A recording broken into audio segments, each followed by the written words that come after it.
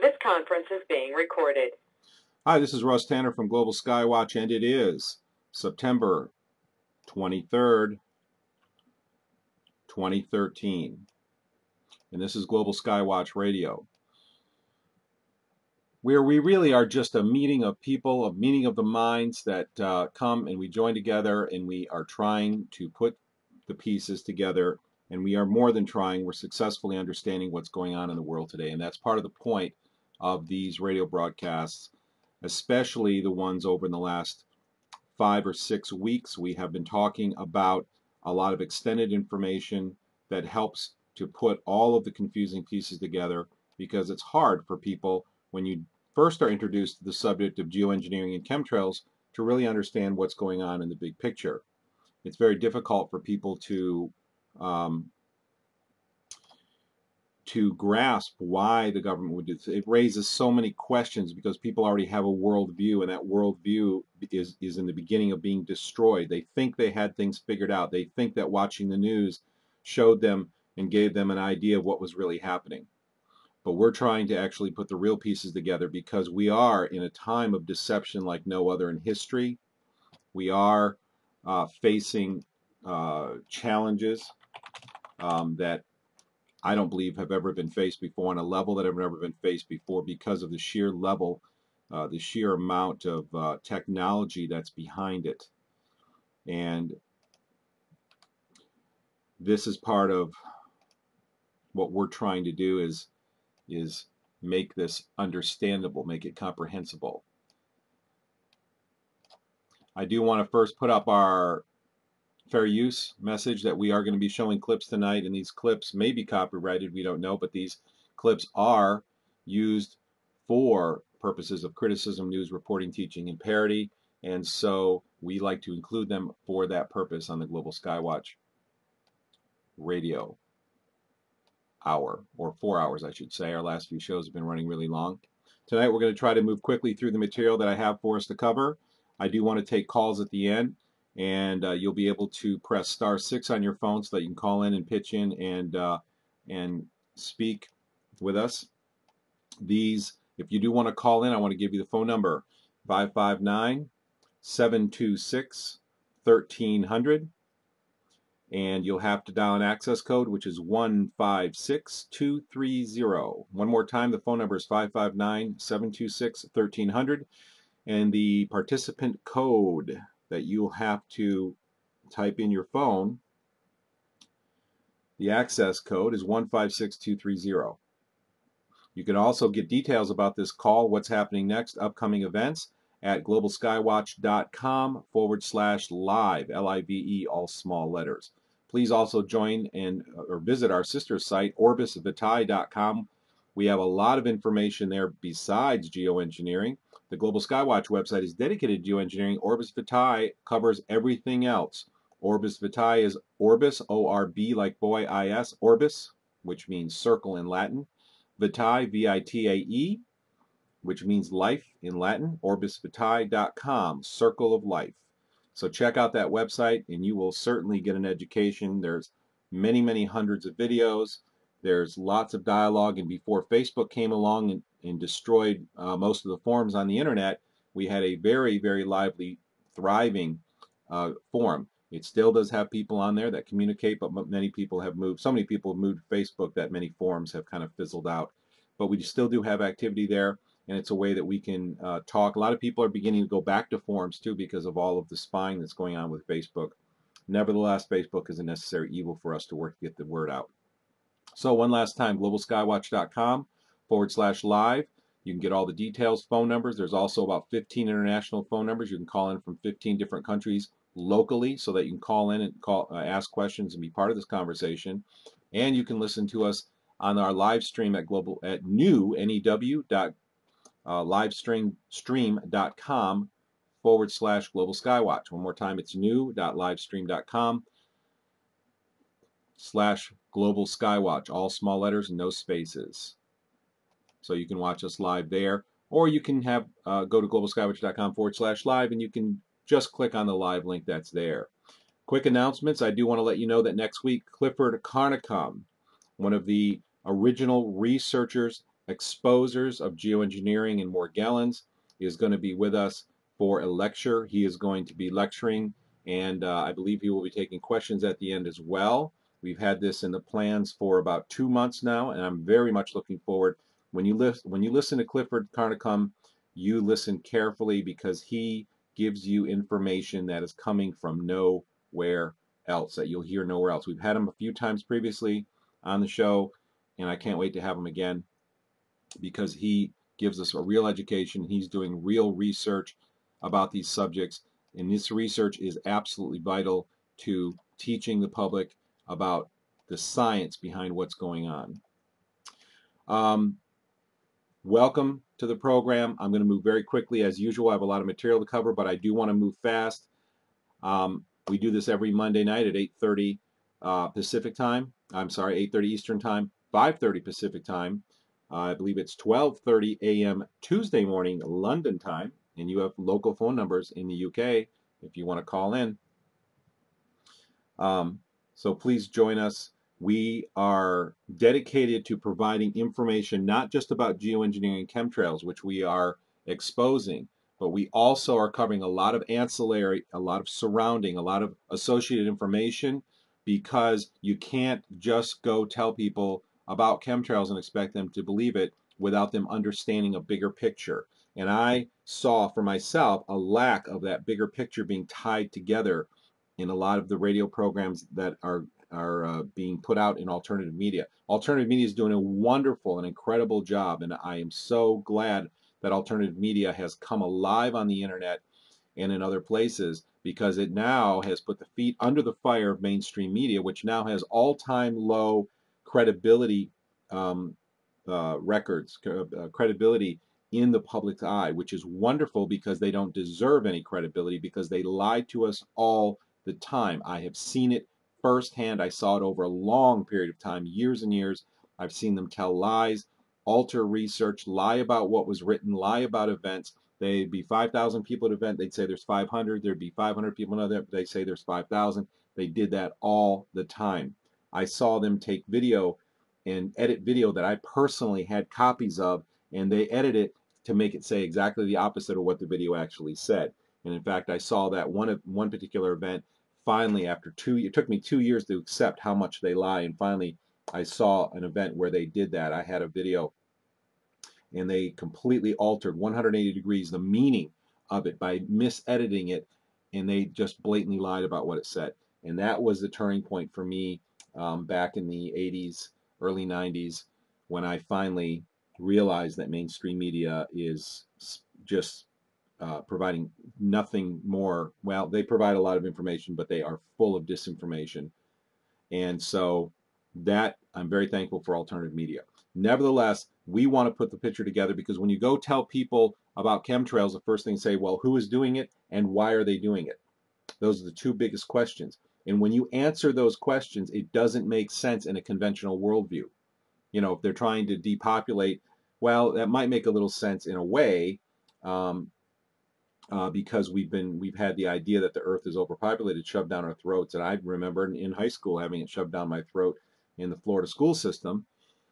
And so people might say, well, gee, there might be some value in that, as perverse as that thought might really be, because it's really about mass killing, which is astonishing that anybody would agree with that.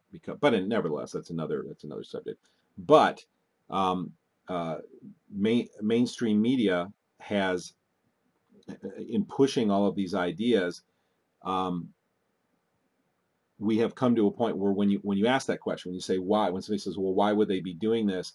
The only way to really answer that question, or even to convince people that it's happening, uproots their existing worldview, because they don't think anything like this could happen, because they believe there's a free press that would be on top of this, and they believe that doctors would be exposing the patterns that they're seeing of all this illness, which I've had conversations with people,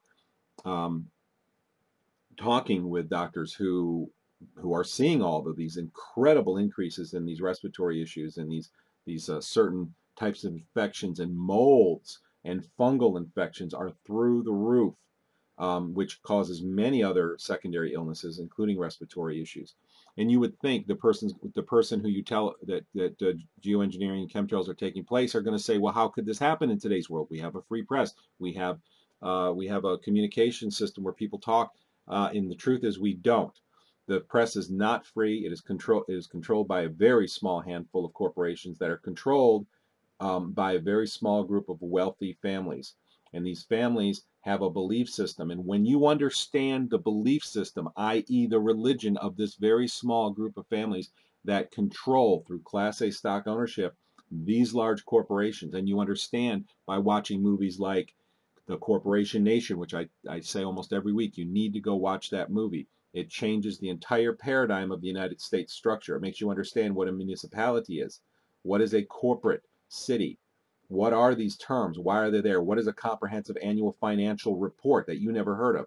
Why are the governments in cities always screaming, we have no money, we have no money? This video exposes it. Anyway, watch The Corporation Nation. You can watch it for free on YouTube. Anyway, when you understand the structure of the way that the world is really set up, then all of this makes sense. But you cannot answer the question of why the spraying is taking place until your worldview is based in reality. Otherwise, there'll be conflicts and people will reject the idea of the spraying and hold on to their existing worldview because it's scary to let go of your worldview. It's a very hard thing for people to do. And the powers that be who are doing this are counting on the idea that people are going to hold on to their worldview, which makes them feel safe because it's designed by this school system, which is controlled by the same corporations through textbooks, foundations that have been donated to with massive amounts of money by corporations like Archer Daniels Midland. And you will recognize these names if you do any research into this, or even if you ever watched public television years ago, you'll see that this show was made available by grants from Archer Daniels Midland and other large corporations. And when you follow the money trail, you find the connections between these are very, very, very intimate, and that they all string back, the money flow all strings back to a small group of people when you do your research. This is conspiratorial stuff, and the world has always had conspiracies. There have always been cover-ups, and that is the worldview that you have to understand before geoengineering and chemtrails will make sense, and that is why we talk about these things. Let's move quickly into our content for tonight, and let's learn a few things. We're going to be jumping over across the board tonight, and I'm going to take calls at the end. We don't have a war in Syria right now. Why? Because there was such kickback from alternative media and the public that the war, the so-called war, as they would call it, isn't going to take place, at least not right now. And this was because people stood up, alternative media did their job, people became educated, and this is probably a very, very small percentage of the population. We had on the Global Skywatch Facebook group, which is if you go to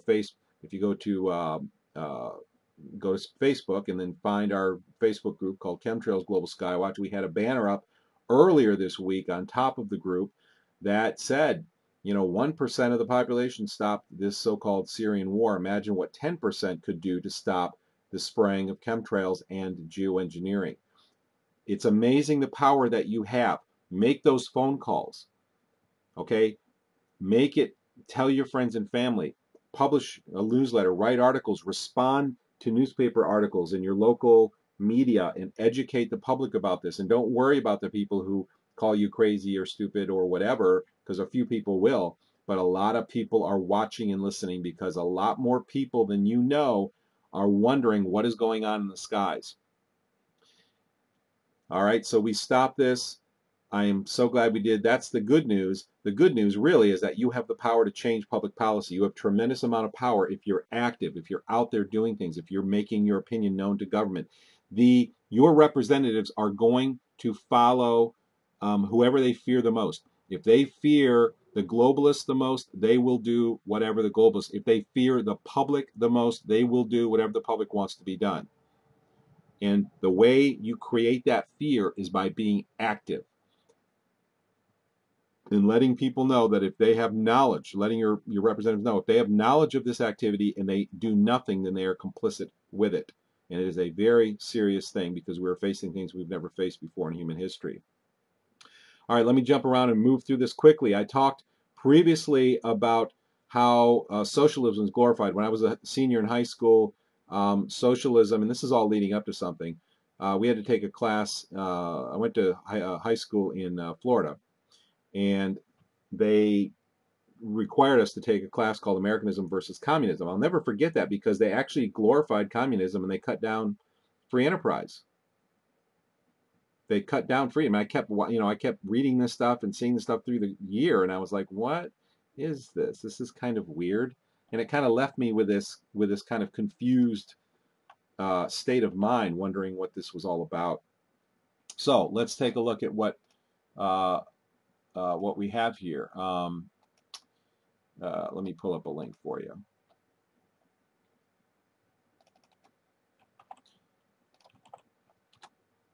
All right, if you're watching on the stream, I'm going to be pulling up pictures and video and stuff here. So let's take a look at what we have here on the screen. Here's a nice picture of a high-level meeting. You see Carrie sitting there and a bunch of other familiar faces. And we have a statement down here below. Let me read the last part of this statement that's under this photo, and this photo is from Facebook.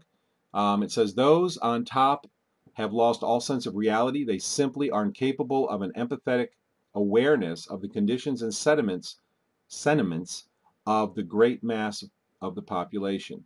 That is why Obama administration and the media so completely misjudged the mood of the American people." Now, this is a statement by a guy named David North. So he's saying they have lost touch. That's why they misjudged the mood of the American people. Well, like I was saying, the American people are waking up and becoming active because we're sick of the corruption. We're sick of the fake wars.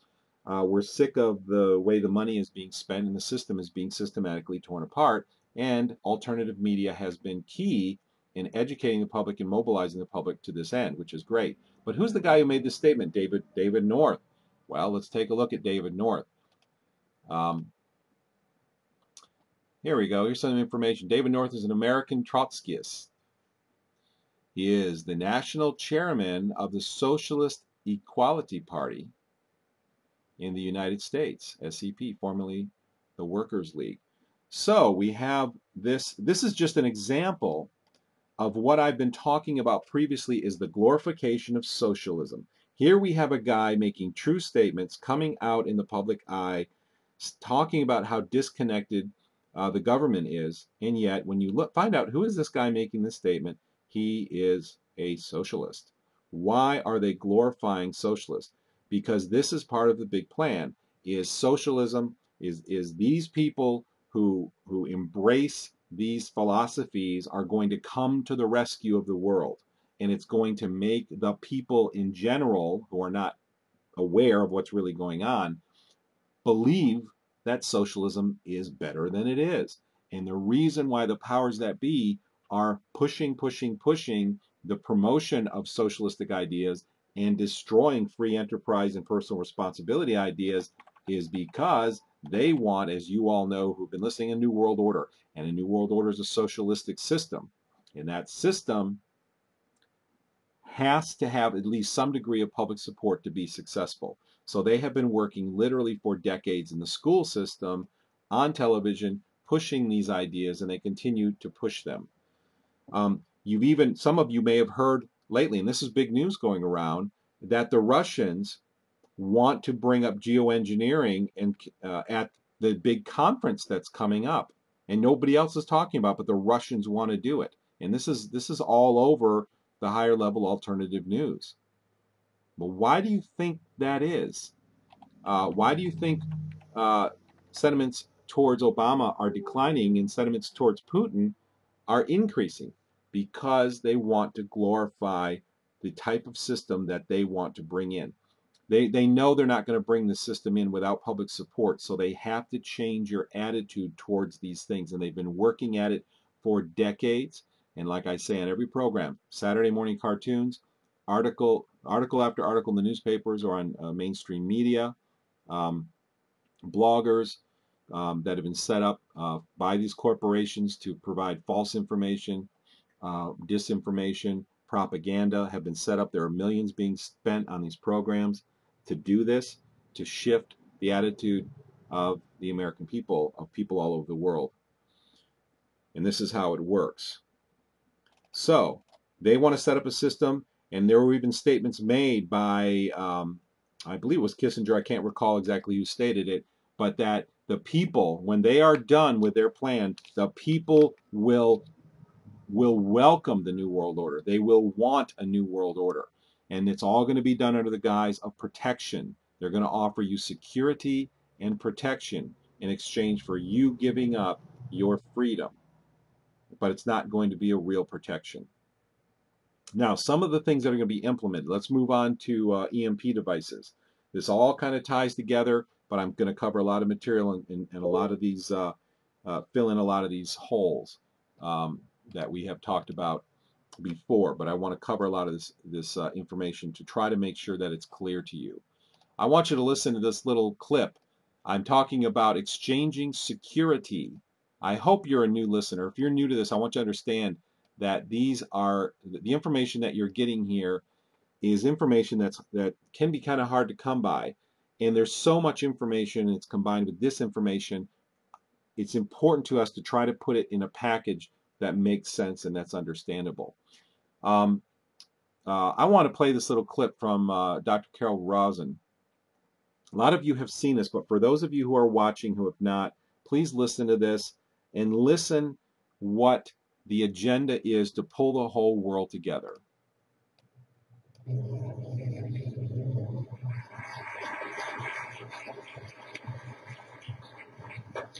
Good morning. My name is Carol Rosin. In 1974, after being a sixth grade school teacher, I was introduced to the late Dr. Wernher von Braun, in the U.S., the father of rocketry. In my first meeting with him, during that first 3.5 hours, he said to me, Carol, you will stop the weaponization of space. And I said, teachers don't stop until June. He said, no, you have to understand, this is February. And we have to prevent the weaponization of space because there is a lie being told to everyone that the weaponization of space is now first being based upon the evil empire, the Russians. There are many enemies, he said, against whom we're going to build this space-based weapon system, the first of whom was the Russians, which was existing at that time. Then there would be terrorists. Then there would be third world countries. Now we call them rogue nations or nations of concern. Then there would be asteroids. And then he would repeat to me over and over, and the last card would be the extraterrestrial threat. Well, at the time, I kind of laughed when he said asteroids, and when he said extraterrestrials, I knew I wasn't going to deal with that subject. And now we hear in the news just today, this week, that they've slid in another enemy. Only this time we're going to protect our satellites. In other words, we have to have some reason to spend these trillions, to waste these dollars on a space-based weapon system, and they're all lies. This is a system, he told me, that would never protect anyone. Even back then, he talked about suitcase bombs. He talked about chemical, viral, bacterial, biological warfare, that these space-based weapons would never protect us against. And then he told me that, in fact, if you travel around the world, which I did after he died in 1977, I met with people in over 100 countries who were friends. They didn't want to build space-based weapons. I became a space and missile defense consultant, and I worked with people around the world. I became an advisor to the People's Republic of China. They don't want to build a space-based weapon system, and he told me back then that they didn't. He said, go to Russia. They're considered to be the enemy. I got on a plane by myself. When I got to Russia, I had a list of people that I had read out of the newspaper. Chernenko was in office then. He was the only one I didn't get a chance to meet. They introduced me to everyone when I got there. And when I got back, I said, oh my Lord, this man is telling the truth. There is no threat. And I've been waiting until this day for 27 years. And I'm expecting the spin to happen, because he also explained to me that as a military strategist, as a person who worked on the MX missile, which I did later, he said, you will find that there is going to be a spin to find some enemy against whom we have to build space-based weapons. And now we should expect the spin, because he said part of the formula for the intelligence community is if they might have a weapon, then we have to consider that they do have these weapons. So now they do have these weapons, so now we have to build these weapon systems. And that's the formula, except that it's all based on a lie. And we have witnesses here today that have shown you that these extraterrestrial beings, that these craft that have come here are now not UFOs, they're identified flying objects. And we know that they have beings in them. And we have witnesses here who have told you that they can shut down our missile silos. They can stop a rocket going into space that's a test. We have witnesses here who have worked in the classified departments who have the courage to come forward here to support what Werner von Braun told me back in 1974 to 77.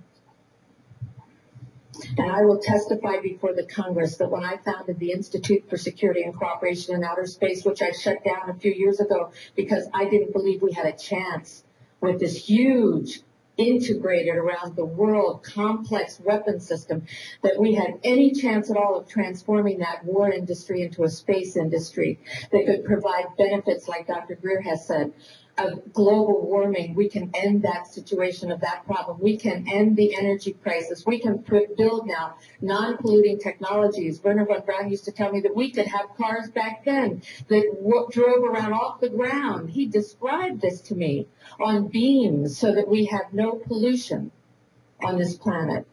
And we can solve the problems of the people that are urgent and potential, and the other animals and the other cultures on Earth and in space.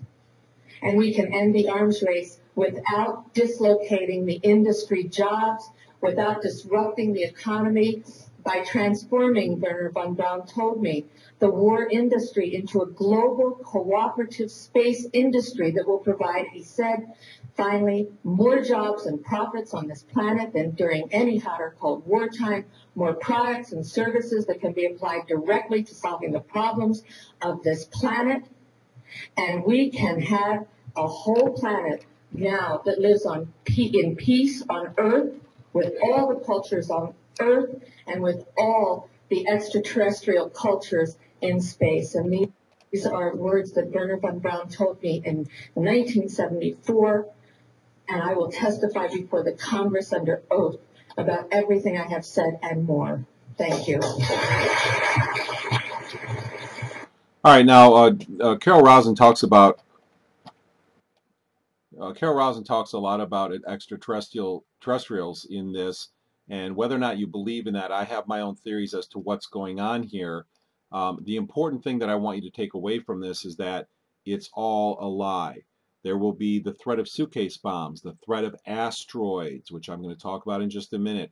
Then finally, the threat of the extraterrestrials themselves, and that there will be a great war. And we all remember, if you're educated about these subjects, Ronald Reagan in front of the United Nations making his famous statement where he said, wouldn't it be amazing if all the nations of the world came together, forming a new world order, in essence is what he was saying, because of an alien threat. And this is the pinnacle, this is the core of what we see going on. And if you understand the modality, if you understand the end game of this, then everything makes sense, which is why we are doing this radio broadcast. And I implore you to listen. On a side note, I implore you to listen to all of to at least the 5 previous broadcasts, where we've had a series of 3 programs called How the World Really Works. And then we also did one on Joe Rogan, showing how he spreads disinformation, what techniques he uses, and it gives you information so you can watch news differently. If you know what the techniques are, they don't work on you. And trust me, they use them every single day in every program you've seen. I watch a few television programs these days. I don't subscribe to cable. I have this Amazon thing with my business partner. And we watch these, and I don't watch them for entertainment. I watch them because I can see the mechanisms that they're using, and it shows you exactly what type of sentiment they're trying to induce. In other words, a really good con artist doesn't come to you and say, hey, I've got something I want to sell you. He comes to you saying, I'm rich and things are well for me, and he lures you in so that you start asking the questions, well, how did you do this? Then you think it's your idea, and that is the ultimate con. And that's what's happening to the world today, is this is the ultimate con.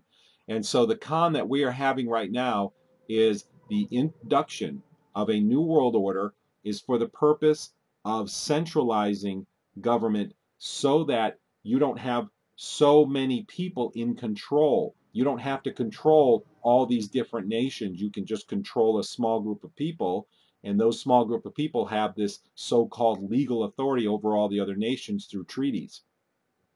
And if you can do this, which is exactly what they're trying to do, then you don't have to have so many people in on the con, because that is dangerous to them. They're in a vulnerable time right now because you have whistleblowers, you have people who grow a conscience, and they don't want that. It's the same philosophy. Philosophically, it's the same reason for having drones.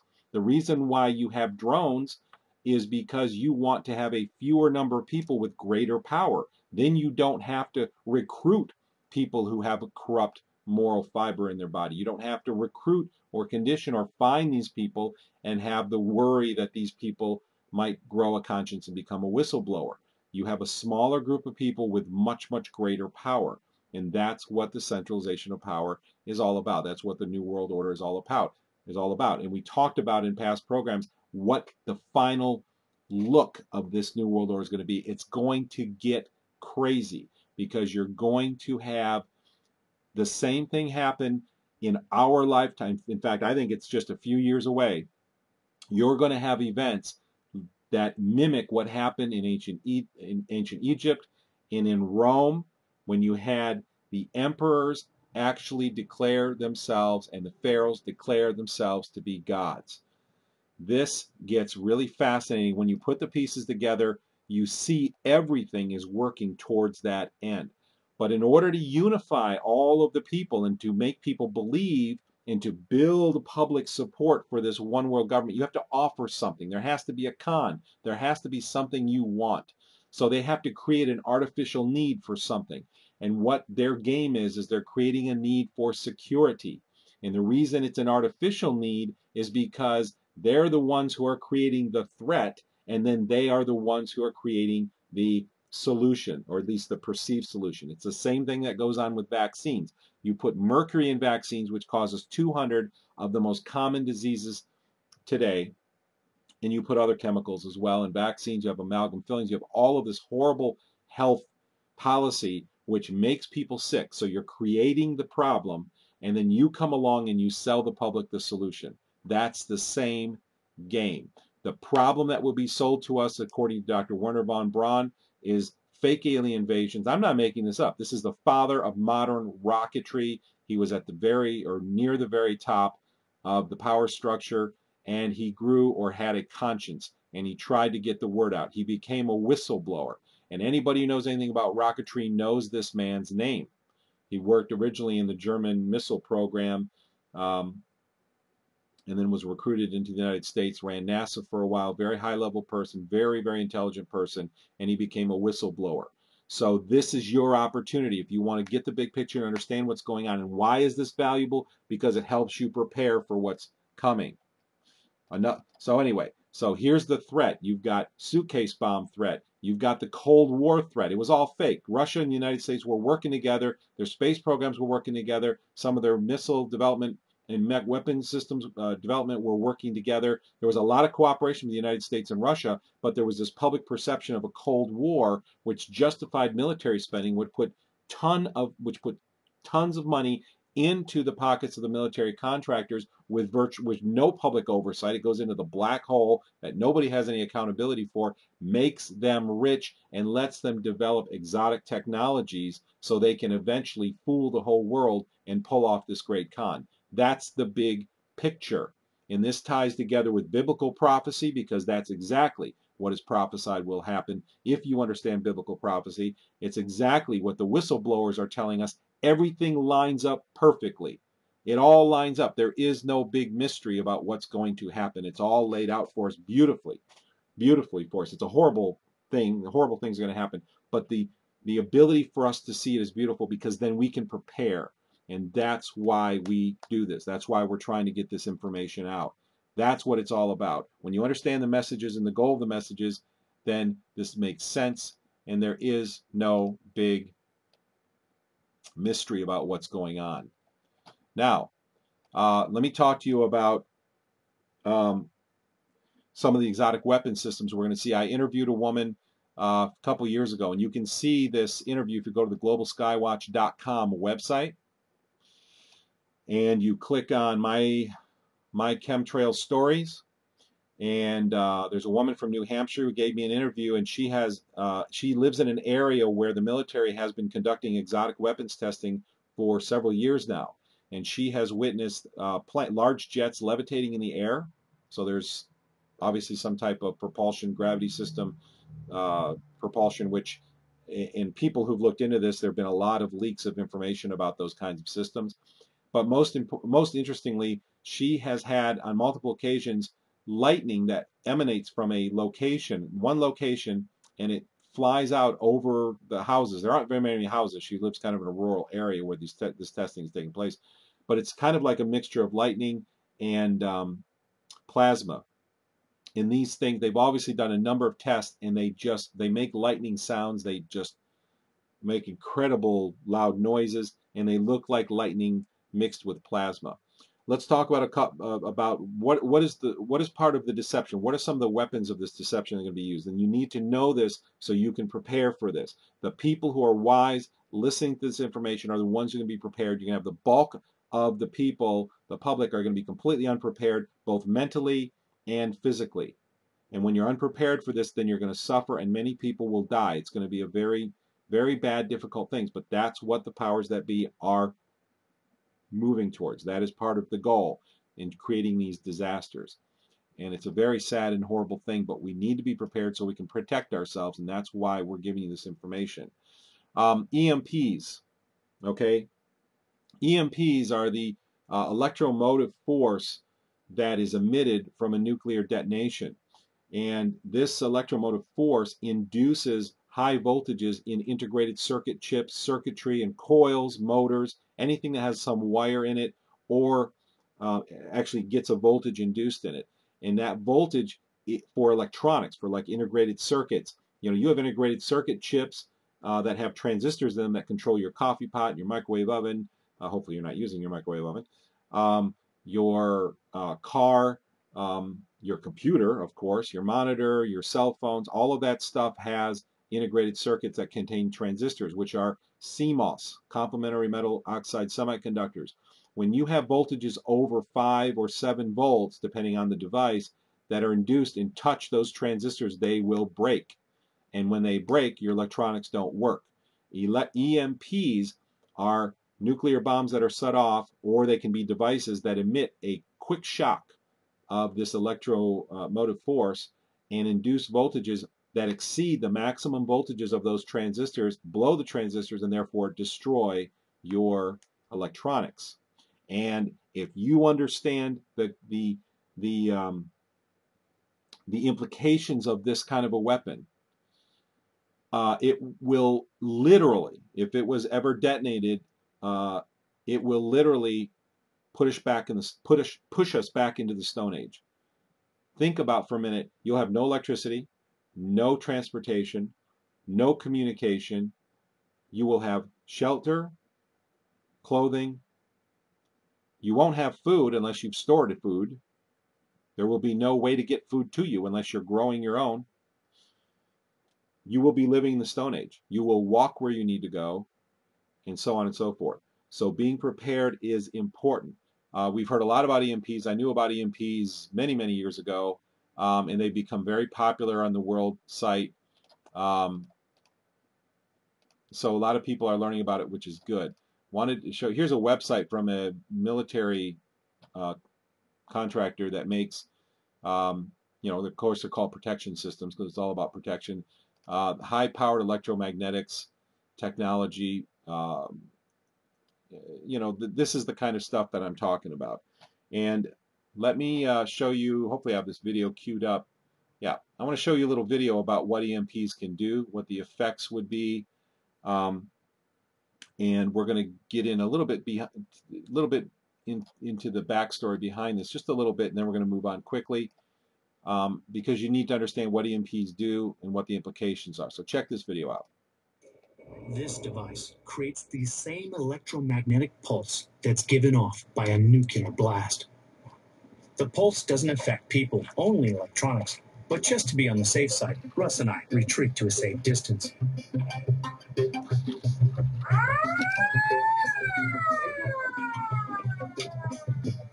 Pressure in the area will now fire the EMP pulsar charging. And This remote-controlled helicopter is about to fly through an electric discharge of close to 1,000,000 volts. And yet the most sinister thing about it is there's no flash, no bang. there you go. There you go. Excellent work. Excellent work. Man, In an instant, the helicopter circuitry is completely fried. that's awesome. That's pretty cool. That's pretty cool. 1 second you're in the air, next second you're on the ground. Not a good way to go through the day, especially if you're in an airplane. Let's go take a look at it. Flying along just like that. He's doing a great job. Next thing you know, just one little click, and boom. Right out of the sky. For the ultimate test, I'm going to put myself right into the line of fire by driving a vehicle through the pulse. The fuel tank has been specially prepared using pressurized nitrogen to prevent an explosion. Even so, this isn't exactly standard procedure. They've assured me that when the pulse radiates, that the car will not explode. So I'd like to say to my family, I love you. And to the camera guys and the cameras, they have to leave because they can't stay around for the shot. So let's see what happens.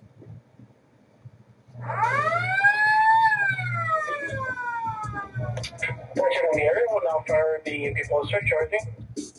Here we go. 5, 4, Get a little momentum. 3, 2, 1.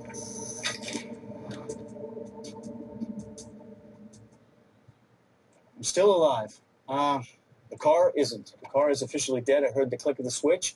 The pulse came through, fried out the electronics as far as the starter switch. But there's still battery power. That's why the windows still work. They run basically very simply. You've got some lights in the dash, but when you try to go to the ignition, nothing really there. It just dies. Traveling at the speed of light, an EMP attack would strike everything directly in its line of sight. The higher the altitude, the greater the devastation. At 30 miles above the United States, the device would affect up to half a dozen states. But at 300 miles, the whole continent of North America would be brought to an irreversible standstill. Well, wouldn't that be great? Oh, let me turn the volume down. Wouldn't that be great for industry? All of these industries controlled by the powers that be because they've been consolidated under the United States government. Again, watch the movie The Corporation Nation to understand the structure of this, and then this will all make sense. But wouldn't that be great for them? Because they would, then you would be required to buy all of your electronics all over again. That would be very profitable. Anyway, EMP is something to be very much aware of. They now have targeted EMPs, so they could just aim it at your house and just take out one person. So if you're a dissident, if you're someone who doesn't fit in society, you're speaking out, well, they can take away all your power to communicate. Destroys home electronics, destroys cars, as you saw in the video. Years ago, and this story died. I want to tell you about a story that I saw that died, and I mentioned this before in some of the previous programs. There was a story in Popular Electronics about electronic speed bumps. They would throw this device across the road, and then when a car drove over it, it would induce into the car a signal that would shut it down for 30 minutes, and then after 30 minutes it would start up and be perfectly fine. They began pushing this story out. And this is what they do. Sometimes they kind of leak stories out a little bit to see what public response is, and most of the time it is the intended public response, and then they'll go with the story. This was an interesting case because they pulled it. This is a story that got pulled and you didn't hear about again, and I'll tell you why. Because the ability to shut down a car with an EMP, because they were claiming this was all done with EMPs, and then have the car start up at a fixed amount of time later, 30 minutes later, and run perfectly and have no damage is a myth. If you set up off an EMP, you destroy the CMOS transistors. They are destroyed. They're garbage. You have to replace them. So the computer in your car and some of the other electronics in your car will need to be replaced completely. So this story was impossible. It couldn't be true, and so they kind of test marketed it on the public. They put it out in popular electronics, and then it disappeared. And I believe the reason is because they underestimated the intelligence of the public. The public started coming out and realized that if a car starts up 30 minutes later unharmed from this device, then the ability to do that was designed and programmed into the car to begin with. It was already in the design of the car. It's pure and simple. So what this tells you is this exposes a huge conspiracy, that the ability to shut down cars with a special code of some sort was designed, engineered, and distributed in car systems for years in planning for this. But they had to pull the story and go silent with it because it exposes that conspiracy. I mean, and that's huge. That is a huge revelation.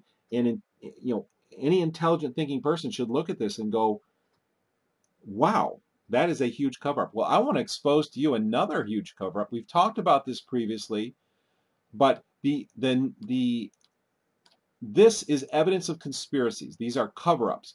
This is what these are the kinds of stories that expose to people who are critics that this type of planning began a long time ago, has worked in cooperation with large corporations and the government for a certain purpose. And in that purpose, it was to shut down cars. And remember, I mentioned this last week too.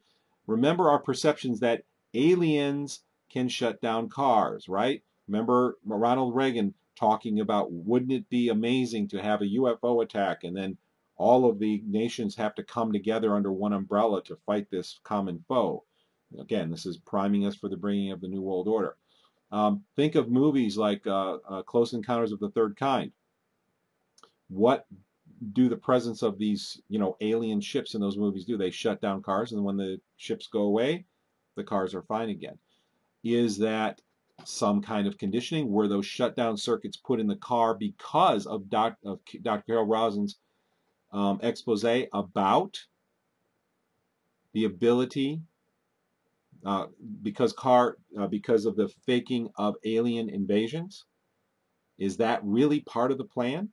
That they'll have some kind of advanced craft with advanced propulsion come by and fly by, and everybody's electronics will go out, and people having seen Close Encounters and these other, sci-fi movies will have an association in their mind already built that, wow, when my electronics goes out, that's something that happens when there's alien craft here. So that must have been some kind of super alien craft. And really, it was built and designed into the electronics of the car already to begin with. Because if you do electrostatic damage through an EMP pulse, your car won't start up again. That is evidence of a huge conspiracy. Now, that story in popular electronics was pulled because people were too smart. They underestimated people, and it went quiet for a long time, and I haven't seen the issue come back up. And so that was a little test run. That was very interesting. So let's talk about another evidence of a large cover-up where you have government working with industry. Now, we know that government, that the powers that be, the people who the banker globalists who are at the top of this, the few world banking families, want to pull everybody under a single umbrella. Hence, you have Ronald Reagan's speech and so many other presidents that have mentioned and glorified and promoted the idea of a new world order. I mean, many, many, many of them have promoted this idea. Well, what about another aspect of a global government? Has to be the ability to remove dissident people from society. You don't want the intellectuals. You want to remove them. Remember Leningrad, if you know anything about, a quarter of the population was taken away. They disappeared. People began to keep their mouths shut because if you spoke out, you disappeared and nobody ever heard from you again. This is history. This is not speculation. This is not science fiction. This is history. And we are headed there again. Another aspect of a single world government is you have to do two things. You have to surveil the public for two reasons. One reason is so you can remove dissidents.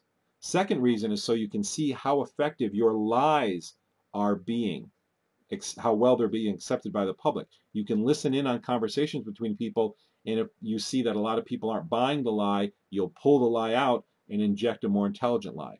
Hence the Popular Electronics story that I just told you about. They pulled that one out because that little test market didn't go over well. Usually they do go over well because the powers that be have done their homework and they understand how people think and work. But once in a while they don't, so they do that test marketing. So surveilling the public. Here's a 1 minute and 10-second clip about a surveillance scheme that you need to know about. I played this in a previous video, but this is important enough to play again. 1 minute, 10 seconds. Here we go. The travel alert is blunt. All information you send electronically, by fax machine, personal digital assistant, computer, or telephone can be intercepted. Somebody with a wireless device in China should expect it to be compromised while he's there. In an exclusive interview with CBS News, Joel Brenner, the government's top cybersecurity official, urged Americans to leave all devices at home, and those who must take phones and BlackBerries with them should remove the batteries. Now, listen to this. The story's not done yet. The story's not done yet, but listen to this. Here is the U.S. government urging people to leave their cell phones at home or at least remove their batteries so they can have privacy. But the great irony of this is that they're doing the same thing in the United States. So why are they warning you about having privacy when you go to China when you can't have it in the United States? Here, listen to the rest of the story. We've got another, it's almost done. Public security services in China can turn your telephone on and activate its microphone when you think it's off. If the phone's in my pocket and it's off, you're saying an outside force, an outside agent can turn it on? Yeah. And listen to what I'm doing? That is what I'm saying. And my BlackBerry? Same thing.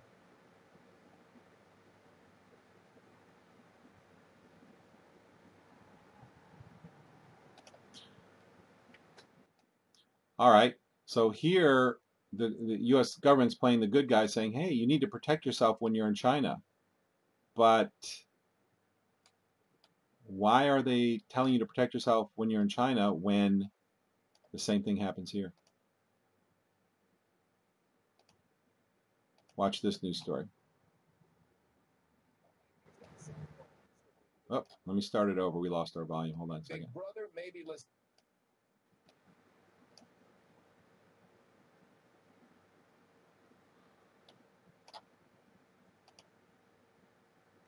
All right, here's that cell phone story you've been waiting for. Cell phone users beware, Big Brother may be listening.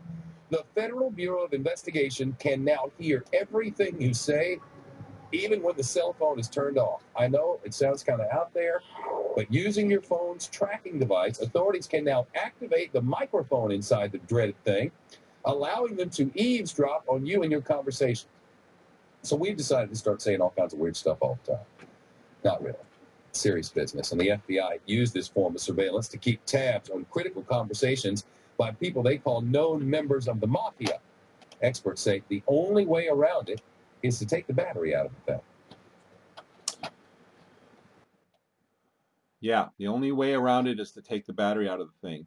All right, if that's not enough, then I want you to listen to the first few minutes of this story. This is stuff you need to know, and you need to understand the reasons for the reason for surveillance is, of course, always talked about for your protection because they're going after the bad guys. The problem is they've already redefined the bad guys. If you believe in the Constitution, if you're a patriot, if you're a Christian, if you believe in Ron Paul, what the things that he says, if you believe 9/11 was a cover-up, if you believe Oklahoma City was a cover-up, you are a terrorist. And all they have to do is label you as a terrorist because they've already written the laws that can do that. And once you're labeled a terrorist, guess what? If you say, do, speak the wrong thing, you can be taken away. The law's already in place to do this. Look at the kind of surveillance we're looking at right here. A lot of you know about this already, but for you who don't, we're putting the pieces together to show you the two main reasons for surveillance: removing dissidents and monitoring the effectiveness of propaganda.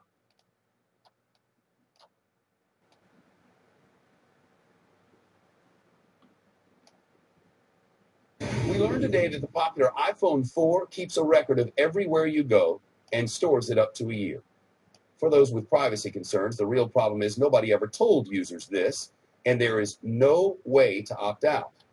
As a researcher into the matter put it to the Guardian newspaper in the UK today, Apple has made it possible for almost anybody, a jealous spouse, a private detective, on, with access to your phone or computer to get detailed information about where you've been.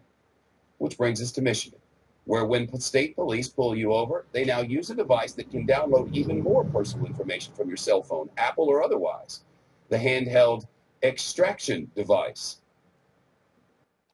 All right, let me just point out a little thing that you may have missed. Little phrase in there, Apple or otherwise.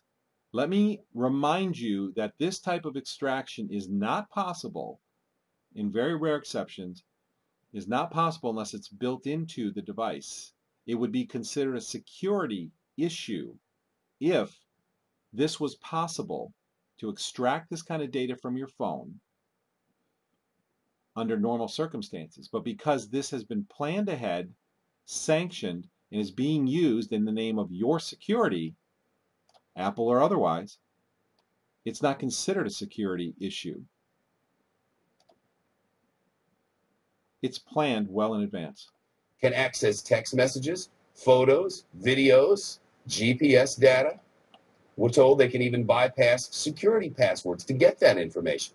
And you don't have to be suspected of doing anything wrong to get what the critics are calling your privacy invaded, your rights violated. Our legal team is on the case. Arthur Idala, former prosecutor and now Fox News legal analyst, and from our Atlanta newsroom, defense attorney Drew Finland. Drew, extracting everything from your cell phone, can you do that?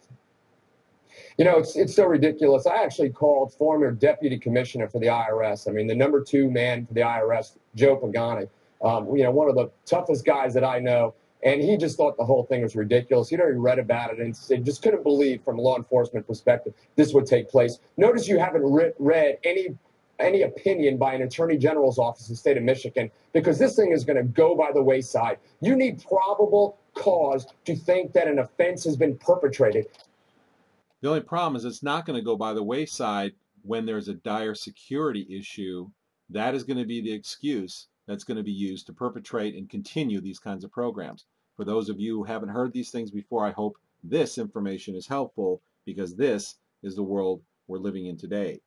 If you want to be protected and not have your cell phone able to have its microphone or camera remotely turned on without your knowledge and no visible indication that it's being turned on, no lights turn on, because it's built into the functionality from the factory.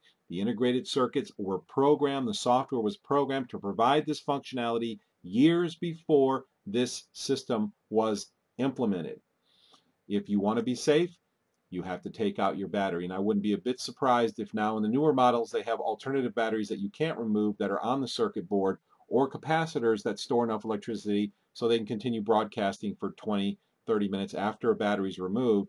So I wouldn't be a bit surprised if anybody did some research and find out that the new phones have those kind of capabilities built in.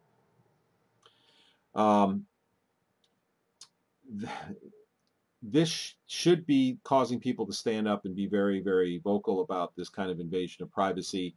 But of course, they will just increase in the formula of personal security. They will increase the threat, which will, in the public's eye, increase the legitimacy of these types of invasions of privacy. Because in our minds, we're thinking that this is really protecting us, that surveillance protects us. And they will use these exotic news stories about one event here and one event there where they did catch a bad guy because of it. The problem is how many people have been harmed and how many people will be removed from society from it and moved into FEMA camps. So they have a little tiny bit of good, and they exemplify that good. They promote that good in the news, and they have a tremendous amount of damage that they do. But they don't ever talk about that.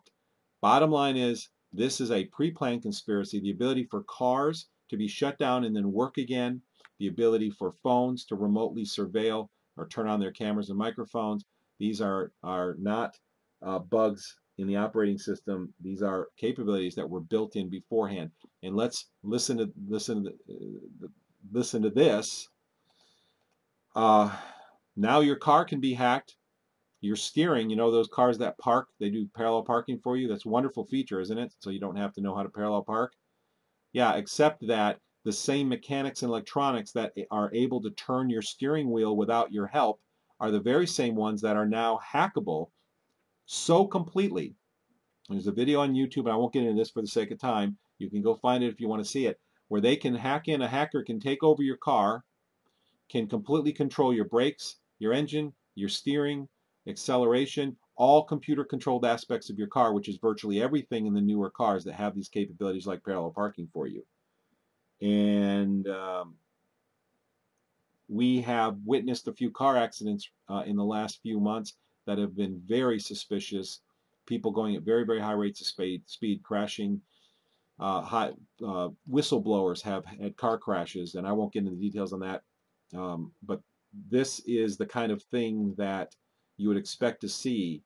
We know we've seen so many whistleblowers and people who supposedly captured and killed Osama bin Laden. You know, they died shortly after. Many of the 9/11 whistleblowers who admitted to seeing explosions go off in the kind you would see in a controlled demolition. Those witnesses have died. Now there's another modality to make it look natural or incidental. Now you can have your car crash. You can have your car hacked and crashed, and nobody will ever suspect. You know, so this is just something to think about. This is the world that we're living in. I want to move on. One thing I do want to mention too, and I'm covering a lot of different bases today. I'm trying to move quickly. Is a lot of us who have been aware of these, a lot of these things that are going on. The mass shootings that are taking place. This was actually predicted years and years ago, that there would be a whole long series of mass shootings that took place, and these mass shootings would be used to justify the removal of guns from the public, because the removal of guns from the public is the last step before actually raiding people in mass and taking dissidents to FEMA camps. This has been known for a long time, but by those who research this, like us, that so the disarming of the public. Now, why do they want to disarm the public? Why is this so important? Because if you were sending police out into the field or military out in the field to illegally collect people who have not committed any real crimes, and those people were confronted with guns, and so that you had a high mortality rate among the police, what would happen? They would begin refusing to go out, saying, "Okay, is my paycheck big enough to go risk my life by collecting these people?" And then they might be forced to start thinking about the morality of the whole thing. So the important thing is, before you do those roundups, you need to disarm the public. And it was predicted a long time ago, and it was written about a long time ago in the plans of the elites. The whistleblowers have exposed this, that there would be a series of public shootings, and we've seen this happening now, and that would be used to justify removing guns from the public. Well, I want to give you a little piece of defense about that, because people have a right to defend themselves. People have the right to have arms, and that was written into the Constitution because it was then and is now common sense. Think about this: is that where the places, what the mainstream media is trying to do is they're trying to justify their position by saying, "Look, we live in a society with guns, and these mass shootings have taken place. So if we get rid of the guns, there won't be any more mass shootings." What you have to consider is that the places where these mass shootings happen, all the people are already disarmed. So they're vulnerable. What do you think would happen if somebody began shooting in a theater and you had 30% of the people in the theater were armed? That person wouldn't remain shooting the public very long. Anybody who went out deciding that they were going to do a mass shooting would know that they're signing their death certificate. So that justification for removing guns is completely frivolous. Disarming the public, you already have a largely disarmed public. There are, in the places where these shootings take place, there is no opposition to the shooting. Imagine at Sandy Hook, if the principal who went out and tried to reason with a guy who is now dead, this principal's dead, instead of going out and try to reason with a gunman, I don't know if you heard this story, and he got shot. Imagine if he went out and reasoned with him with a gun. Then everybody that died after that, or supposedly, again, the Sandy Hook thing is another, another crisis actor situation by all indications. But just even looking at it from a logical point of view, and even if it was happened as it was reported, how many people would have been saved in that kind of a scenario anyway, if he was met with opposition? So the idea by removing guns from the public are going to stop mass shootings is frivolous. The other thing we're realizing is that this last shooter was harassed by electronic weapons. He's come out publicly, and this has been published, saying that he's mind control, exotic electronic weapons, mind control technologies, electronic harassment, and I believe, if I'm correct, that this was another person who was on drugs, who was on pharmaceutical psychotropic drugs, I believe, if I have my story right. So the people who were the whistleblowers years ago saying that these mass shootings, a series would take place to disarm the public, we're seeing this laid out in front of us, and we're seeing all the evidence of fakery and cover-up right in front of our faces. Again, this stuff doesn't match the worldview of people who have not become educated about the way the world works, which is why we're doing this program. So if you don't know this information, please listen to the last 5 programs we've done. The one about Joe Rogan, the 3 about how the world really works, and the one about the disinformation as the picture of the newscaster from 1980 talking about chemtrails, contrails, which I believe is fake. And I explained in that video why I believe it was fake. And I exposed that all the technology to make people from any, if you just have a video of somebody speaking, you can take, they have computers now, you can do this on PCs. You can take images of them. You can take this advanced software that is now available, and you can make that person say anything, and you cannot tell the difference. So you don't know who said what. This is the Running Man scenario. If you've ever seen the Schwarzenegger movie, The Running Man, this is what they did, is they edited and they synthesized some of the things that he did and made him look, the main character of the film, who was Schwarzenegger, look guilty when he really wasn't in the eyes of the people. So this is what we're seeing today. The technology now exists. I'm sure it's existed for longer probably than we know, but at least now it's in the public domain.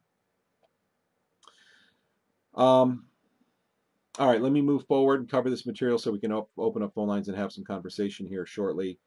That's about mass shootings. Don't let people disarm us, because when they disarm us,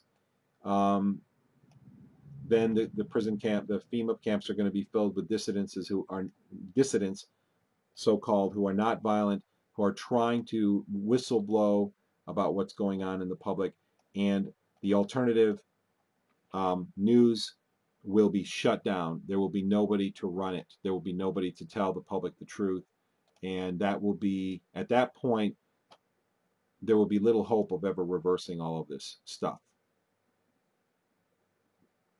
I'm going to talk to you for a second about modalities of deception. Let's talk about some things that I don't hear talked about very much, but we need to be aware of them. When I was working in the small political party in Florida, the alternative political party, we already had information about how in the efforts to move the world or the United States towards socialism, that books were being taken out of libraries by people who were assigned to do that. They would be taken out and never returned, so the library didn't have certain books because they didn't want information that promoted the idea of personal responsibility and free enterprise. They wanted to remove that and replace it with books that promoted socialism and communism and glorified those things. Well, in the same way, that's a modality of deception. Today we have the technology easily to create fake cloud books. Have you ever seen people who have these pictures of chemtrails from books from 30 years ago? Now that we live in the technological age where anything is fakeable, you have to be aware that we don't even know that those books were really printed 30 years ago.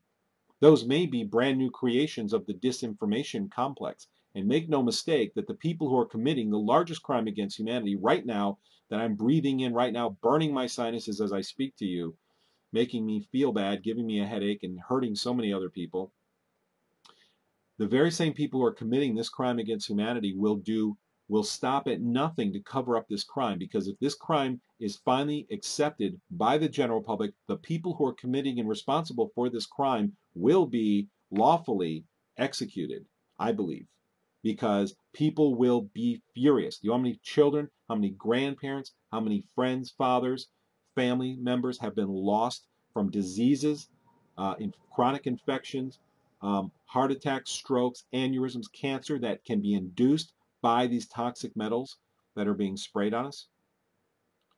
So they will stop at nothing to cover this up. And don't be deceived. If you see somebody on Facebook saying, hey, look, here's a book from 30 years ago and the sky is covered with chemtrails. Well, there are two explanations for that. Number one, that book was printed a year ago or 2 years ago or 3 years ago, and it was artificially aged and placed in the library or given to somebody who has a Facebook channel, or a Facebook channel was created by one of the agents and shown to give the public plausible deniability. The public already doesn't want to believe in this because it's too scary. And so all you have to do to cause the public, a scared public, to not believe it is give them just enough evidence so they can dismiss it in their minds. Just give them plausible deniability. Because that's really what they want. They don't want to have to deal with this problem. So don't be fooled if you see books or you see video. Go back and watch the program we did a couple weeks ago with a picture of the 1980s newscaster on the front. This newscast is touted by the debunkers, the chemtrail debunkers, which is a joke to me because I smell them and taste them and I feel the effects and I see how people's personalities change around me when this stuff is in the air, and I have aluminum in the water and mercury in my dust samples, and the evidence is overwhelming around the world that this is happening. But these debunkers are capitalizing on this newscast saying, look, and this newscast goes through and tells all the lies they're trying to tell today. And the talking head is a famous newscaster from that era. But because of the modern technology, it's a piece of cake for them to fake that, completely fake it. And you'd never know. You'd never know. So you need to be aware of that. These modalities include creating fake books that look like their age, putting them in the libraries or showing them on Facebook. Another modality is that if there were always lines in the sky and people got sick or felt bad, got headaches at the same time that they visibly saw the spraying, then the powers that be, they obviously know that people would eventually put that together. Gee, whenever they spray, I feel horrible. So watch out for this modality of lying, is that there will be jets that will spray harmless water vapor intentionally in the air and make all kinds of trails that don't cause any symptoms, so that the people who are trying to help the public, or the people who are trying to associate their illnesses with the visible spraying events, will now not be able to make those associations, because on days where it looks like they're spraying, but instead they're really just spraying water vapor on purpose, they feel fine. So they'll have to dismiss that idea and say, well, it must not be from the spraying. That's another modality of deception that, if it's not happening already, will probably happen soon. Of course, we've already seen where the long trails have turned short. If you don't know about this, I wrote an article about this. Go to globalskywatch.com and click on My Chemtrail Stories, My Chemtrail Story, and I have an article about the, talking all about the change of chemtrails from long persistent to short non-persistent. I've seen this happen 2 times. I moved away from Jamestown, New York, and about a year before I moved away from Jamestown, all the persistent trails that were covering the sky every day, they turned short after a 4-day break of spraying. They were all short. They sprayed on the same schedule. They produced the same smells in the air and tastes in the air. They caused the same physical symptoms, but the trails were all short. And they started flying at higher altitudes, so they were harder to see. I moved to Bangor, Maine, and the exact same thing happened, except there was no 4-day break. I saw them for 2 years. I moved here in 2008. For 2 years, they sprayed daily, covered the sky, In fact, in early 2010, I believe it was, the Bangor Globe did a story, and I made a video about this, saying that we had the dimmest summer in history, and blaming it on weather. And it wasn't weather; it was the jets were spraying the sky. And it still astonishes me that people aren't noticing this. Nobody looks at the sky, apparently. I look at the sky all the time. The sky is one of my favorite parts of the earth. Anyway, in 2010, they all turned short overnight. There was no 4-day break. They went from long, persistent trails. Suddenly, they were short, and half or three-quarters of the jets were flying at high altitudes. But however, 4 to 6 days a month, they still produce long, persistent trails. Why? Because if the trail suddenly disappeared, then it would give the public ammunition. Whistleblowers would look up and say, look, there were trails in the sky for 5 years, and all of a sudden they're all gone and there are no more. Well, you can't suddenly do that. So they leave some in the sky a few times a month for plausible deniability, because their official story is that this is what jet turbines produce, and they don't. They don't produce contrails. Sorry, it doesn't happen. The amount of air that you have, the vast majority of air that comes from a high bypass turbine, jet turbine engine, passes right through the engine and has no mixture with fuel or anything. It goes right past the engine. The shaft is driven by a turbine engine.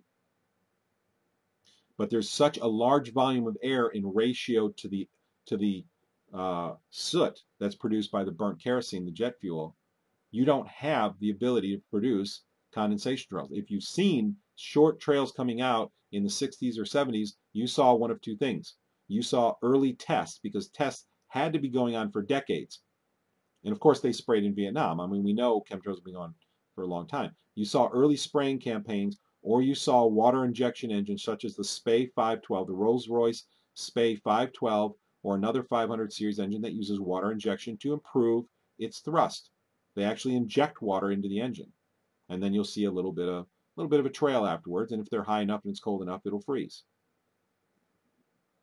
I just want to set that straight. The contrail idea, contrails come off of wings during high G conditions. What happens, and I saw this experiment in high school. This is really important for people to know. Under a vacuum, water cannot hold as much moisture. So the existing moisture in the water condenses into what looks like a cloud. And in high school, we actually saw this. We had an experiment in our science class in junior high school in Florida. I went to junior high and high school in Florida. I actually remember the day. I thought this was one of the coolest experiments. They had a glass jar that was shaped kind of like a bell, and they set it on a rubber platform. And at the bottom and center of the rubber platform, there was a little tube that came out, and we hooked it up to a vacuum pump. And that glass jar, we removed the air, so there was a vacuum in the glass jar. And as the air was removed, you could see mist in the jar. Water started to condense. And so we took a whole bunch of the air out, so there was a nice vacuum in the jar, and we saw like a little cloud in the jar. You could see the condensation in the jar. And then he hit a button. The science teacher hit a button, and it immediately put the air back in the jar. It just opened a valve up, and the air rushed right back in. And as quickly as you could snap your fingers, the condensation cloud was gone. And that's exactly what a condensation trail is. When a jet is flying under high G conditions, and that's like if they're, like you see this a lot with fighter jets. If you go on YouTube, you can see them. If they're turning upward real fast, you'll see this condensation trail come off the wingtips. And the reason for that is because there's a high vacuum area right there. But what happens with a trail? Usually it dissipates very quickly unless it freezes, or unless the air humidity is high enough to keep it there. But generally it'll go away very quickly. Ironically, I have a picture. In fact, let me show you this picture. Let me pull this up. It'll take me just a second here. This picture was removed that I'm about to show you. This picture was actually removed from Wikipedia, which is another tremendous source of disinformation. Now they've replaced this picture with all kinds of pictures of chemtrails, and they're calling them contrails. But I have an article I wrote, short article, that just says a picture of an actual contrail. Let me see if I can find it here. For those of you who haven't seen this, there it is. All right, here's the article I wrote. Here's the picture. This is a picture from Wikipedia taken a few years ago off Wikipedia. Now, if you look right here, there's a contrail. Here's a jet flying. You can see how misty it is. It's probably high humidity conditions. Look at this wing. Flaps are largely down. May not be full flap, but that's pretty heavy flaps. What happens? Right here on the wing, you've got a very high vacuum condition. And what happens right here in this little zone, and this only extends about 5 feet, maybe 6, 8 feet behind the wing, and is dissipated by the time it reaches right here. It's gone. Because the same thing is happening right here that happened in that glass jar. Is the vacuum is real heavy here, so the water condenses because the air in that area, the air there cannot hold the condensation, and the air pressure increases very rapidly behind the wing, and back here it's of sufficient air pressure, the vacuum is gone, so the trail's gone. Just like when the pressure was released from that vacuum, the vacuum was released from that bell jar experiment I saw in junior high school. When the button was pushed, the mist we saw in the jar was gone instantly, completely gone, as quick as you could blink your eyes. And so that's what we see happening right here in this picture. So don't be fooled by this contrail thing. When you're at an airport, you're going to see black soot coming out of the engines because that's the result of burning kerosene. This whole contrail thing just gets under my skin because this is just a lie, and as someone who is smelling the stuff and suffering and having joint muscle pain, I have to take a lot of money in supplements every month just to stay functional, not to mention the way my quality of life has declined and how many people have died. I can go on and on, but they're all basing it around this lie that, oh, these trails in the sky are contrails. You know, and the sad thing is not only they're teaching your children this in articles such as this one. Let me show you this article here. Many of you have seen this, but here they are teaching in a textbook called Weather Studies. They're teaching, or here's the NASA cloud chart. Here's a young guy here looking at the NASA cloud chart that's showing them all of these artificial chemtrail-induced clouds and teaching them as contrails. Not only are they teaching the children this, and here's the textbook. In fact, let me show you another. But they're now teaching engineers this as well.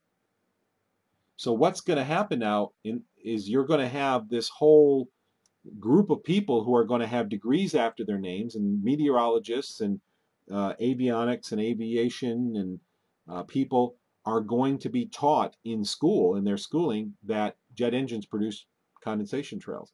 And they'll never know better. How will they know better? Will they actually be involved in an experiment where they actually sample those trails and see if they're really condensation or not? No.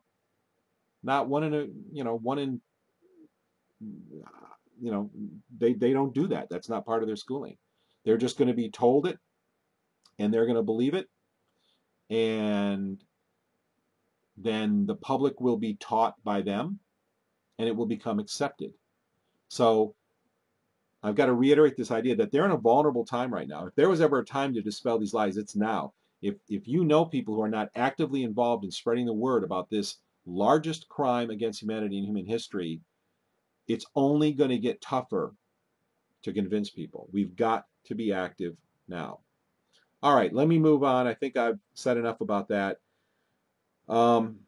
Just remember this about deception, because this is all based on deception. If imagine if people didn't lie, none of this deception would be possible. I know it's quite an obvious thing to say, but it has to be based on lies.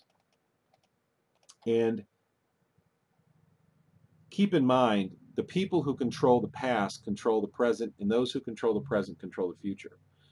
So these news stories, like I talked about a few weeks ago, please take time to watch the story about disinformation, the radio broadcast we did about disinformation. These are changing history, and this is the last desperate attempt in any debate, is you have to change the facts of the case. And that's what they're doing. They're saying, look, they've been around forever.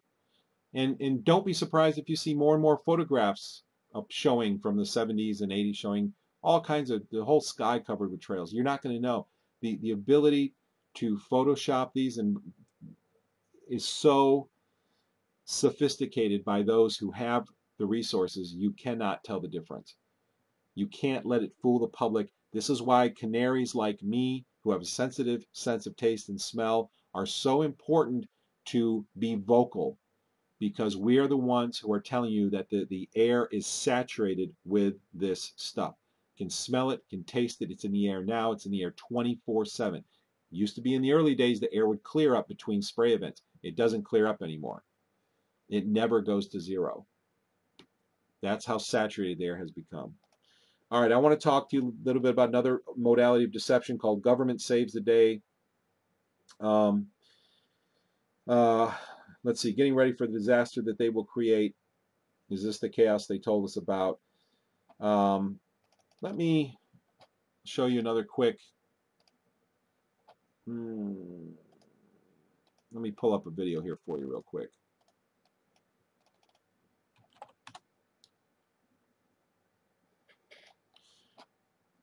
I'll tell you what, for the sake of time, I think I'm going to skip that one. The bottom line is that we have, I'm going to show you a little piece of it here real quick. We have a situation today where, right now, where FEMA is ordering a lot of emergency supplies. I'm going to show you just a little clip from this video. And some of the contractors, they're ordering so many supplies that the contractors can't fulfill the orders. And so the contractors are asking FEMA, can we have more time? And the answer is no. Listen to a short clip of this video. Welcome to the Potterblog site, September 17, 2013. Mobilization of the National Disaster Medical System. That's what's indicated by a large series of FEMA requests and contracts released today and in recent days. We discussed this in detail on our website. We've also been covering this on Twitter. Get out faster information on Twitter. But here's the details, or here's one of the key things that's giving this away. And that is something as innocuous as clothing commodities. A request from FEMA for clothing commodities. Now let's look at this in just a little bit of detail, exactly what they're asking for here. Now notice this. Contractors must demonstrate capacity to deliver at least 50,000 items within 48 hours. Contractors with higher capacity may receive greater consideration. So what kind of clothing of that magnitude could FEMA need within 48 hours? Well, let's look at details, what they have in here. Doctor's scrubs, tops and pants, 90% adult, 10% child. Looks like they're going to order up to 100,000. They also want winter clothing, sweatpants and sweatshirts, medium weight, long sleeve. Very strange to need 100,000 scrubs and 100,000 sweatshirts and pants, 48 hours notice. Why?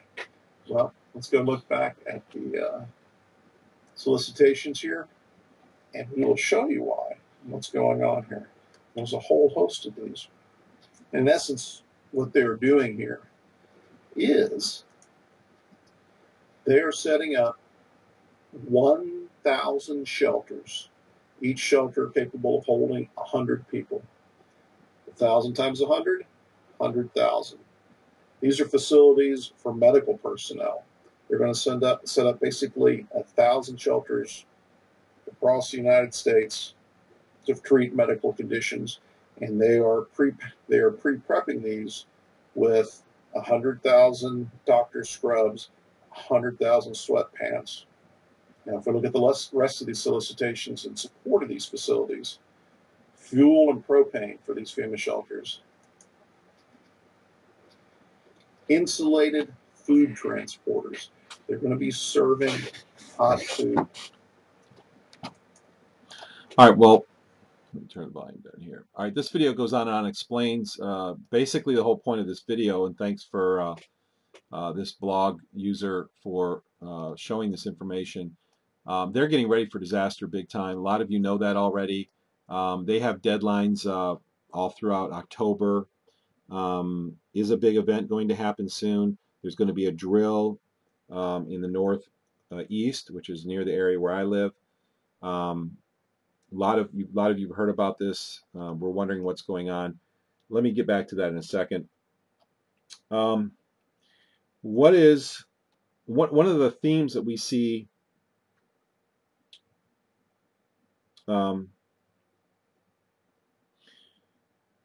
going through all of these shows? And I told you earlier that I watch a few shows when I eat. My business partner and I, when we have a little bit of downtime, we take a little small block of time off each day. We work all the rest of the time. We work almost continuously, but we take a little block of time out and we watch some of these popular shows. And one of the shows I've been watching is 24. This series I've been watching, and this is one that has Kiefer Sutherland. It's Donald Sutherland's son, and just virtually every movie I've ever seen Donald Sutherland in is what I call a government saves the day movie. This is one of these movies where there's some kind of disaster, and finally the government comes in and saves the day. And this theme goes on over and over and over in the series 24, which is a hugely successful series right now, which stars Kiefer Sutherland. I think it's in its 8th season right now.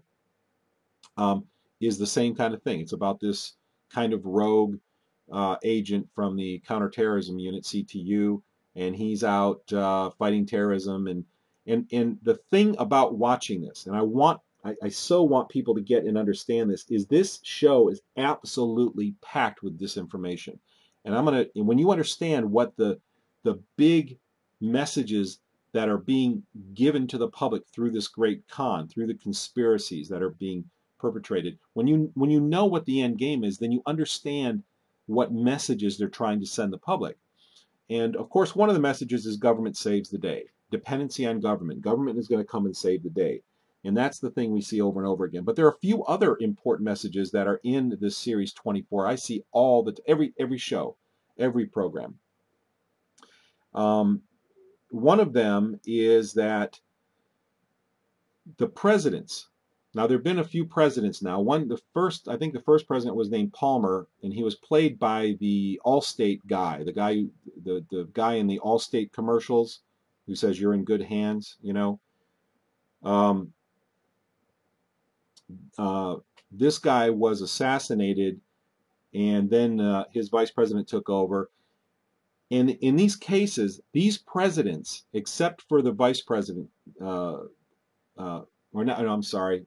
I just want to make sure I have it right. It's been a while since I've seen all this stuff. But the bottom line is that these presidents, in most cases, are people who are full of integrity. In this show, this show 24, I mean, they have the utmost of integrity, and they feel, when there's a shooting and a CTU agent dies, oh, their heart is broken, and they put their hand in their face in their hands, and they just, they're feeling all this emotion. And this is not the way that it works. But this is what they want the public to believe.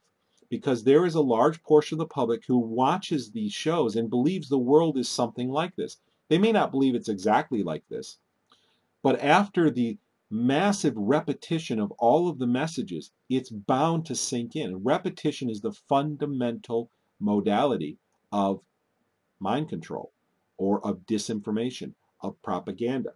And the repetition in this show is unbelievable.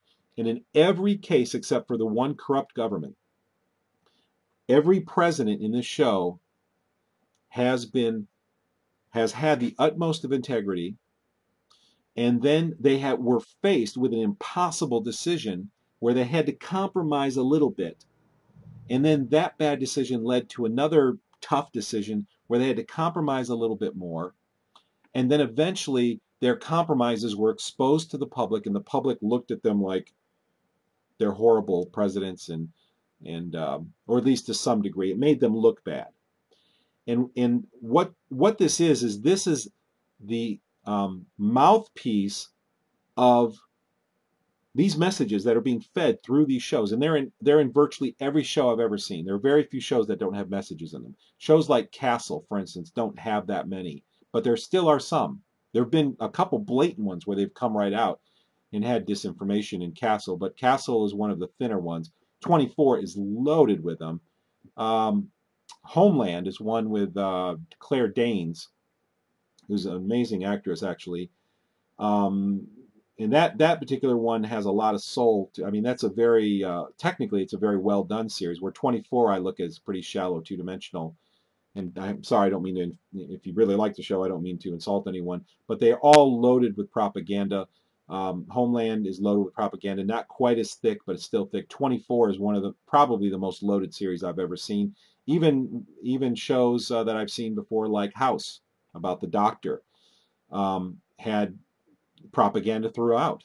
We have a lot of shows that have, policemen, politics, medical. These shows have a lot of propaganda in them for obvious reasons. But anyway, these presidents have been faced with these difficult decisions, and they slowly get corrupted, not because they want to, but because they're faced with impossible decisions, and then they get exposed to some degree, and they face, being impeached for these bad decisions that they made. And this is a buffer. This is working. This belief system that this propagates to the public is that when they see people like Obama contradicting himself, it makes, if not a conscious, but a subconscious association with those who don't really want to believe that Obama is deliberately lying, deliberately corrupt, never had good intentions, but was saying these things as campaign promises for obvious reasons. For people who don't want to believe the full conspiratorial aspect of it, which is the majority of the public, because who wants to believe that our politicians are evil and purposely corrupt? This philosophy that's promoted through these shows like 24 set up this association that, well, they make the public think, well, he must have been faced with a difficult decision. And the amazing thing is that they even say that. When they're caught in their contradictions, when these politicians are caught, they actually will say things like that. Like, it's the Republicans or the Democrats were fighting, and I had to make a compromise for this reason. It's for the greater good. And these concepts, the greater good, the end justifies the means, in this idea that we had integrity in the beginning, but we were faced with impossible decisions. These philosophies are just shoved down the brains of the people who are watching shows like 24. And if you understand, even looking at shows like Ally McBeal, if people are familiar with, Ally McBeal was canceled a while ago, it was written by David E. Kelly, it was a very big hit, it ran for many seasons. It gave a platform. These people in a typical show, they would have a lot of office politics going on, but they would often have 3/4 of the way through the show a scene in court. And there would be somebody arguing a case and somebody against the case, arguing against the case. And if you look at the subjects that were brought up in these shows, the subjects were all promoting, not all, but most usually promoting some kind of immorality or promoting some kind of exotic or fringe or belief system that the show was in effect giving a mouthpiece for. And that, I believe, is why these shows are actually created. They're created in such a way that they provide a platform for distributing this type of disinformation. I don't believe every show is created that way, but there are shows that are specifically created for that purpose. And having a court scene in every case, it gives you a way out. It gives you a plausible deniability. It puts you in a position of a ventriloquist if you're the producer of the show, because you can say, well, we're not really pushing that agenda, but the arguments made by the participants were for entertainment purposes.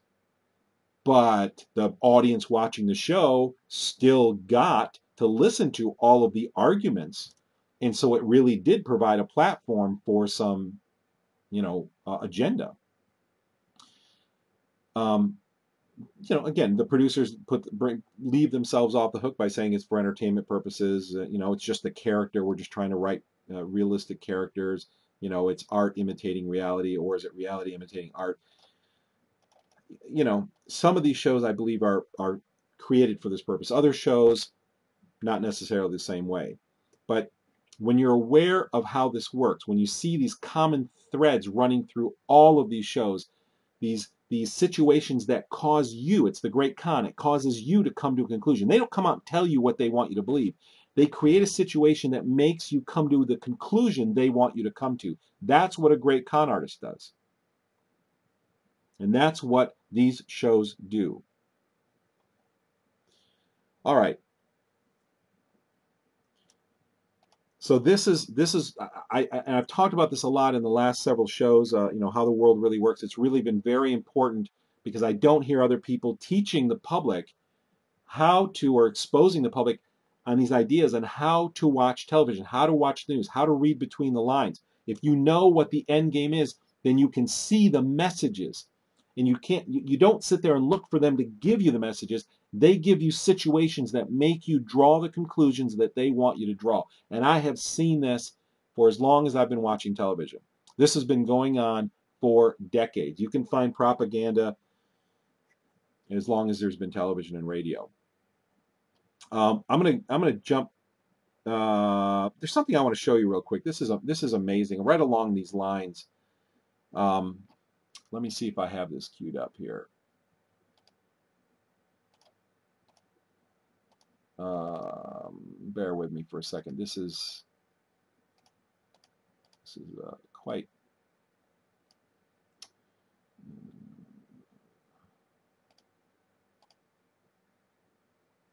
Yeah, take a look at this video. This is in the early days of the cooperation between Hollywood and the military. But and this was years ago that they showed. I mean, in this video, you're going to see him talking about Lassie, which was on quite a long time ago. Just watch the video. Check this out. That's the key.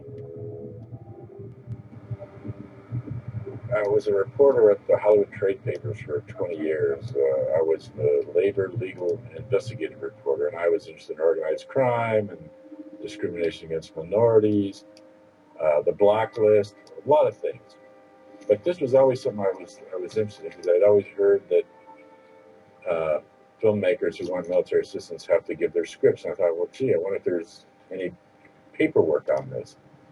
So I started looking into it, and I found that there are tens of thousands of pages of documents, the correspondence between the producers, internal memos written by the military. And I love documents, and this is a book and a story that's really can only be told with the documents. So I just became obsessed with the documents, and the documents are really startling. This is a TV show from the 1950s, a very popular TV show in America called Lassie, about a little boy and his dog.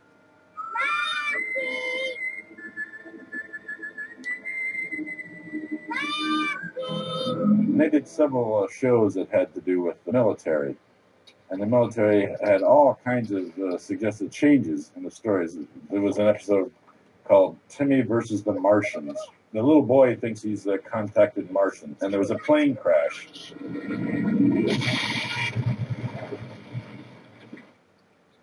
In the original story, the Army came out and did a test and picked up all the pieces of the crashed airplane, and they took it to the wind tunnel and tested it. And they determined that the reason Lassie howled was because she heard a high-pitched vibration in the wing that was a malfunction in the design of the airplane. And that Lassie had now saved the day because of Lassie howling. They knew what the problem was, and now they could fix all the airplanes so this wouldn't happen again. But when they asked the military for assistance, all they wanted was some standard footage of a Cessna airplane, reconnaissance military aircraft. They said, no, we won't help you unless you change the script to make it so that the airplane was not faulty. There's no problem with the aircraft. So these are their notes right here. These are the military notes to the producers of Lassie. We have also reviewed Timmy versus the Martians. We have reviewed the script and interposed no objections, except that we strongly recommend that you change the circumstances of the airplane crash. They don't want children to get the idea that the military makes faulty equipment, because children are the main targets of the recruiting efforts, because they make children like the Army, like the military, like everything about the military, and so when they grow up, they'll want to join the military. Over and over, the documents are full of statements where they are targeting children to be future recruits. And the children and the people who see these films don't know that this is an advertisement for the military.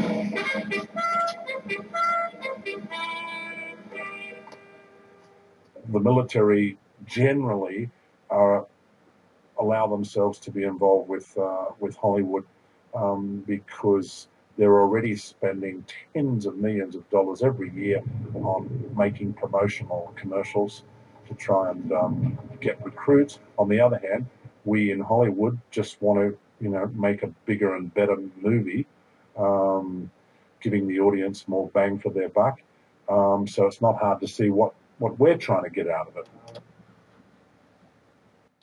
Okay. All right. So you see, I mean, this is back in the days of Lassie. This was a long time ago. The cooperation, the way I look at it today is that you basically, these shows are, most of these shows are created for the purpose of putting these messages forth, yet we are presented with the idea that these shows are created by people who are working independently. They have a pilot. If their pilot doesn't do well, it's canceled. And I think that is largely the way that it works. But there's this underlying theme of control. There's an underlying theme where some of these programs are actually created for the purpose, for the express purposes of putting these messages out. In other ones, there's an unspoken understanding that if you don't put out the right messages that the industry wants put out to the public, then you don't get contracts.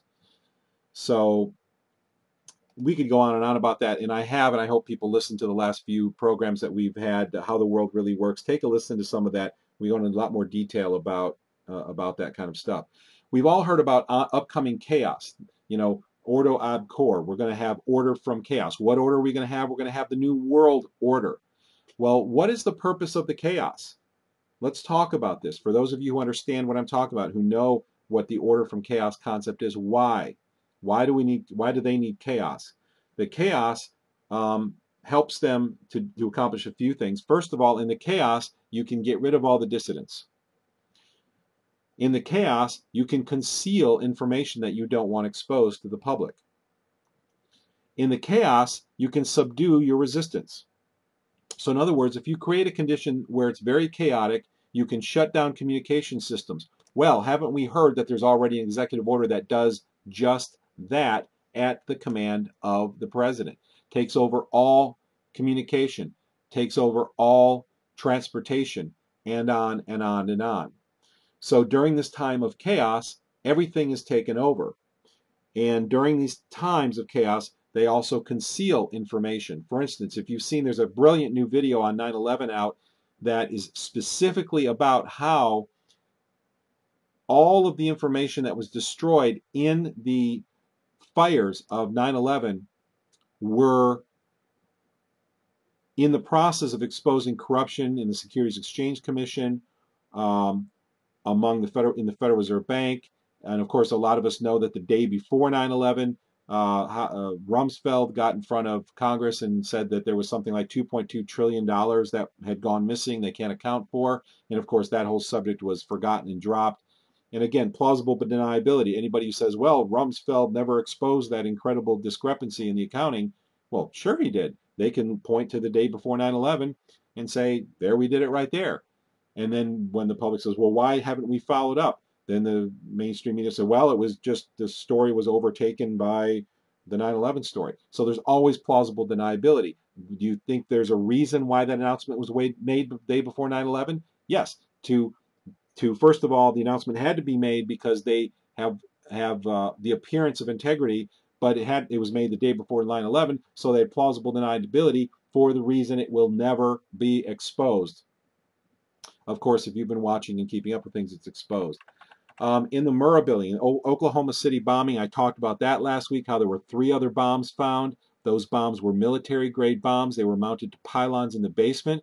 I'm not saying this. This is coming from the local news broadcast. You can go on YouTube and you can see the news broadcast, and you can even see the guy, the head of the bomb squad in Oklahoma City on the news broadcast being interviewed, talking about the other bombs that they had just found. This is why the efforts for rescue were hindered so long, is because everybody had to be kept away, and the bomb squad had to go in and disarm and confiscate the bombs that were there before they could go on with rescue efforts.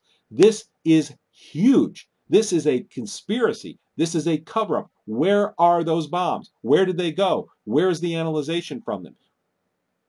Now, the guy the bomb squad, head of the bomb squad who was interviewed even said, bombs are like fingerprints. We're going to be able to know who made it, where it came from, what materials were used. They are going to lead us to the perpetrator of this disaster. He even said that. But what happened? Nothing. The story died. This is evidence of a huge cover-up. You can see all the local news stations broadcasting this information. Well, the Murrah building, talking about concealing information. What is the purpose? Getting back to what is the purpose of the chaos? Because in the Murrah building, there were, I believe, if I remember right, it was the veterans' claims. There was all kinds of medical fraud claims or something that were being processed, and they were all destroyed. So that whole huge expenditure that was facing the federal government was destroyed. And of course, the victims, as usual, are the veterans, the ones who have already paid high prices, continue to pay high prices because they don't get the care they deserve. The bureaucracy intentionally, I could go on and on about that because it's a horrible situation that veterans have to go through. I've known some of them who suffer, and they don't get the help they deserve. Whether you agree or not with what the military is doing, these people who suffer we need to take care of those people, and the government's not doing it. But anyway, these claims were destroyed in the explosion. And is that just a coincidence? The place where the plane, well, there was no plane that went into the Pentagon apparently, because all the video has been confiscated, and you all know the story.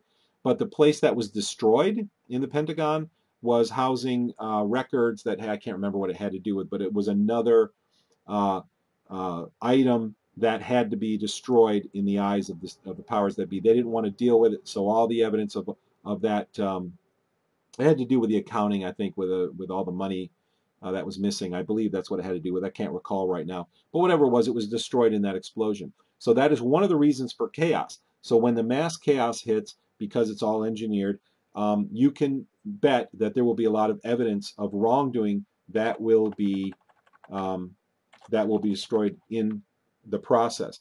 One other thing I want to share, I shared this a few weeks ago on the How the World Works series, is that there was a professor, I think he was from Princeton, but I can't remember. I found this in a mainstream news article from Reuters, where he had written an article saying that the census, the world population was 5.5 billion and had been dropping dramatically for the past 10 years. This is not me saying this. This was coming from, I believe he was Princeton, I don't remember for sure, but he was from a very prestigious background. And he had done research showing that the census data that's being published to the public is all faulty for many of the industrialized nations around the world.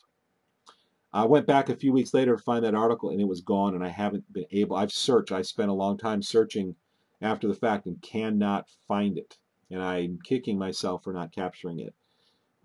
If anybody finds it, please show it to me. This is the kind of information, if we have chaos and a lot of people pass away in the chaos that they engineer to come,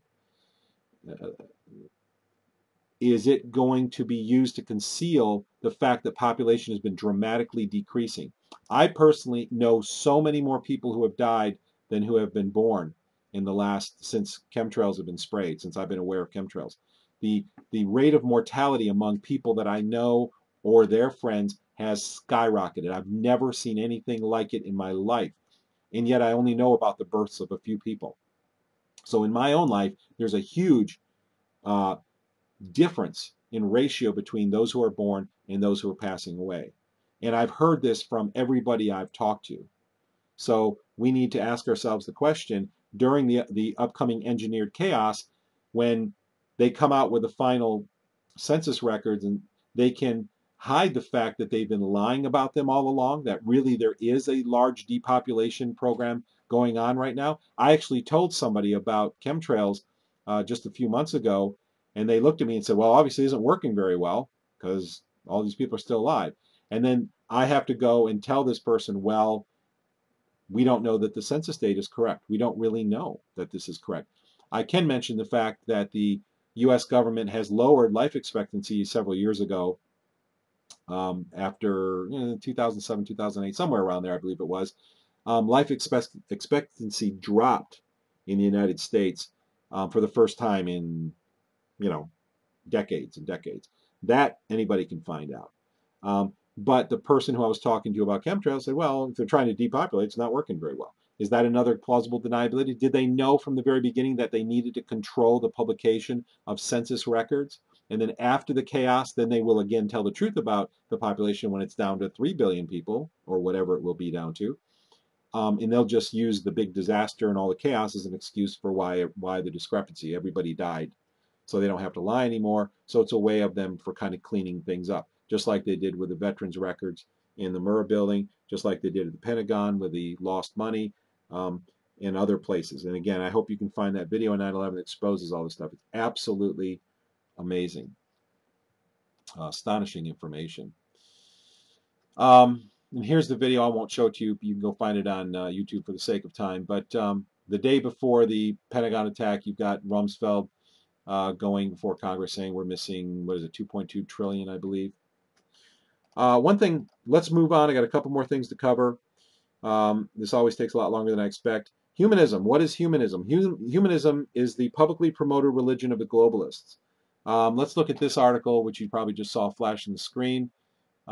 This has been big news over the last few weeks. This article is from September 11th, actually, where Pope Francis comes out and assures atheists you don't have to believe in God to go to heaven. What is this all about? Well, if you understand that the Vatican is another controlled opposition group, and you can learn about controlled opposition from articles at orbisvitae.com. You can learn about controlled opposition in the last few shows we did, How the World Really Works, at globalskywatch.com. Just look in the Global Skywatch radio archives and you can find lots of information about this. We have a whole section on, in one of the videos, one of the programs we did recently on controlled opposition. This is a move towards humanism. Humanism is the publicly promoted religion of the elites. This is what they want people to believe. And this is why these kinds of things are happening. This is why you can be an atheist and go to heaven. You would not expect to hear something like that. Just like you wouldn't expect to hear that the Vatican named their huge telescope the Lucifer telescope. That would open a lot of eyes of people whose worldview is based in the conventional establishment worldview. But when you have a worldview that has been reformed to the current real worldview, understanding what's going on in the world, then it makes perfect sense why they would name it the Lucifer telescope, because they're not being honest about what they believe. Let me read you a little quote from a guy named John Dunphy in the Humanist magazine. This was in January-February issue 1983. The battle for mankind's future must be waged and won in the public school classroom.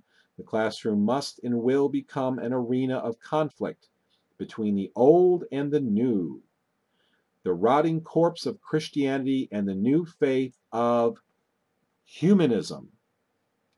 What is all this about humanism? What is this all about? Why is it so important? Let me play a little clip for you here. In the movies, we see, again, I told you earlier about how Hollywood is a platform for the globalists to get information across. And there's a movie called The Devil's Advocate. It was a very big movie in it. A very big movie, had Al Pacino in it and some other big stars. This is an interesting clip. Just listen to this for a few seconds about what he says. Al Pacino in this clip is actually the devil, and he's speaking to his son.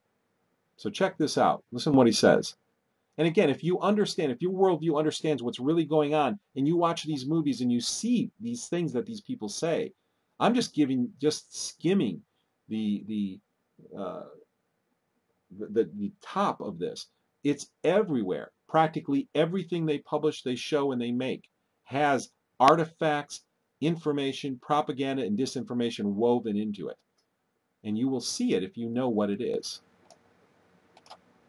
Better to reign in hell than serve in heaven, is that it? Why not? I'm here on the ground with my nose in it since the whole thing began. I've nurtured every sensation man has been inspired to have. I cared about what he wanted, and I never judged him. Why? Because I never rejected him, in spite of all his imperfections. I'm a fan of man. I'm a humanist. maybe the last humans. Okay, the audio was pretty low on that, but what does he say at the end? I'm a fan of man. Here the devil is given opportunity in this film to speak his perspective on what's going on in the world. Again, this is a film that laid a platform for the elites to say the things that they want to say. The people who wrote this is a very famous part of this film, because Al Pacino, of course, is a brilliant actor, and he really delivers this dialogue with a lot of power. In fact, it's all over YouTube because it's one of the it's a famous segment, this whole segment here near the end of this movie, because it delivers it with a lot of power. But the amazing thing, when I watched this movie years ago, I literally got goosebumps because I'm like, whoever wrote this movie knows more about what's going on in the world than 99.9% of the people. You cannot write the things that were written in this world and not know what's going on. Well, listen to what he said. He said, I'm a humanist. I'm a fan of man. I'm a humanist. And I want to just urge you to learn more about this. Go to the Orbis Vitae website. Let me show you where this is. Orbis Vitae website. Here it is. And if you go to the homepage of the Orbis Vitae website, right on the homepage, there's 4 of my favorite articles or sections in the whole world. First one is a series of videos from the Fuel Project called Know Your Enemy.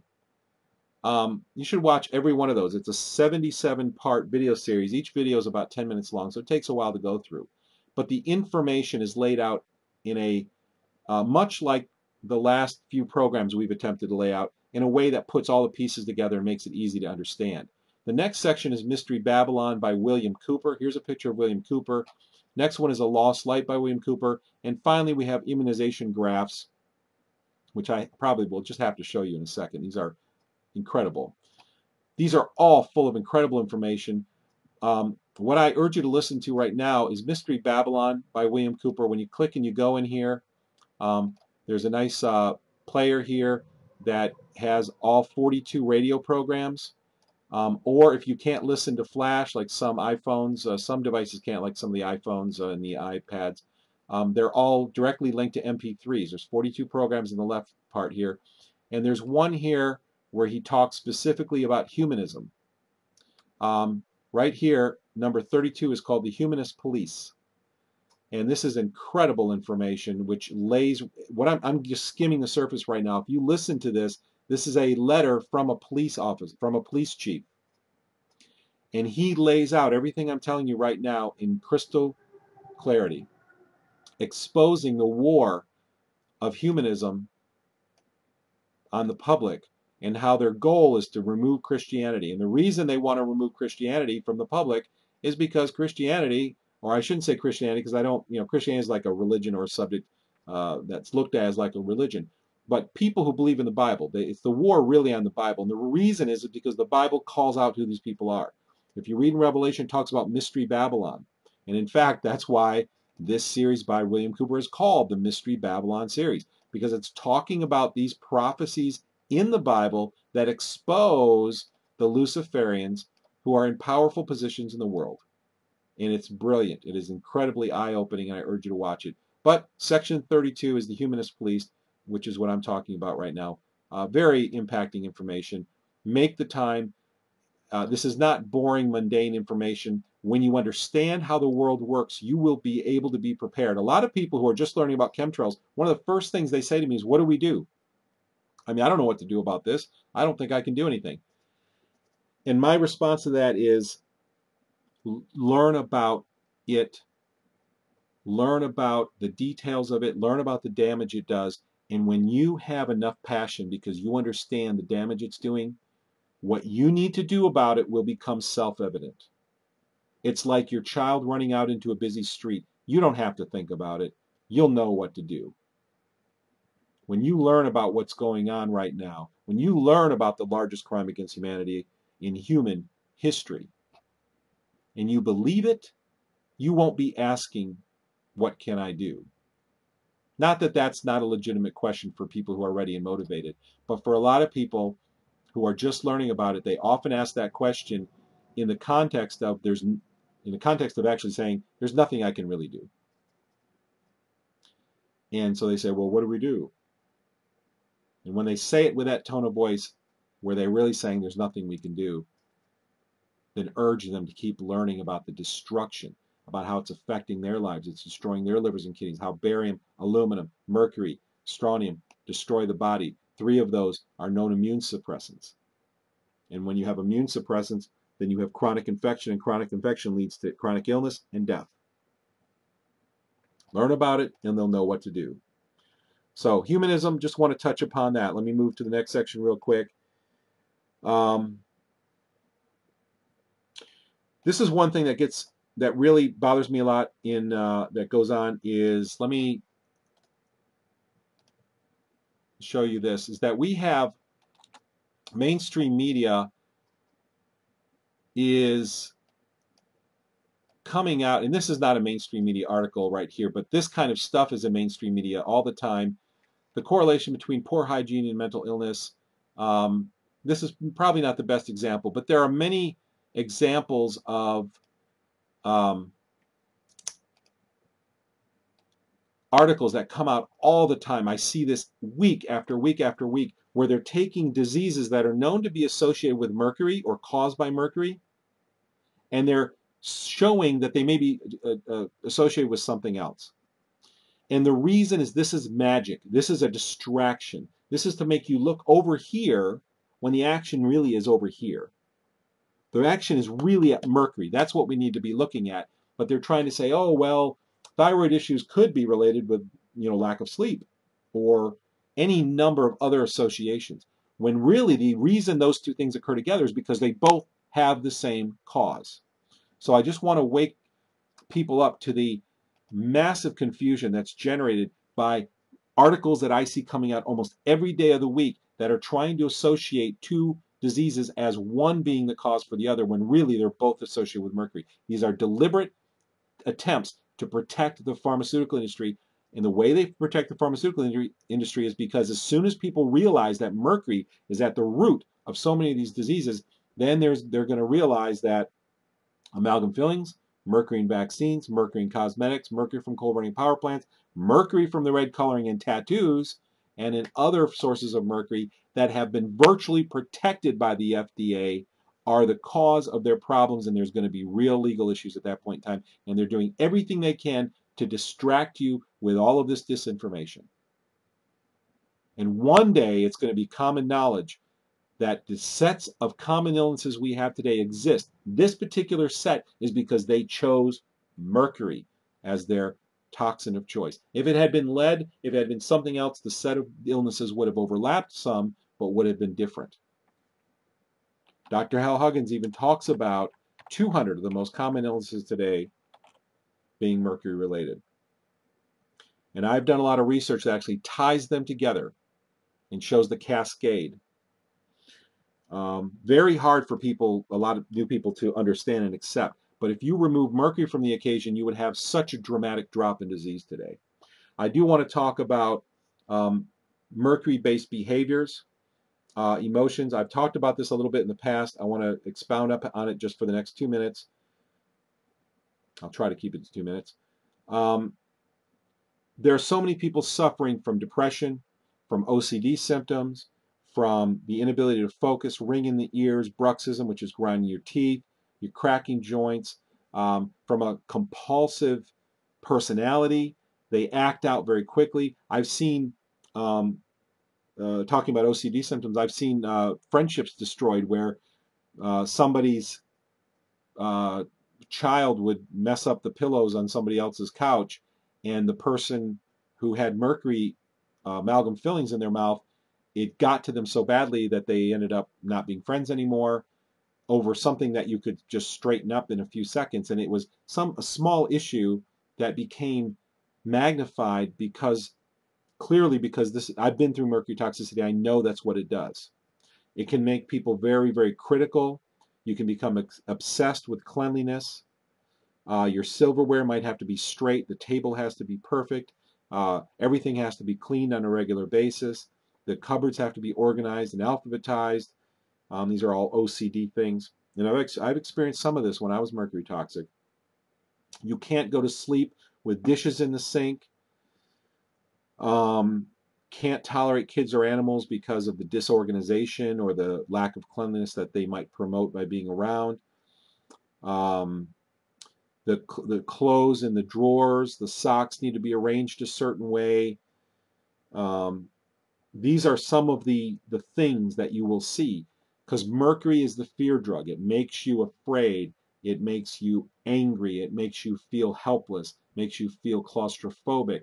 It makes you feel panicky, out of control. It makes your mind spin, and it makes you hyper. This is what happened to me because I'm a high testosterone, low glutathione person. When you're low glutathione, you can't get rid of heavy metals in your body very well.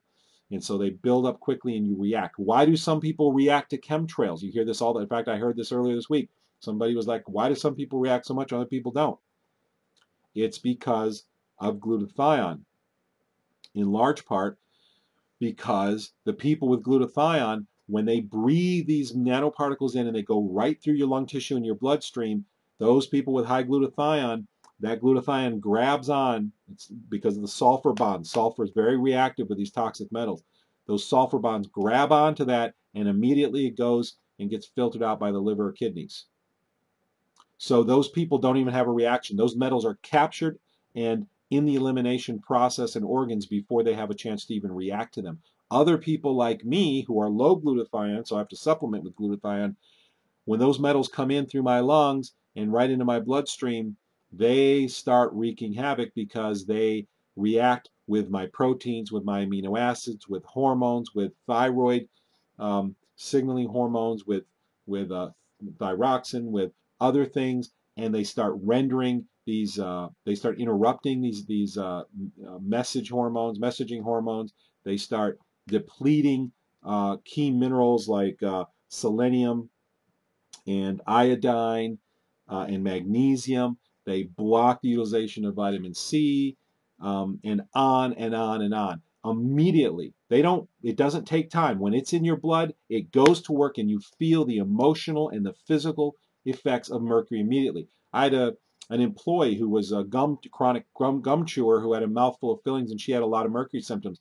She couldn't really afford at the time to have her fillings out.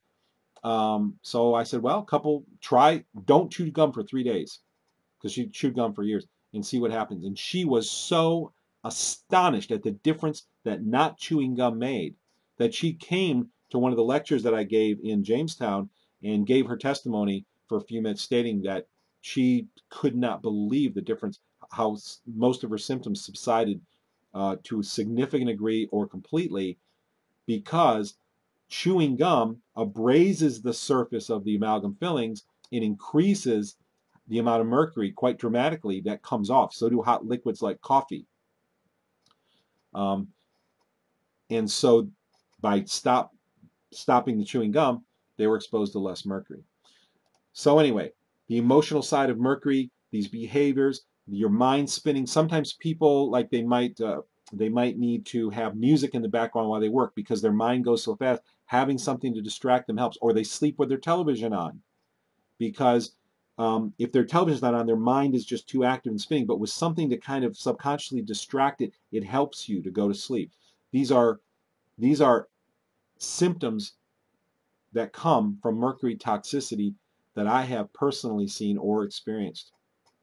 And many of these things you can actually see in the medical literature. It's not all, it hasn't all been exposed and researched to the degree that it should be. And like I said earlier, that the pharmaceutical industry protects mercury. What happened when Dr. Haley started doing research that showed the connection between autism and mercury? Incredible research that he and his colleagues said, you're set for life. You're going to have research money the rest of your life. National Institutes of Health and the IOM, Institutes of Medicine, who were giving him grant money, they gave him tons of money to research mercury forever so he could find all these answers, right? No, they stopped all mercury-based research. Not just for him, for everybody. No more mercury-based research. We're going to pull it. They were getting too close to the truth of what we already know, of what research was already done. But he was bringing new research to the table.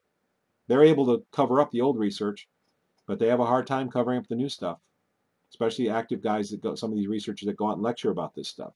So what did they do? They pulled the mercury funding. Why? Because mercury is the cash cow of the pharmaceutical industry because of the diseases that it causes. In Jamestown, I would go to bed about 4 in the morning. For about an hour, maybe 45 minutes before I went to bed, I would watch TV as I drifted off to sleep. And I noticed an amazing thing is that right before the daily spraying of chemtrails, now I know they were spraying some before the daily spraying, I started seeing the trails in the sky, but I didn't make a connection to the fact that I would wake up in the morning and my eyes would be so dry I could not physically open them. I'm not kidding. I would have to massage my eyes to bring some moisture out, massage my eyelids, my eyes while they were closed, gently for up to 5 minutes. Sometimes it took 2 to 5 minutes before I could even open my eyes. I'd never experienced anything like this in my life, and it began overnight. And I was just wondering what on earth was going on. But a few weeks, actually about a month and a half before this started, I noticed something very interesting. A very interesting pattern is, and everybody noticed it. I mean, there are other people noticed it too because it was so blatant, is that every commercial segment on TV included a commercial for dry eyes. And I'm not making this up. And I suddenly started seeing all these commercials for dry eyes, and then a month later, I start having this incredible dry eye issue.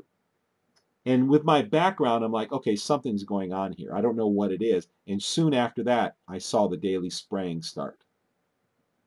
They were spraying at night in the beginning and a little bit during the day, I think, to get people acclimated to the trails. They did that for a little while, and I started having some symptoms, and it took, for a few months. And then they started the daily assault where they literally covered the sky. But during that interim, during that introduction a few months before they did the daily assault, these problems started, and these eye commercials started even before, a little bit before I started having the problems. And I just was wondering, why on earth are there so many commercials for this stuff? If you don't think this stuff is connected, the deeper you look, you realize it's all connected. They know what's going to happen. The people who are on the inside and have privy access to this information get these commercials ready because they make a lot of money from these illnesses. And you can bet that eye drop sales were booming in our area after those barium attacks started. The barium salts that sequester moisture made everything dry, especially people's eyes. The other thing that I noticed, which was really astonishing, is suddenly they started promoting tattoos. There was a show on the Discovery Channel, or 2 shows. There was a show on some other channel, and they were promoting tattoos all the time. And at that time, I did not know that there was a potential problem with tattoos. I had no idea at that time. But because I saw this, because of my background in this kind of research of cover-ups and media lies and disinformation, because this push for people to get tattoos and make them stylish was so strong, I immediately became suspicious, like there must be something bad about tattoos. So I started researching, and I found that the colors in tattoos, the inks used in tattoos, may contain, red inks may contain mercury, from the red ore of cinnabar, which is the ore of mercury, blue for cobalt, and other metals. Now, not all tattoo inks contain metals. If you must get a tattoo, find out whether they're a new, safer ink or whether they're a heavy metal ink. But I know people who have never had amalgam fillings, never had vaccines, and they're loaded with mercury symptoms. And the only thing they have is a big red tattoo, or not that big, but they have a tattoo that has red in it on their body. It's not a game. These things are promoted because the illnesses that follow make the pharmaceutical industry a lot of money. And this is why media has been consolidated. Basically, 3 big companies today control all mainstream media, because these 3 companies are controlled by the very same people who profit from the pharmaceutical industry. This is a conspiratorial con, and this is partly how it works.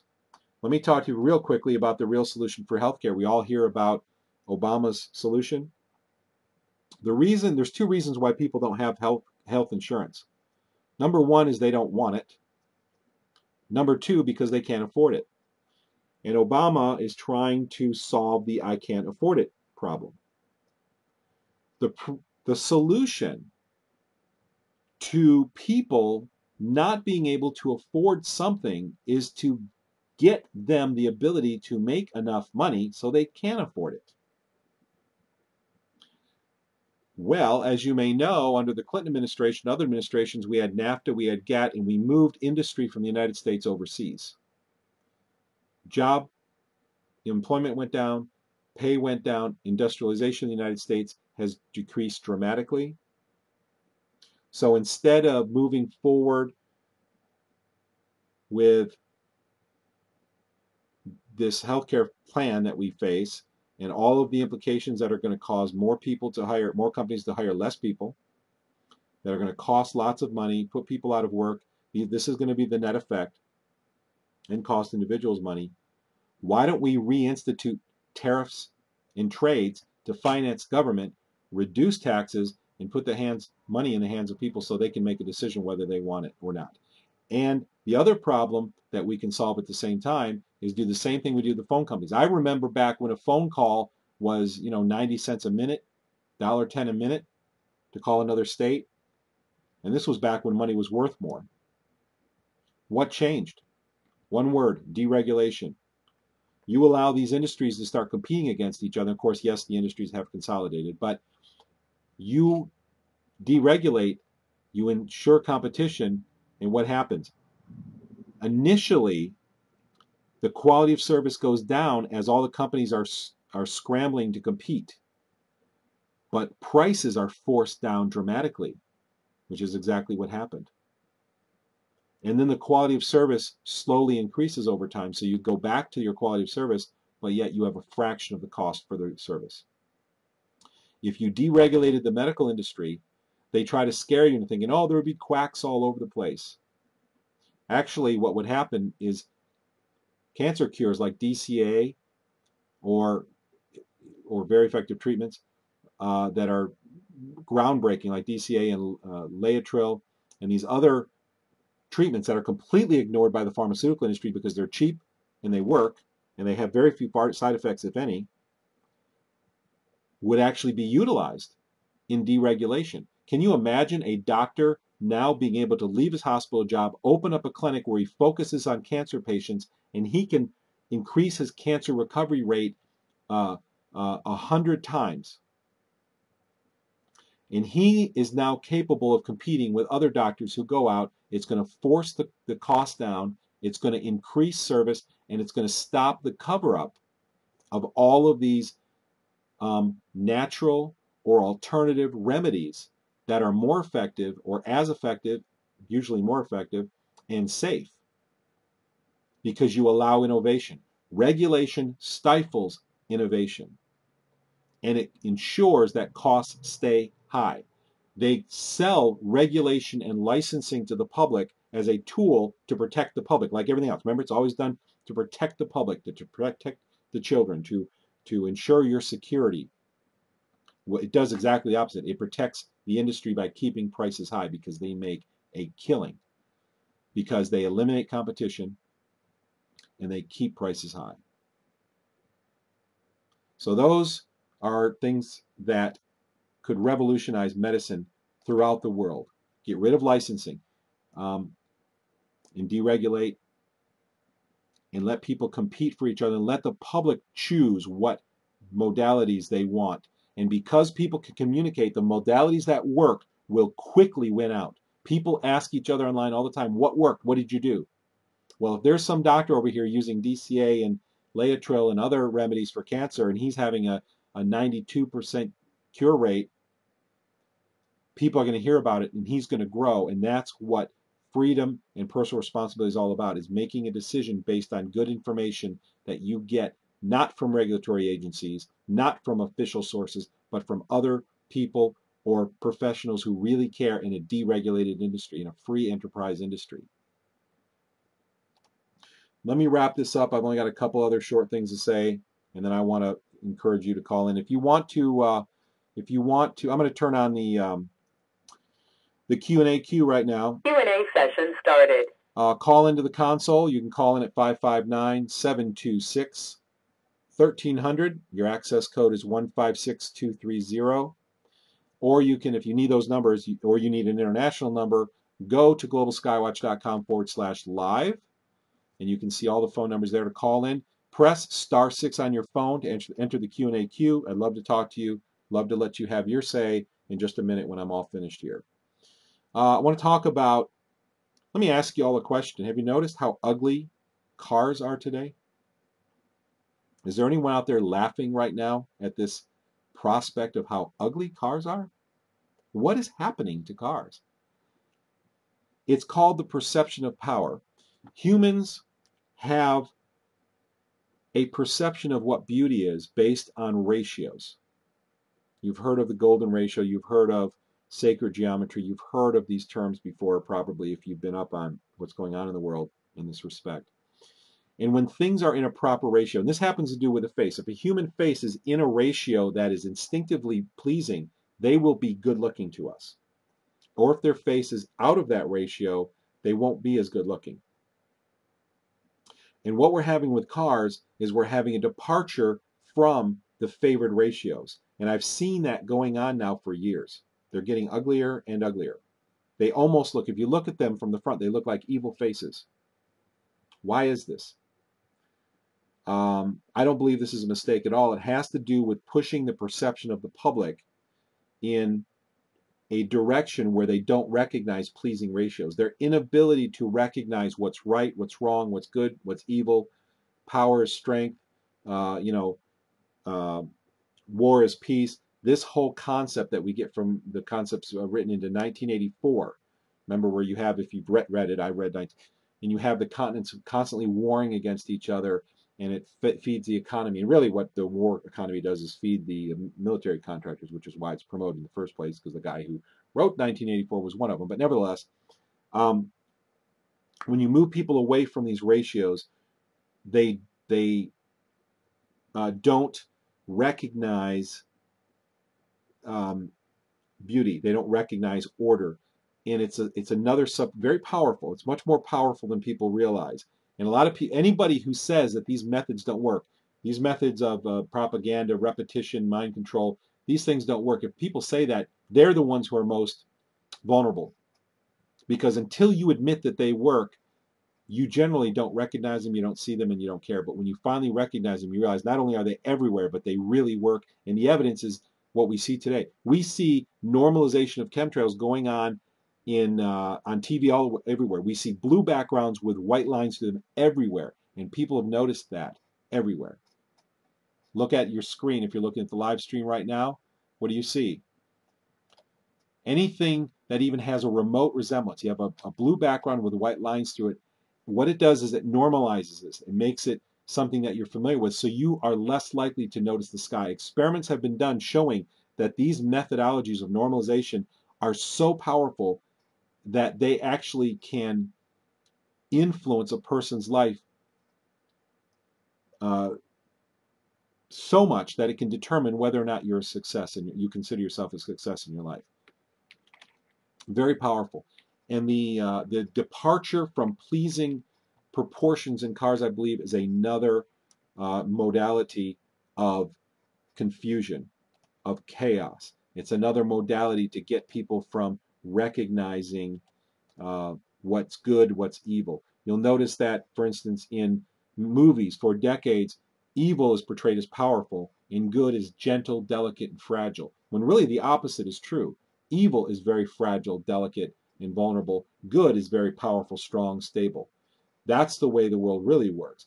But our perceptions are currently assaulted with this disinformation, with this difference in perception. See this in movies all the time. Okay, so that's and I call that the perception of power.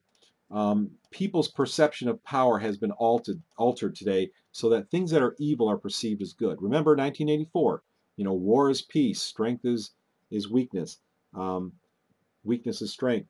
And this all has to do with the perception of what's powerful. Weakness is powerful. They want the public to be weak while thinking they're powerful. Aren't you strong? Go out and live your life and get lots of tattoos. Make sure you get your vaccines. Put amalgam fillings in your mouth, and then you'll take care of. This is all part of taking care of yourself. When all of these things break you down, they make you weaker and weaker and weaker and weaker, because weak people are easy to govern. Fearful people, if you are induced by Mercury, the fear drug, you are much easier to govern. I actually saw a study, and I mentioned this last week, that actually said that. This was a medical study that actually said that Mercury contaminated groups of people are much easier to control, influence and control.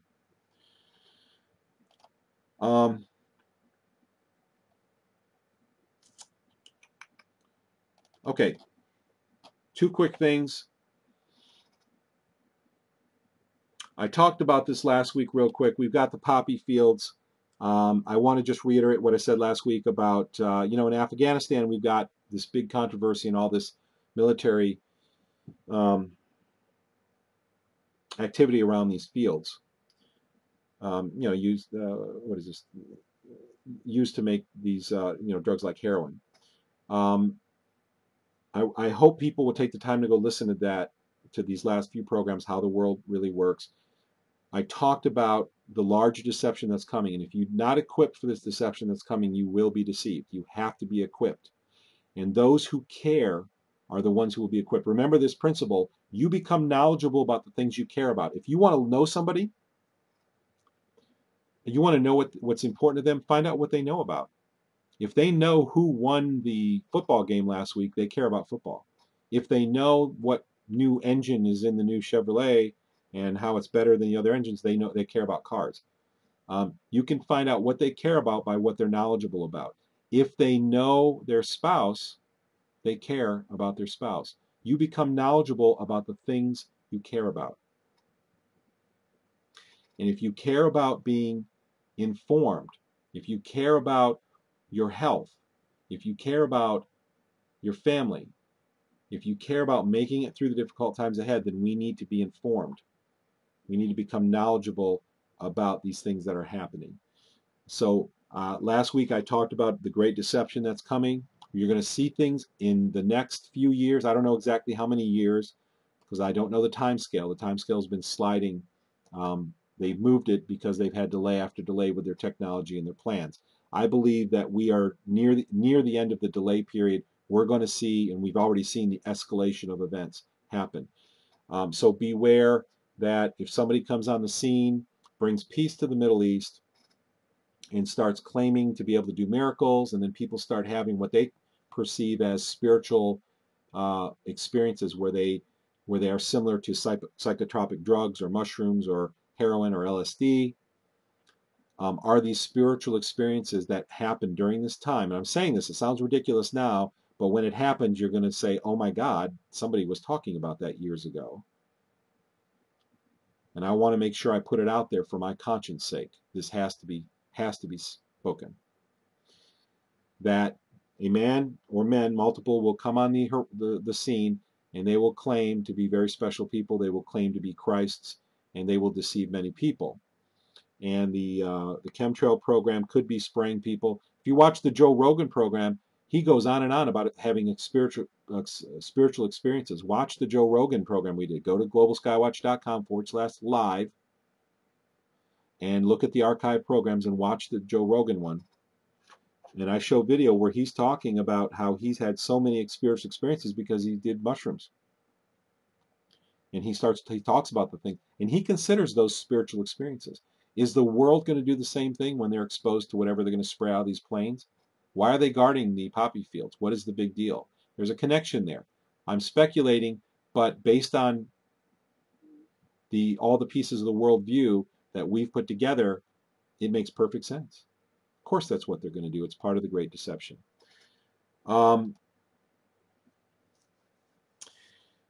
Last thing that I want to talk about is, last two things real quickly, is there's going to be in the last difficult few years of this age, which are coming upon us very quickly, there's going to be a large change in what people believe. and they're going to become very polarized. There's already a big polarization taking place, but you're going to either go to one side or the other. And I guess that's enough said. I talked about this last week in detail, but I just want people to be aware that big changes are coming, and when you see those, be equipped for them. You've got to be equipped. Please listen to the last 3 programs, How the World Really Works. Listen to the Joe Rogan program and listen to the program about disinformation. These have a lot of information about what's going to be happening in the near future. I don't know exactly how near, but I think it's very near based on the escalation of events. Last thing I want to talk about before I take any calls. Remember, call in the console. If you need the phone number, go to globalskywatch.com/live. And there's international, U.S. and international phone numbers there. And then press *6 on your phone once you dial in. And to get in the Q&A queue, I see I've got people waiting to talk right now. Last thing I want to talk to you about is I want to talk to you about the halos around lights. The first visible artifact. I tend to be a very observant person in my life because I love science. And I always want to know how things work. I was the kid who, whenever my mother threw a toaster away, I took it apart piece by piece and analyzed it. I wanted to know how that thing works, and I was that kid. And in the same vein, I've always watched the sky. I've always loved jets and rockets, and I've watched lights, how lights work, how light reflects and refracts. I was always very interested in those areas of science. And one thing I noticed when chemtrails started in Jamestown is halos around streetlights. And it was absolutely surreal. I've written about this. If you go to this article, if you're watching the stream, I'm going to show you how to get to it right now. Go to the Global Skywatch website right here. Go to the home page by clicking the Global Skywatch logo in the upper left. And then right here, you'll see my chemtrail story and observations right here in the left sidebar. This will bring you to a whole list of my articles. Go down and look in the left sidebar for the magenta halos. And here's this article showing the halos. And I'm going to show you a picture right now of what I saw in Jamestown. The intensity, and this is very important for people who don't recognize chemtrails as being real. This is a halo around a streetlight. This is what I saw in Jamestown. And the intensity and clarity of these halos was directly proportional to the intensity of the smell and taste of the chemtrails, of a certain type of chemtrail, because there are multiple types, of a certain type of chemtrail in the air. This halo occurred in Jamestown when I was there, when they were spraying just 2 types initially. There were a few that were very short-lived. There were a couple sporadic ones, but there were 2 primary types. One was a salty metallic, and one was a metallic chemical. And there are 2 types, I believe, of mercury, which is the metallic chemical and the acetone. But getting back to it, the metallic chemical that they were spraying in Jamestown produced a halo that looked like what you see in this picture. It was kind of magenta, and towards the center it got a little bit yellow. But the weird thing about it, and you cannot capture this with a camera, but they looked 3-dimensional. They looked like there were 3-dimensional spheres, like a glass globe around the streetlights. And this went on for over a year, the first year they were spraying in Jamestown. And I would go to Wegmans, which was our favorite shopping grocery store there. Anybody from that area? In fact, Wegmans has spread to other parts of the United States now. But, you know, it was in Lakewood. I used to go to Wegmans in Lakewood, for anyone who knows the area. And I'd walk across the parking lot, and there would be these spheres, which looked like these glass spheres around the streetlights that looked like this picture, except they looked 3-dimensional. They looked like holograms. And I would look at Laura, my friend and business partner. We worked together. We've known each other for many years. We went into business together. We share a house. We shared a house in Jamestown, so we go shopping together and do things together. I would just look at him and say, "You see that, right?" And she's like, "Of course, I see that." And I'm like, "Why aren't people looking at this and just saying, what on earth is that? I've never seen anything like that before in my life. I've seen the streetlights all my life. I pay attention to details. This is brand new." And this was always in direct proportion, because I can smell and taste chemtrails. It was in direct proportion to the smell and taste of chemtrails in the air. When the chemtrails were really thick, the metallic chemical type was really thick, the halo was clear, and it was very observable. If the metallic chemical was faint, then the halo would be faint. It was directly in proportion. And it was wild because it was three-dimensional. It just was amazing. After the first year or maybe 14 months or so of this, they mixed something in with a metallic chemical. Because in the beginning, it was more chemical.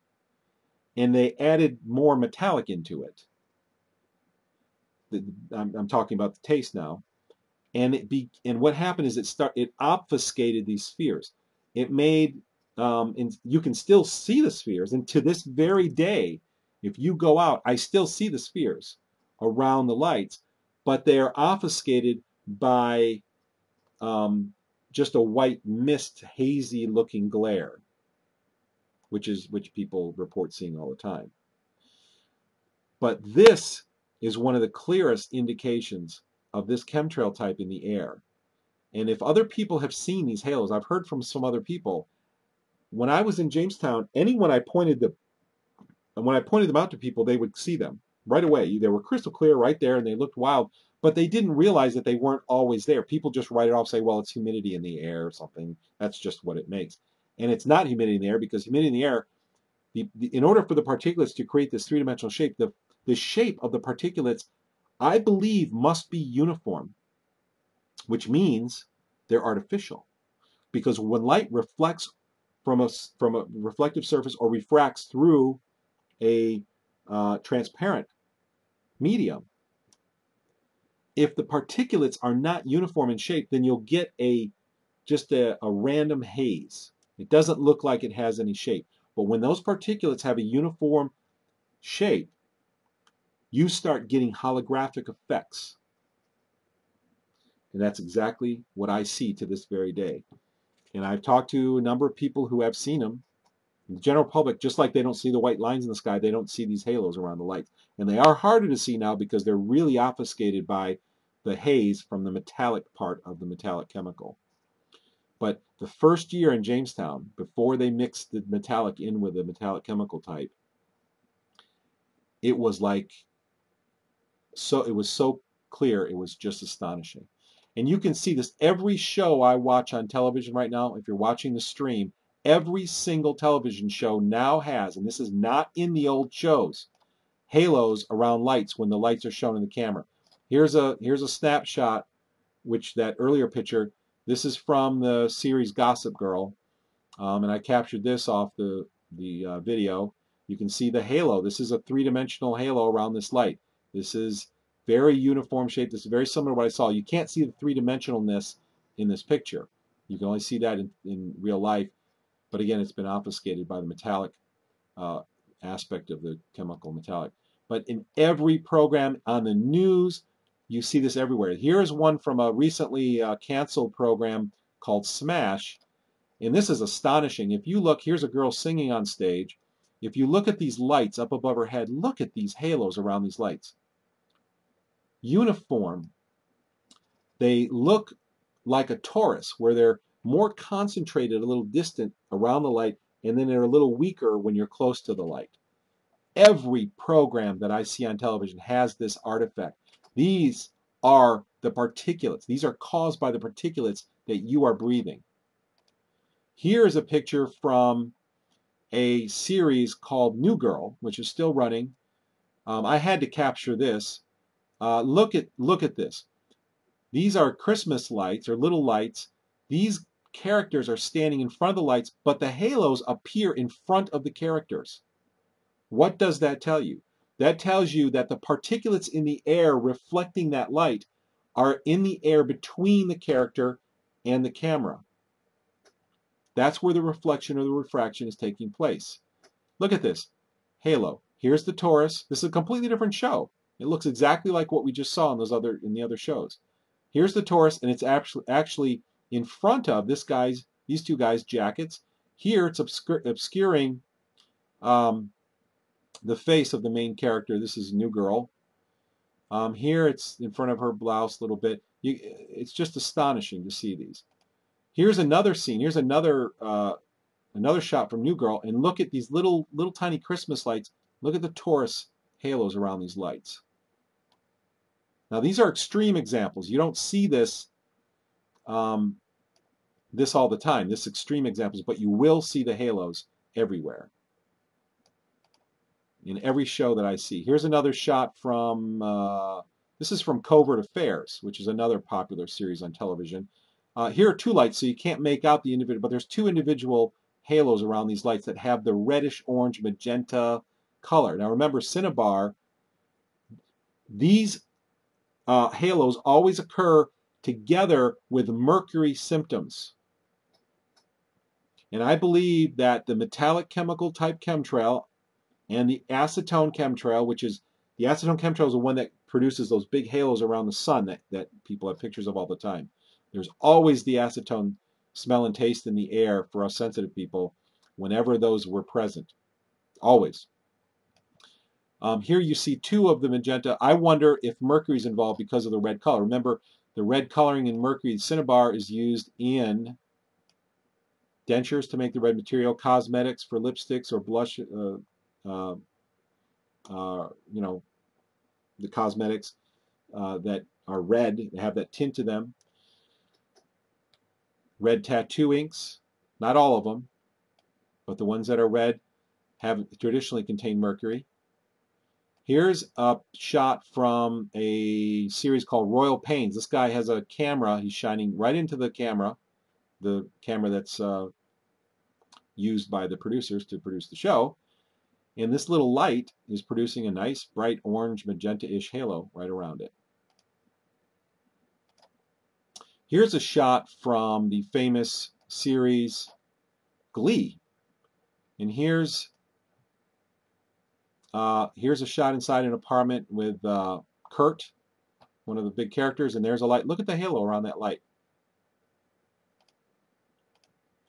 Here's another shot with Kurt. Here's this isn't a round light. This is a elongated light, ellipse shape, and here's the halo around that light. What does that mean? There's particulates in the air. Here are some more shots. Now I want to understand that when you shine very bright lights into cameras, the older cameras will go into saturation, and they will produce kind of a red blurb. And you can see this if you watch music videos from the 80s, for instance, from MTV. You can go on YouTube and watch these, and you'll see the camera become saturated. And they'll make red blurbs or different color blurbs. And sometimes you also have camera flare. You have lens flare. And that's another thing that produces circles that you see. And you can see lens flare here. You can see this flare. And this is caused by certain attributes of the lens.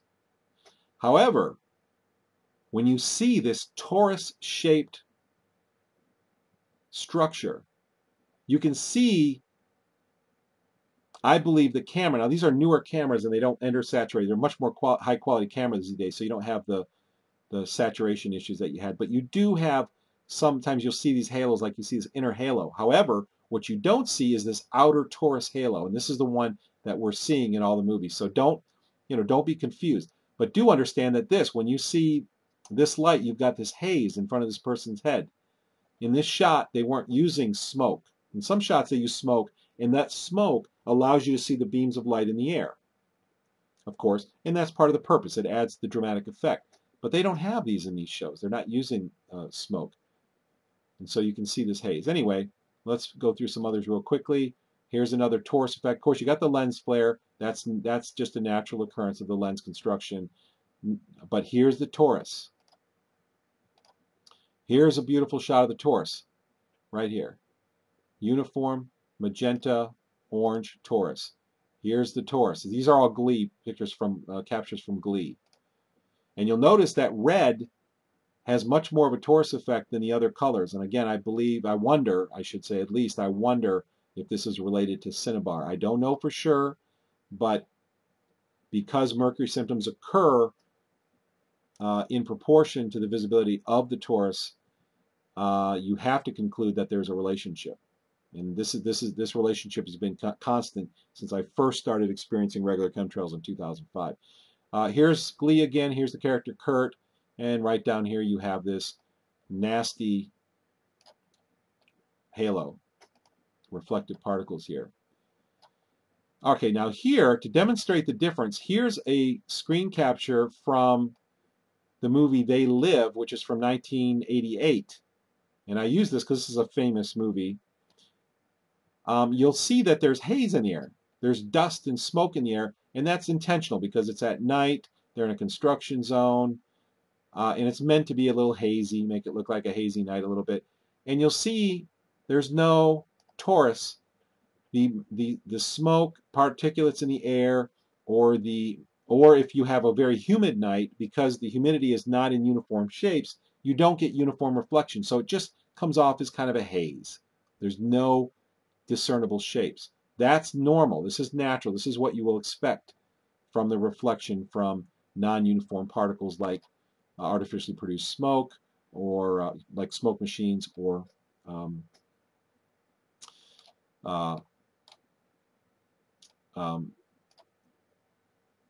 moisture in the air, humidity. Here's a Gossip Girl shot. Look at the camera. I'm sorry, the candle. There's the orange torus around it. All reflected from particles. Here's a few more Gossip Girl shots, and then I'm going to take your calls immediately afterward.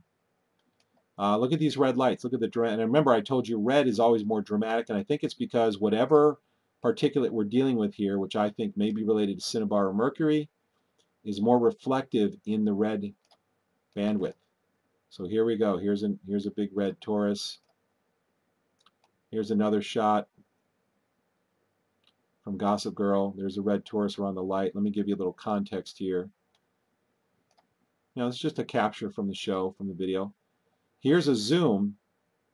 I noticed this right in front of his face, this character's face, and you can see the red is in front. So the particulates that are reflecting or refracting are between this character and the camera, which is only apparently a few feet away. And here shows you the dramatic effect. If you watch shows where they're filming at night and you have taillights of cars, for instance, the red from the taillights is very dramatic. And I've seen this in every show that I've watched since chemtrails have begun.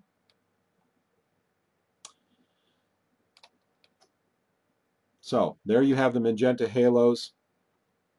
Anybody would like to speak, press *6 on your phone, call in. I would like to talk to you. Thanks for hanging in there. We have another long night as usual. It looks like we're heading on 3 hours here. I just can't keep it short. But I really hope this information is helpful, because we are experiencing the largest crime against humanity in human history. I almost died from it in 2011. Barium causes heart attacks and other heart issues because it depletes potassium in the body very rapidly. And as the potassium depletes, your heart can start fibrillating and eventually stop beating. And I had this problem, went to the hospital.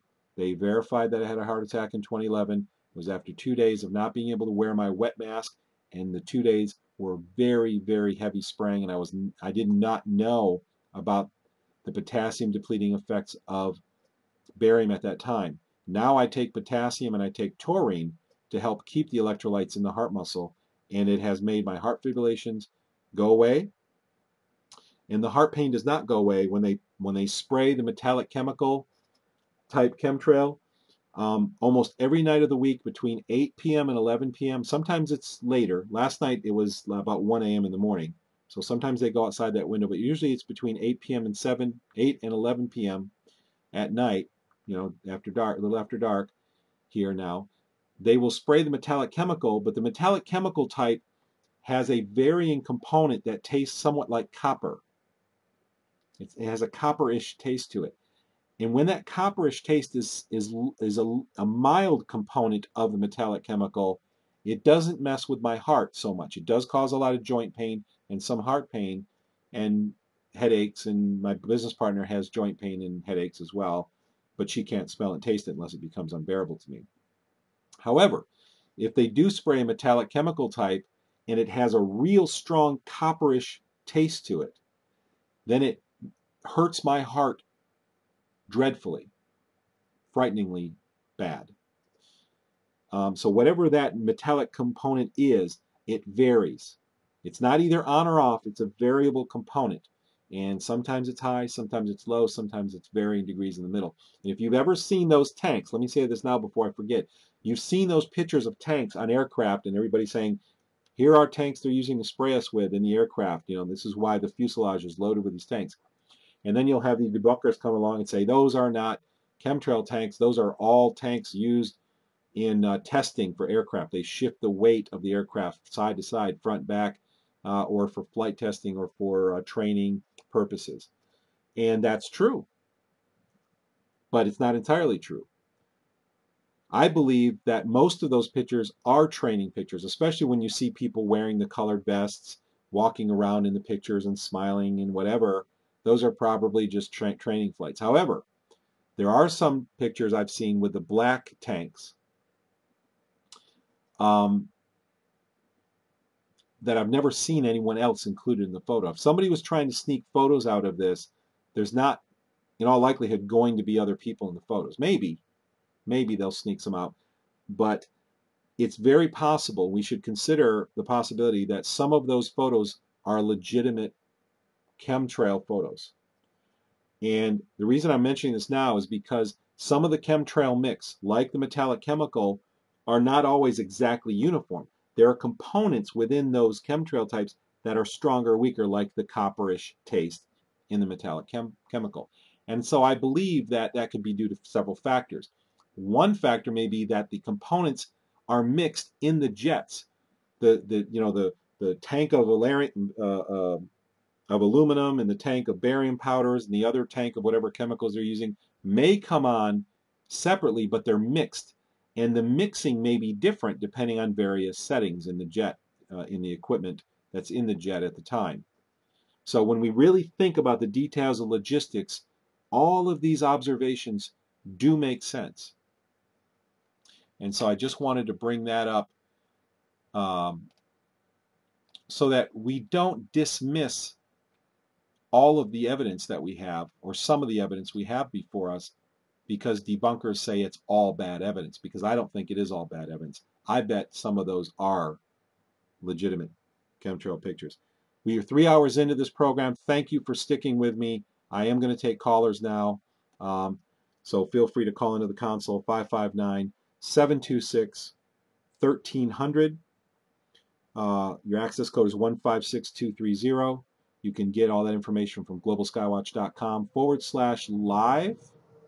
And I also implore you to visit the Orbis Vitae website, O-R-B like boy, I-S, Orbis Vitae, V-I-T-A-E, means circle of life in Latin, orbisvitae.com, and watch the Fuel Project's presentation called Know Your Enemy.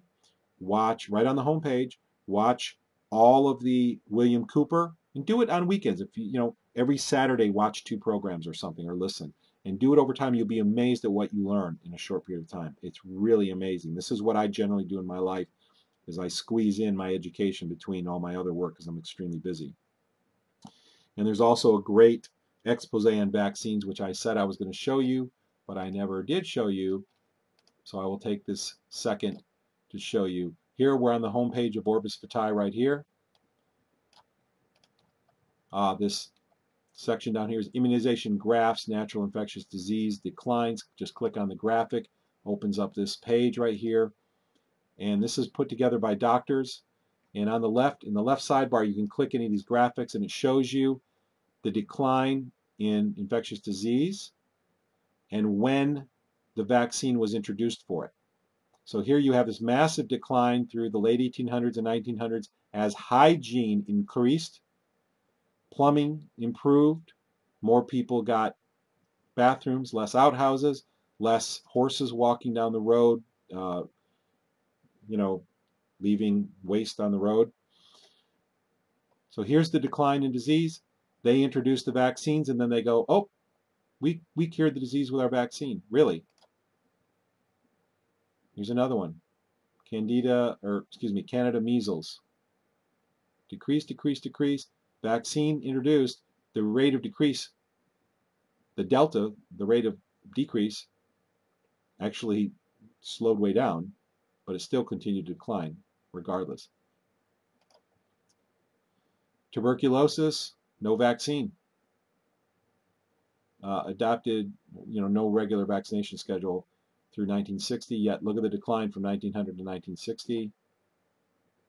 Pertussis, look, down, down, down.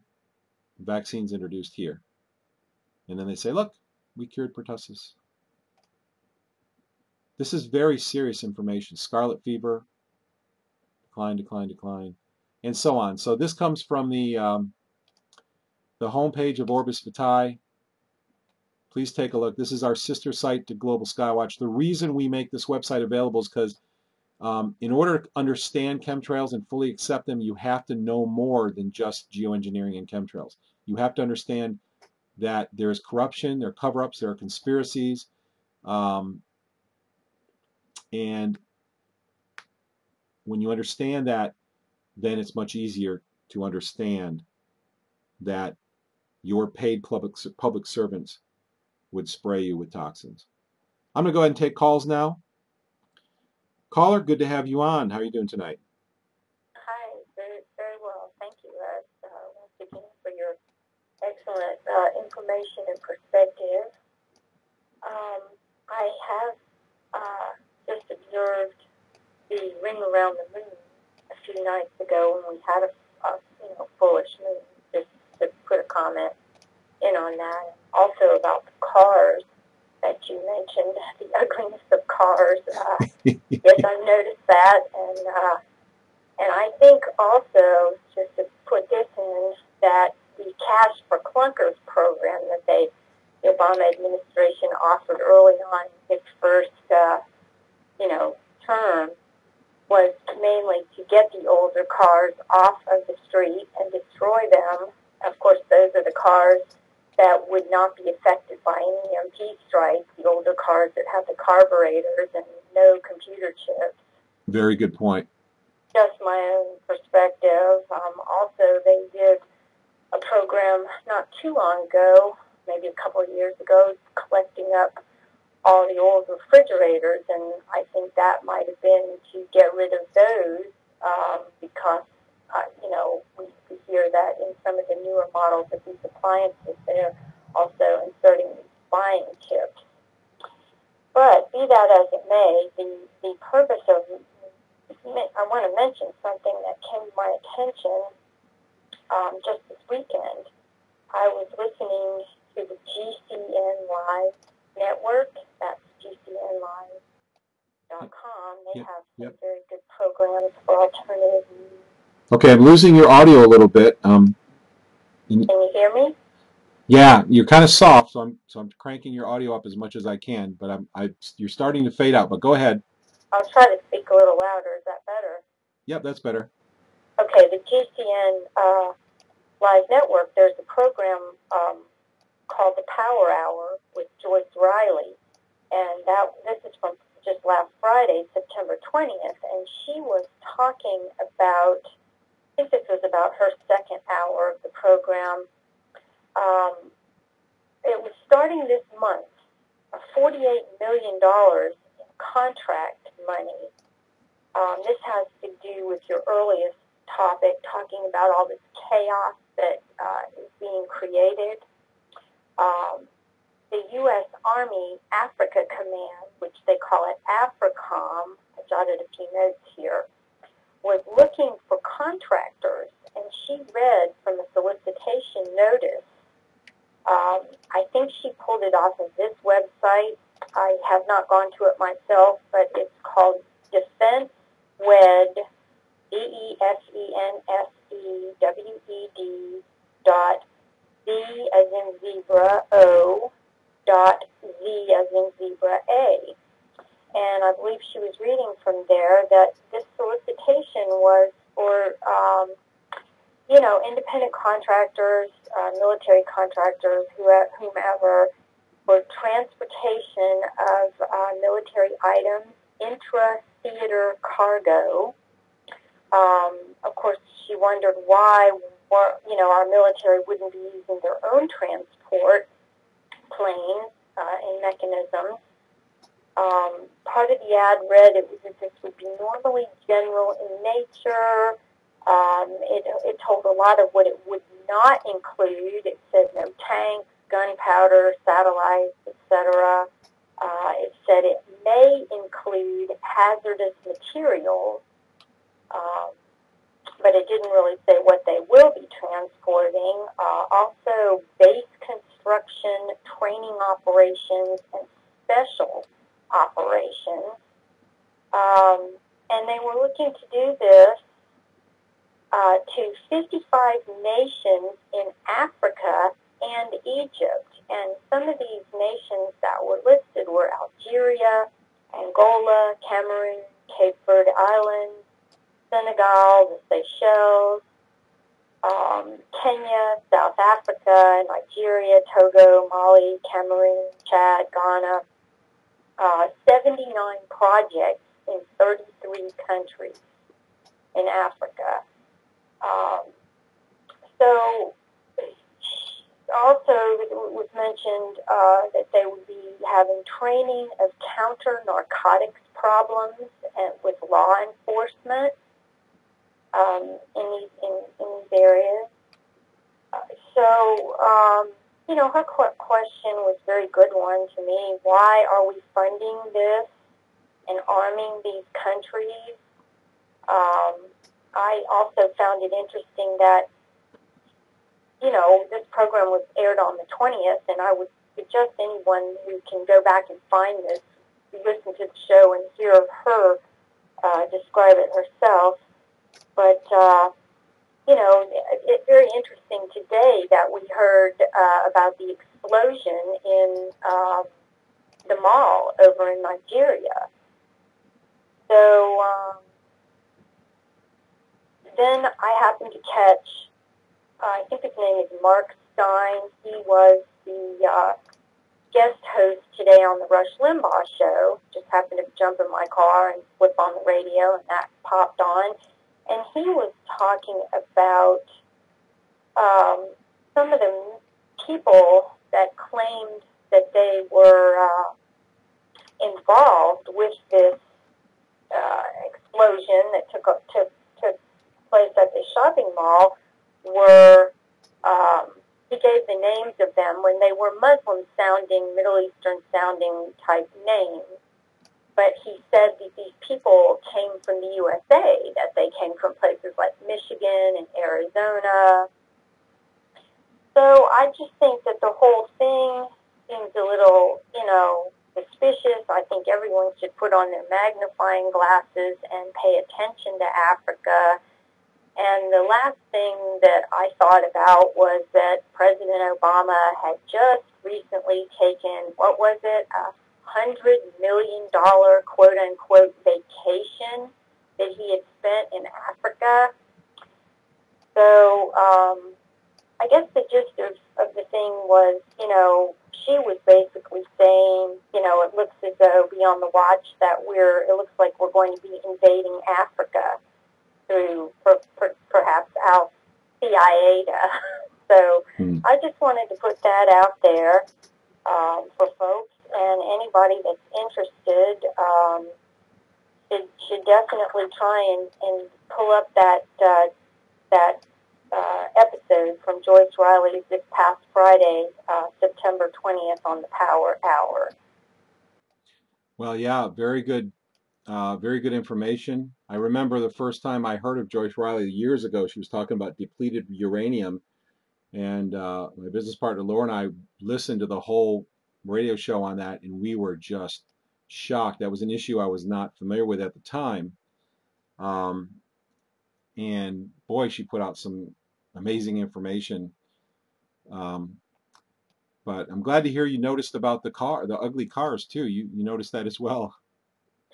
Yeah, definitely. I'm thinking we all need to look around for older vehicles when we purchase things, and also go to those used appliance places and look for that, you know, older Kenmore washer there. So anyhow, just wanted to say thanks and put that in. And I know you have other callers, so I'll jump off here and say good night. All right. Well, good night. Thanks so much for being on.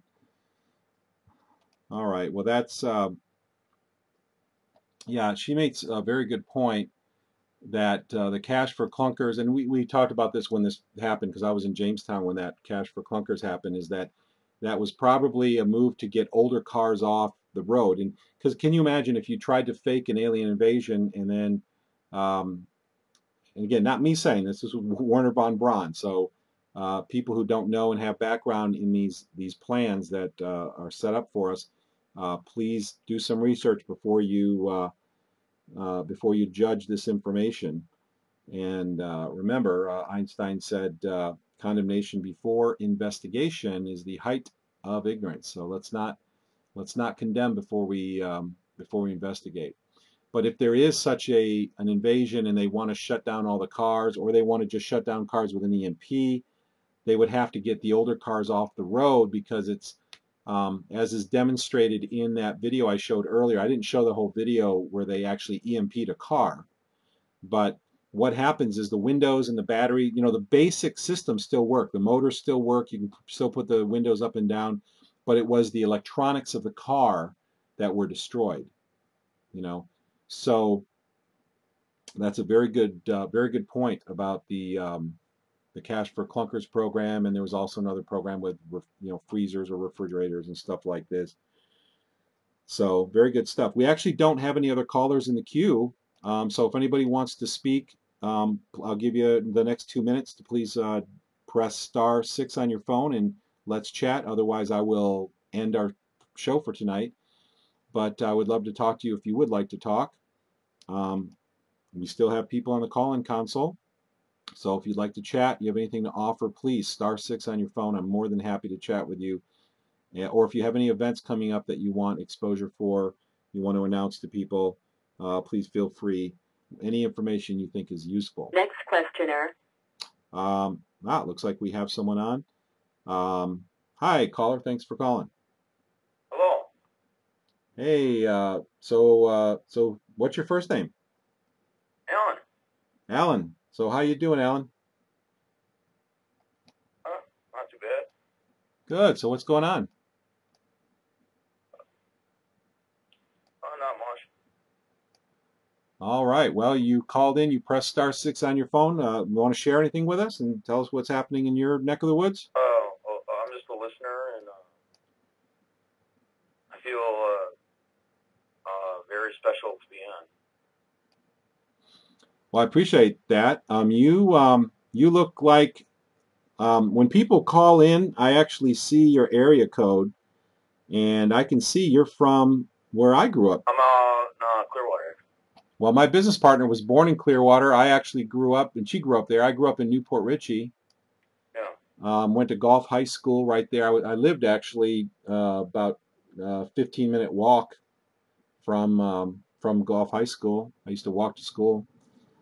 And so, yeah, I'm familiar. So how long you been living in Clearwater?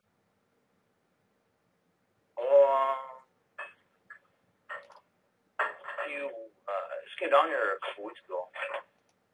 Oh, okay. All right. You familiar with chemtrails and geoengineering at all? Yeah. You see it going on down there? Oh, yeah. It's an everyday event. Yeah. That's common sense.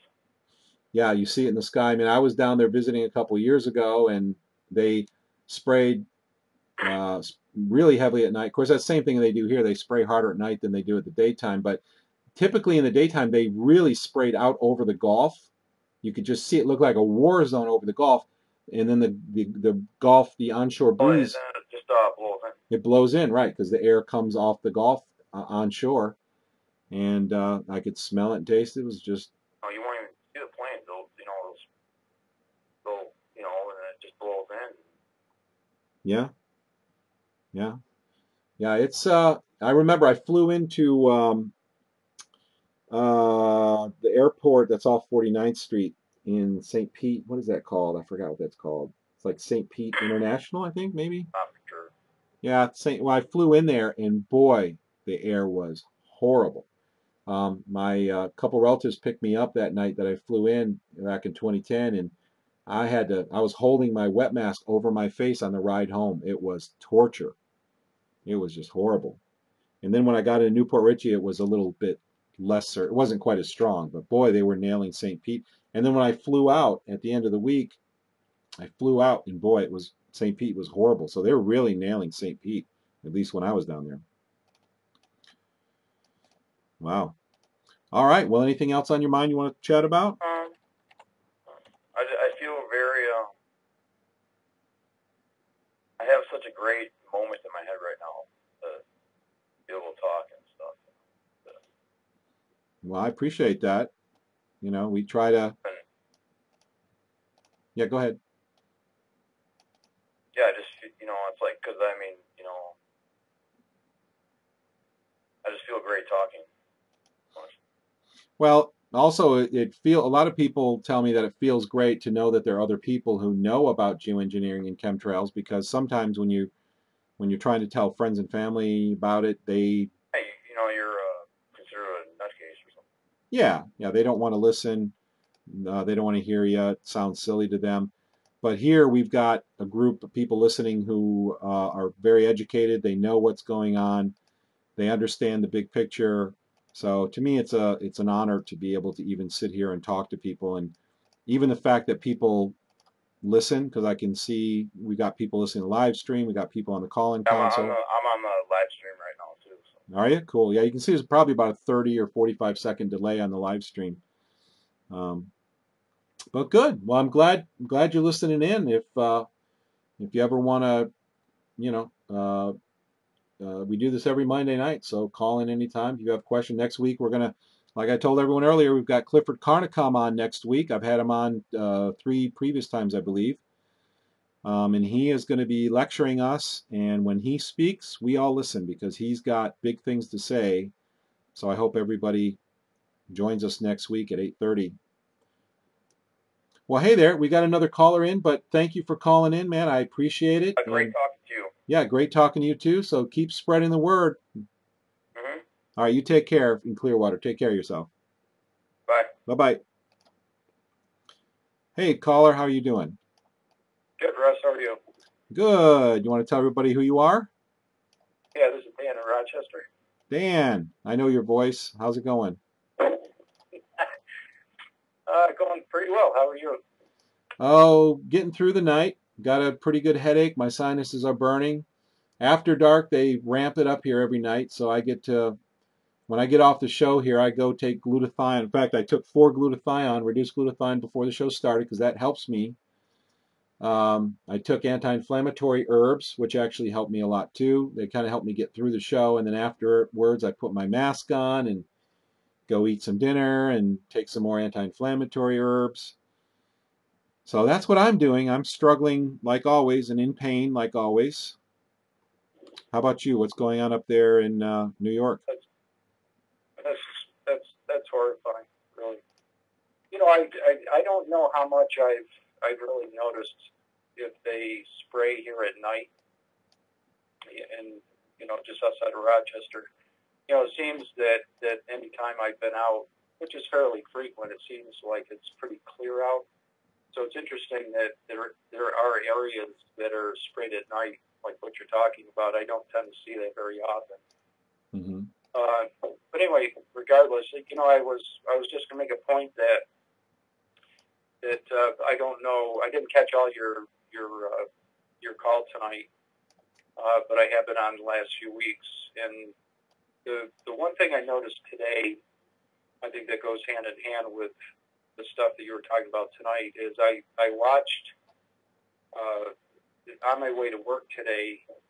It happens. It seems to happen fairly frequently where I'm heading from where I live. I head pretty much due east towards Syracuse to get to work, and there tends to be a pretty good size wall of clouds, you know, that runs north-south around the Syracuse area.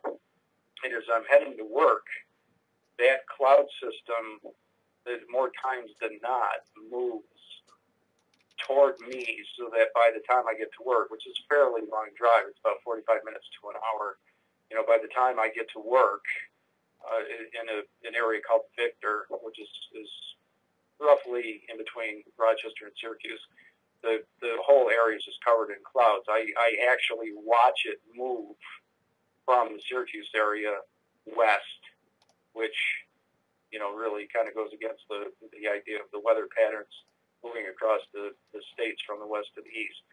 But anyway, what I noticed today, Russ, is that I watched that whole thing happen, and by the time, like I said, by the time I got to work, the whole sky everywhere was just completely real deep clouds. It wasn't just a light smattering of you know, white powder. It was just real dense clouds, real bad. So anyway, I got onto the weather.com website, and I watched the real-time radar and cloud view of the weather in motion on the Weather Channel, and they never showed the clouds at all, which I don't know how often maybe you've seen something like that, but it to me it wasn't just some coincidental thing that they had where they didn't, you know, they weren't updating their images or whatever. It was pretty blatantly obvious that they were, you know, maybe even showing a different day's view of the clouding and that kind of thing. Do you see that very often? That's something that you have seen before? You know, I haven't looked for that specifically, and I usually don't look at, I'm actually so busy I generally don't look at radar unless there's a big storm coming that I have to prepare for. But I have heard that from other people. And, you know, we know that the Rothschild family bought Weather, can't remember what it's all called. It's called Weather Services or something, which is the largest distributor of weather graphics in the world, I believe. Have you heard about that? I didn't know it was Rothschild necessarily, but I did know that those types of entities had been bought out over the last year or so. So yeah, I'm familiar with that. Yeah, so they, you know, this is kind of par for the course. Then I would see that I would come to expect that the reason they bought that entity out was because they want to scrub the pictures. They want to start scrubbing the data. They want control over all the outgoing data so the public doesn't notice it. So what you're saying doesn't surprise me. I bet you that stuff is going on already. Yeah. I've heard that from other people as well, where they've said that. Sure. Yeah. Yeah, as a matter of fact, if you get on the weather.com website, what I saw today when I had logged in to check this stuff that I was talking about, one of the major advertisements that they had on the website of all things was for like a reality program, you know, a reality TV program, and it wasn't related to the weather. It wasn't like, you know, Storm Chasers or one of those. It was like a, you know, Real Housewives of Orange County type of thing. And I just looked at that and I thought, you know, this is really, I guess I would think it was unusual, but it like you just said, it does seem to be par for the course. And the things that are problematic, and this again goes along with the lines of what you were talking about, you know, the site that they have, the NASA site for the kids and whatever, you know, there's such a tremendous mis and disinformation campaign going on. And, you know, for those who are especially younger, you and I have talked about being somewhat older in age. I'll speak for myself here, I guess, right? But, you know, we were taught differently, and the control of the schools being in the hands of such people as Rothschilds or whoever, you know, the whole idea behind the schooling now is very different from what it was when we were younger. So it's almost a curse, but at the same time, it's a blessing, I guess, I think, to be my age, say at 53, you know, because I do understand what's going on, and yet I do understand what's going on. So at the same time, it's a curse, right? But it's just nice to be able to have, again, you guys, you know, the sites that you have, your radio calls and the Facebook and whatever, and, you know, especially the work you do with Richard Sachs and Dane and whatever. It's pretty awesome to be able to have a pretty good family going on and have a vehicle like this to be able to chat and get ideas out there, because an awful lot of people obviously are concerned about this stuff. It's good to have you guys there. Well, good. Anyway, I don't have a whole lot more to say. I just thought I'd throw that stuff at you. Oh, that's cool. No, I appreciate that very much. That's very encouraging. It is discouraging sometimes because, you know, I've been suffering now for 8 years. This is a significant portion of my life that I have lost. I walk around like a 70-year-old man. My joints hurt. It depends on the intensity of the spraying, but same thing. I mean, they spray hard at night. I do computer programming, so I'm working at half the speed, if that I normally am, because I'm in pain and I can't focus very well. I can't be social. There's so many things that I can't do very well at all. So it has really just ruined my life, my quality of life. And I've had chronic pain because of it. I had a heart attack because of it. And it's nice that a lot of people are waking up, but at the same time, it's discouraging because even though we have over 11,000 people in our Facebook group now, which is really great, there are millions and millions of people out there who haven't even heard the term geoengineering or chemtrails yet. In fact, when I go out in public and I tell people about it, I haven't yet found a single cold call, so to speak, person I don't know who I've spoken to about this has known about this already when I brought it up. Not one. Right. Well, it is encouraging that people are coming out in the numbers that are. As a matter of fact, I've been I've been harping on my parents for some time. They, anybody initially will somewhat think you're nuts, when you bring this stuff up. But I've been talking to my parents for quite some time about it, and I saw my folks a few weeks ago and hadn't seen them for quite some time.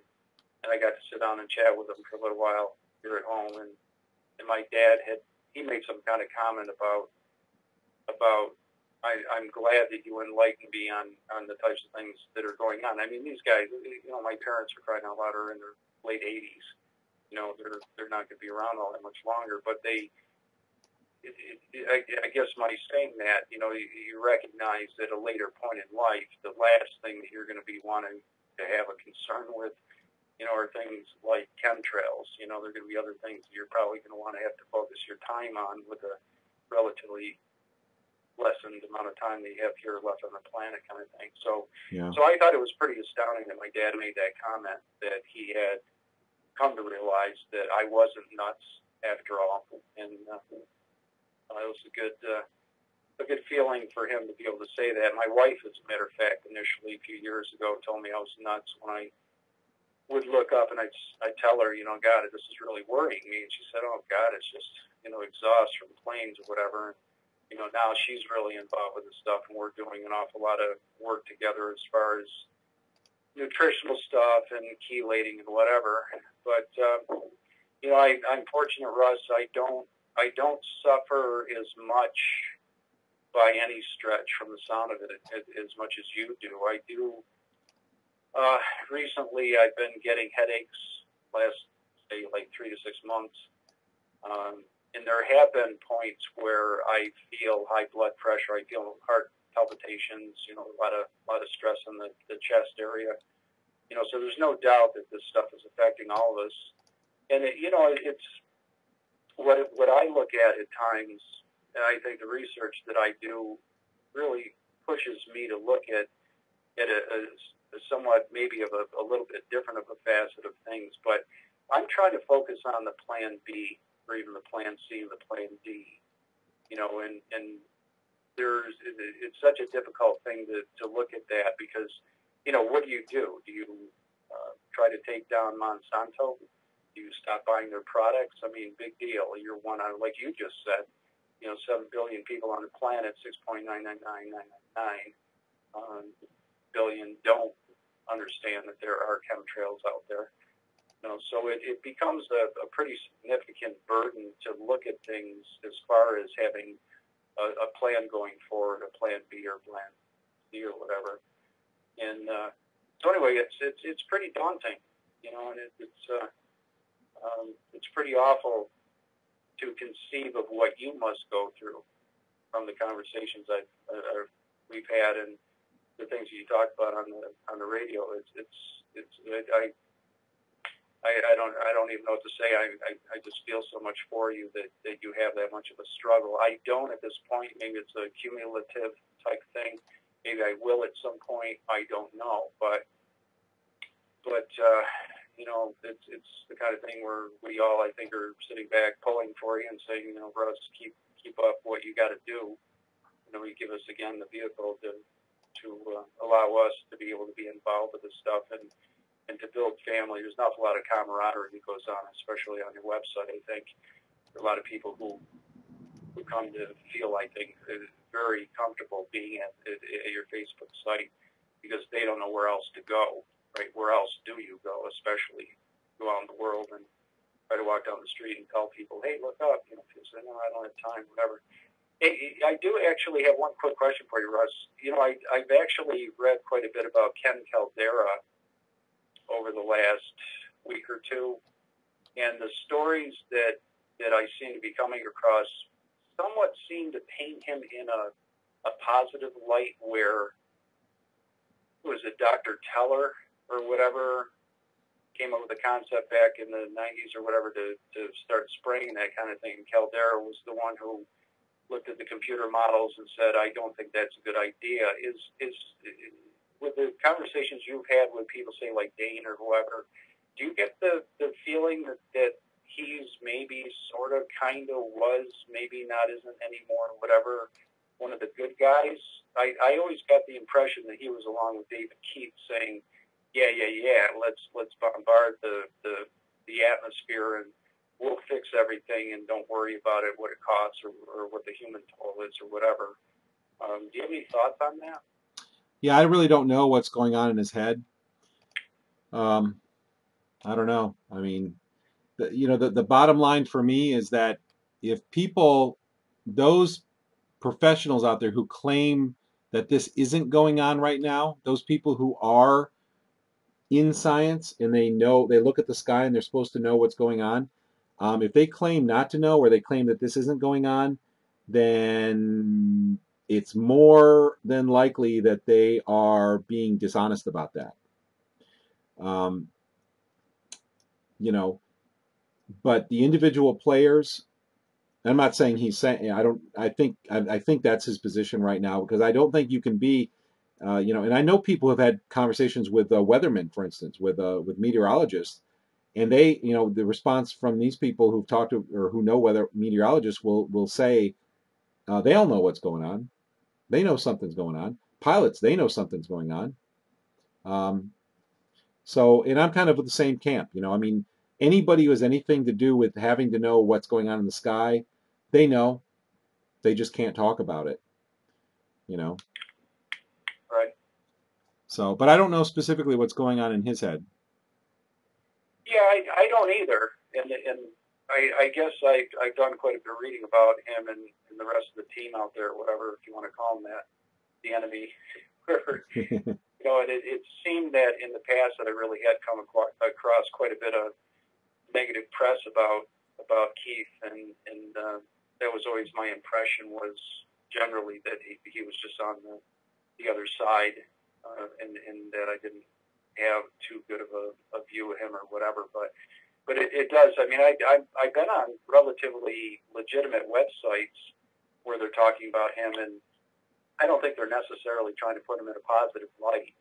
But I do hear things about him where he, I guess, at a certain point maybe even had expressed a concern, and maybe, I think even Dane did mention that kind of thing, but regardless, I'm with you, Russ. I think that anybody who is going to take something as serious as what all this is, and to know that there are people like us who do understand what's going on, and yet they'll come out and work with the subversive side of the whole media thing, and try to pull the wool over our eyes kind of thing. I don't think there's any question that they shouldn't be respected in any way, shape, or form.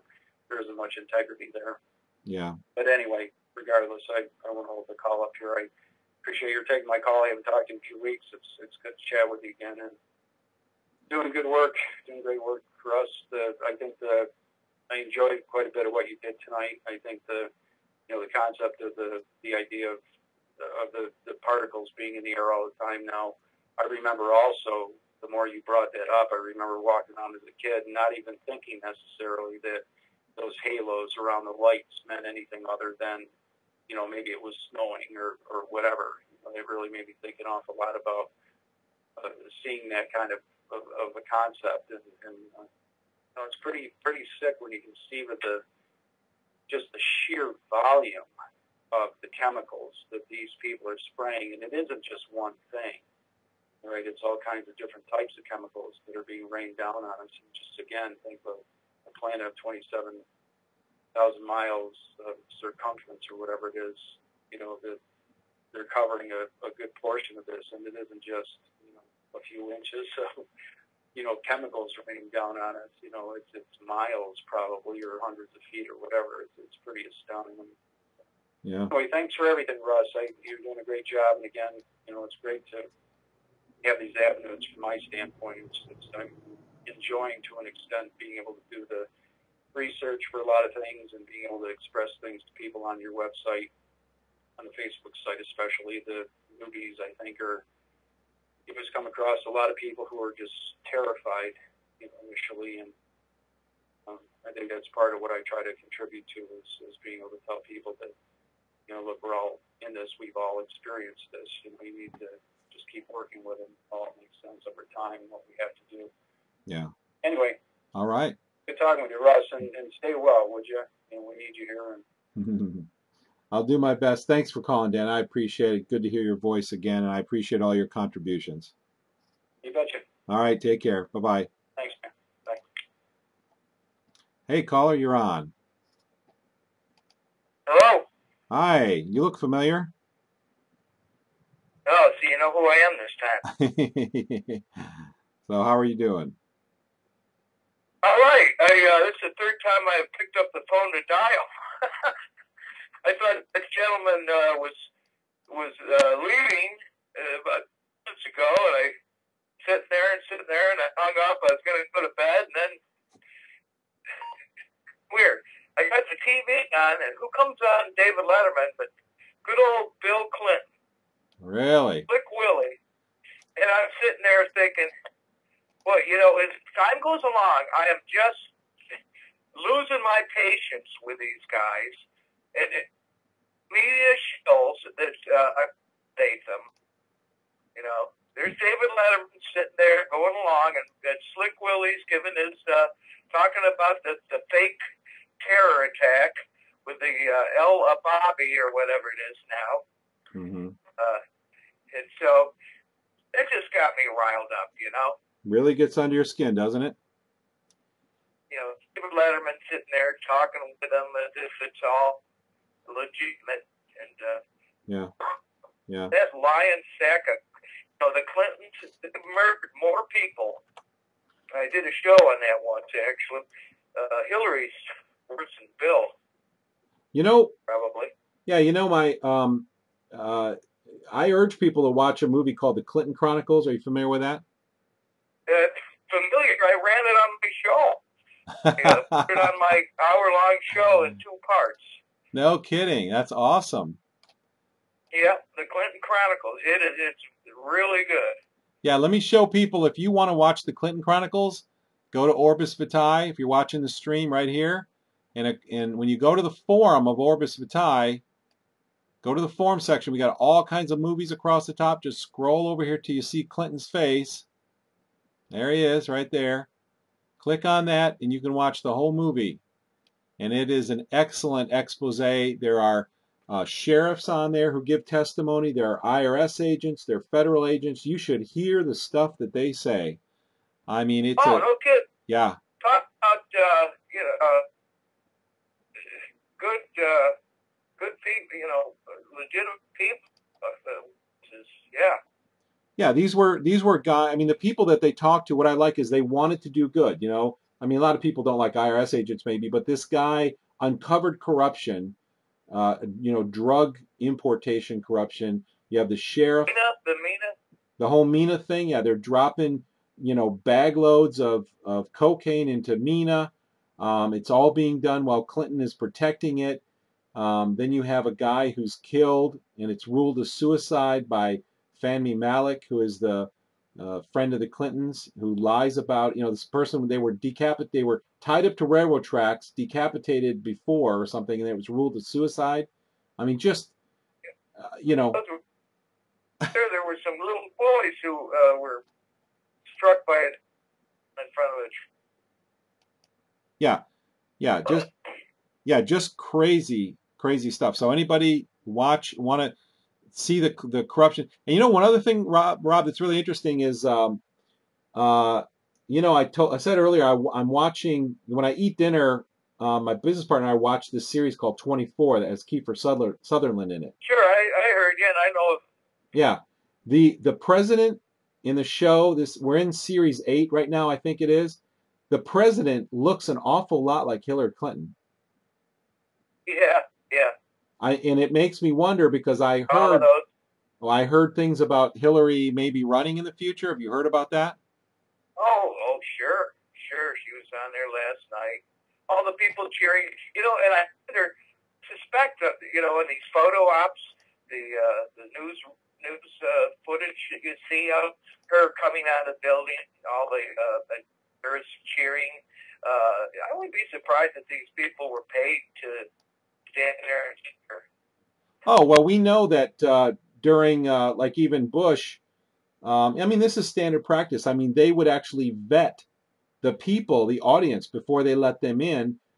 In some cases, they were caught. They would give people questionnaires, and then they would choose people based on their answers of the questionnaires who was going to be let in to be the audience. So, yeah. Yeah, so anyway, this week on News and Blues, I got an awesome, and you got a bunch of films on your, I watched a whole bunch of them one day. Anyway, there's a new one that's come out, mainly through the Alex Jones channel. He sponsored the filmmakers. It's not one of his films, so dominate this thing, but he debuted it on his nightly news. It's called State of Mind, The Psychology of Control, and it's about 2 hours. And I put that on the new show this week, half of it. And, of course, in the first 10, 15 minutes, I talk in some of the current news. But State of Mind, check it out. You can look it up on YouTube. It's on YouTube, the high-definition version.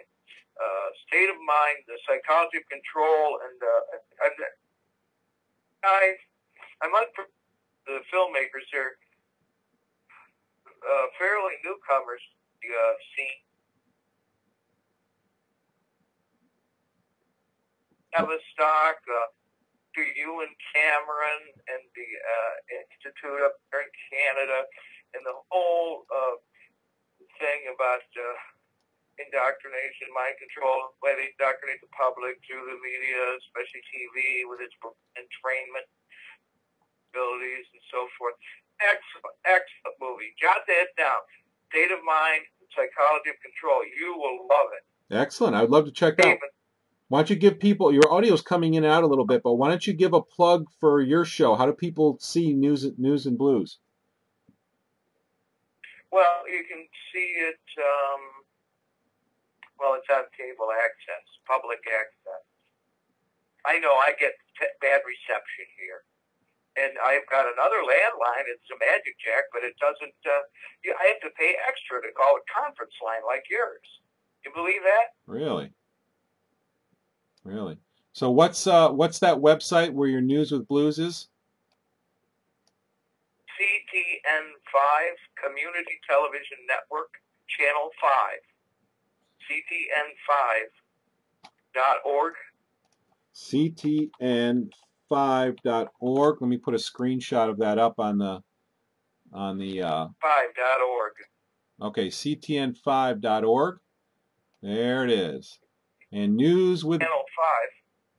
News with Blues out of Portland, Maine. This has got a latency of about 15 seconds. The live stream. Is it 15? Yeah, I was thinking it's probably 30 seconds, maybe a little more, maybe it's 15, but yeah, it's got... there it is. Actually, you're right on the thing. Okay, go to that right-hand corner. I'm sorry, your audio went out. Where do I go? Here?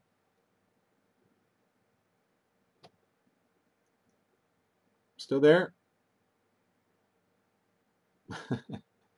What a bummer. We're getting no audio from you. Oh, looks like your call got dropped or something. Call back in and tell us where to go to find your News with the Blues here on ctn5.org. So it's CTN, like as in Community Television Network, the number 5.org, and we'll find out where to see News and Blues. I'll keep this line, I'll keep on here for a couple more minutes.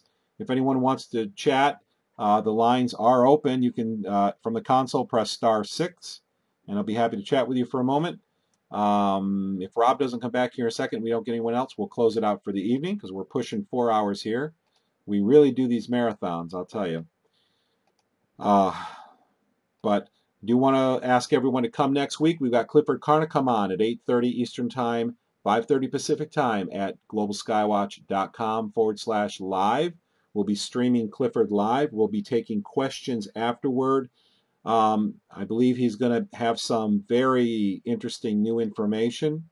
I'm not even privy to exactly what we're going to be talking about, but I will be letting him lecture like he normally does when he's a guest with us, and you'll be able to ask questions afterward. I'm always very happy to have him on there. He's just excellent. Okay, looks like we got him back. Okay, you back? Yeah. There we go. Looks like we got your call dropped again. Okay, I'm on ctn5.org, so where do we go from here? Yeah, I walked outside, so hopefully I won't get cut off. Yeah, that little search bar up in the upper right-hand corner. Yep. You see it? Yep. Okay, just type in News and Blues. Okay, I just did that. Let's see what we get here. There we go. We've got our search results here. And News and Blues is right at the top. It should be a whole page. I'm outside now. I can't see the computer screen. So you should be at the... Guess what? Yeah, I got one of your videos. Now you're cutting out. I'm outside and you're cutting out. It's cold out tonight. Yeah, it's starting to get cold. We're playing a little clip from one of your shows here. You can see you've got is that a Fender Strat? Belly. Oh, it's a Telecaster. All right. Oh, well. That's good. I like watching live musicians. I kind of just get mesmerized. I like it.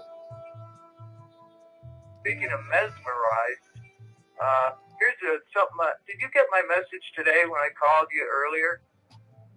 Oh, yes, I did. I apologize. I didn't call you back. I've been just scrambling for time today. It's been crazy. Well, we had storms last week, as everybody knows. And down here, we got struck by lightning. It took out the cable on an area-wide basis, but then it also took out our cable at the house. The underground stretch that comes from the pole a couple hundred feet to the house, it diminished it, the signal by 20 dB, and we had to replace it, and we had to bury it ourselves. So we got the cable and the internet back, and what's my point? Oh, the lightning. My point is that this aluminum, and I'm not the only one that's made this, theorized this. The aluminum in the atmosphere is making lightning more violent and more aggressive and more prevalent. Yeah. I've heard that from a lot of people. It also makes forest fires burn hotter, I've heard. That's right. Yeah, the forest fires, it's causing it. And a lot of these forest fires are being deliberately exacerbated, too. They're being helped along. And just like, Hurricane Sandy, of course, we believe that was steered into the area, and when they could have done otherwise. We think Colorado is actually being targeted. Some people, and I do too, think Colorado in particular is being targeted because of the new legalization of weed and other progressive things that Colorado has been doing. It's just a theory that's been kicked around. It's definitely one of the, it's just like the New World Order to have multiple levels of, scheming and evil, multiple levels. I mean, they make tons of money on pharmaceuticals by the sicknesses that they cause. Plus, they, this thing with the aluminum causing more lightning. I mean, it's just they're quite clever, aren't they? Yeah, absolutely. In fact, I talked about that quite a bit last week, where somebody did a nice video where they talked about Colorado just passed, or one of Colorado town passed the drone hunting law. They're legalizing marijuana. They're legalizing hemp using it in construction. They just did a whole bunch of things that go against what the powers that be want to do, and then now they're having all of this trouble. And we've heard this before, and I talked about this in detail last week's show, where we've heard this from senators and congresspeople before, where they've been told to pass certain laws, and if they didn't, there was going to be trouble. So it's very curious what's going on there. Absolutely. Well, I like the way, the direction your webcast has been going recently. The things you're covering is just very comprehensive and a bit more interesting than just talking about chemtrails. Matter of fact, I talked to my former partner who's been doing this a lot longer than me. When I first woke up after 9/11, I actually called this guy who had a letter to the editor. I called and said, "Hey, I think you're like thinking the same way that I am." We got together and we hit it off, and he's a real smart guy. He's an economics professor and a PhD and all this. He's living in Nashville right now. Anyway, I called him up. I tried to get him to tune in every Monday night. I think he did tonight. I called him up and said, "Listen," he said, "Well, I listened a couple months ago and it wasn't that interesting." And he said, "Well, the show's it's a lot better now. It's a lot more interesting." And this guy's right on board with us. He knows, everything about everything, all the ins and outs, all the nuances of their skullduggery. These guys are evil. Yeah. But on another note, so yeah, keep up the good work and keep talking about different things. This last week, I opened my show, and when I went on to the state of mind, which is great for the psychology of control, but the beginning of the show, I almost forgot to talk about it. The shooter, and then now they're really amping up the shootings, and you touched on this too, and you explain it beautifully. The shootings, I'm trying to hammer this home and hoping more people will watch. I'm trying to hammer it home, put big green letters up there. They orchestrate the shootings, then they call for the revocation of the Second Amendment. And that's the way it works. And this guy, Aaron Alexis, they even mentioned on the mainstream news, on ABC News, they even mentioned that he had ELF on his gun or something related to ELF. Even mentioned that on the mainstream news. I said, "Holy crap. Yeah. Are you kidding me?" Extremely low frequencies. Yeah. Yeah. He's a TI. He's a targeted individual, man. He's, Yeah. And of course he's on SSRIs. That goes without saying, right? Yeah, you can't do a shooting these days unless you're on SSRIs, right? And then the ghetto shooting, 13 people. And then the occult aspect of it, I don't know if that was deliberate or not, but 13 both times. And I even did a little bit about crisis actors, because I mentioned Boston, and I put a clip in there about Boston and crisis actors, trying to get people familiar with that concept. But yeah, there probably going to be more shootings. And ELF, and these guys are targeted individuals. They're handled. They've been shepherded, handled. He was in trouble with the law. I mean, I'm trying to tell people, what more do you need, folks? I mean, come on. Exactly, yeah. I was very encouraged by the Syria thing, because I think alternative media stood up against this, exposed all the lies, and mainstream media was forced back, and they weren't able to move forward with the whole Syria stuff. Yeah, well, that just means they're going to come at us harder with more. Well, as you said, I mean, you know all the angles. You know what's the way it works. They're going to come at us from another direction with some kind of false flag event, and well, they're ready for it. But was it on your show, or did I see somewhere else where they were stocking up on exploited clothing? Yeah, Earlier on your show? Yeah, showed a clip from that earlier tonight. Yeah. Yeah. You see, I read and look at this stuff. So anyway, I'm freezing out here, so I'm going to head back in. I may get cut off. But anybody else on the queue?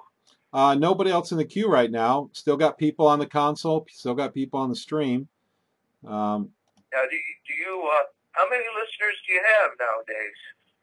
Well, on the stream, it actually will tell you the number, and we had about 20 earlier on, and then as it gets later, people trickle off. I think it gets late; they have to go to bed and stuff. And then we have about half that many on the console lately. So it's not, the live. We don't have a whole lot of people listening to the live, but we do have a lot of people who listen to the recordings afterward. Yeah, that's really convenient.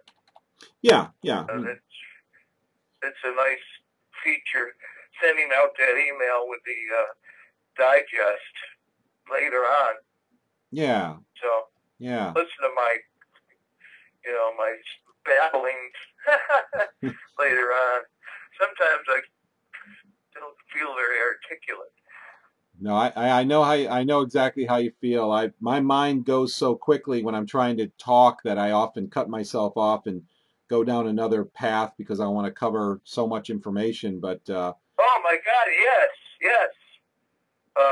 Alex Jones had some interesting guests on today. He had Jerome Corsi, who you know he is, and he had another guy called Bob Fletcher, who he was one of the very first guys to talk about chemtrails back in the very early 90s. Yeah. A guy named Bob Fletcher. Okay, all right. And so he was on InfoWars today for a little while, and after he got off, Alex poo-pooed what he had to say, which he'd done before to many people, and then later relented and changed his mind. Anyway, he was talking about Nibiru. It says Nibiru is really a real thing, a planet, the 12th planet. It's outside Pluto, and it's coming closer to our solar system. And this guy is really adamant that this is a real thing, and it's going to create havoc with its gravitational forces and whatnot. He says the government's getting ready for solar flares and Nibiru, the effects of Nibiru. So hang on for the ride, I guess, huh? Yeah, well, that's the whole thing. I've never known if the Nibiru thing is real or not. I've asked people to send me evidence. Yeah. I just, I don't know. I do know that the powers that be will use any excuse that they can to create chaos and destruction. They're looking for anything. So, they could very well say, hey, the reason that this is happening or the reason there's a tidal wave is Nibiru, and really they maybe exploded some nuclear thing under the water in the Atlantic and created this. I don't know. I mean, what do you know about it? Yeah, well, no, that's kind of what I thought about it, was that they were using it like the alien thing. They're going to use a false alien threat, like the whole blue beam idea, And, right. Yeah, creating the false idea of Nibiru. But this guy says that there really is a thing, and I've been meaning to discuss. I'm just dying to discuss religion with you personally sometime, and I definitely don't want to get into it over the phone like this, but yeah, definitely. I mean, I think, I had events happen to me that led me to study the Bible.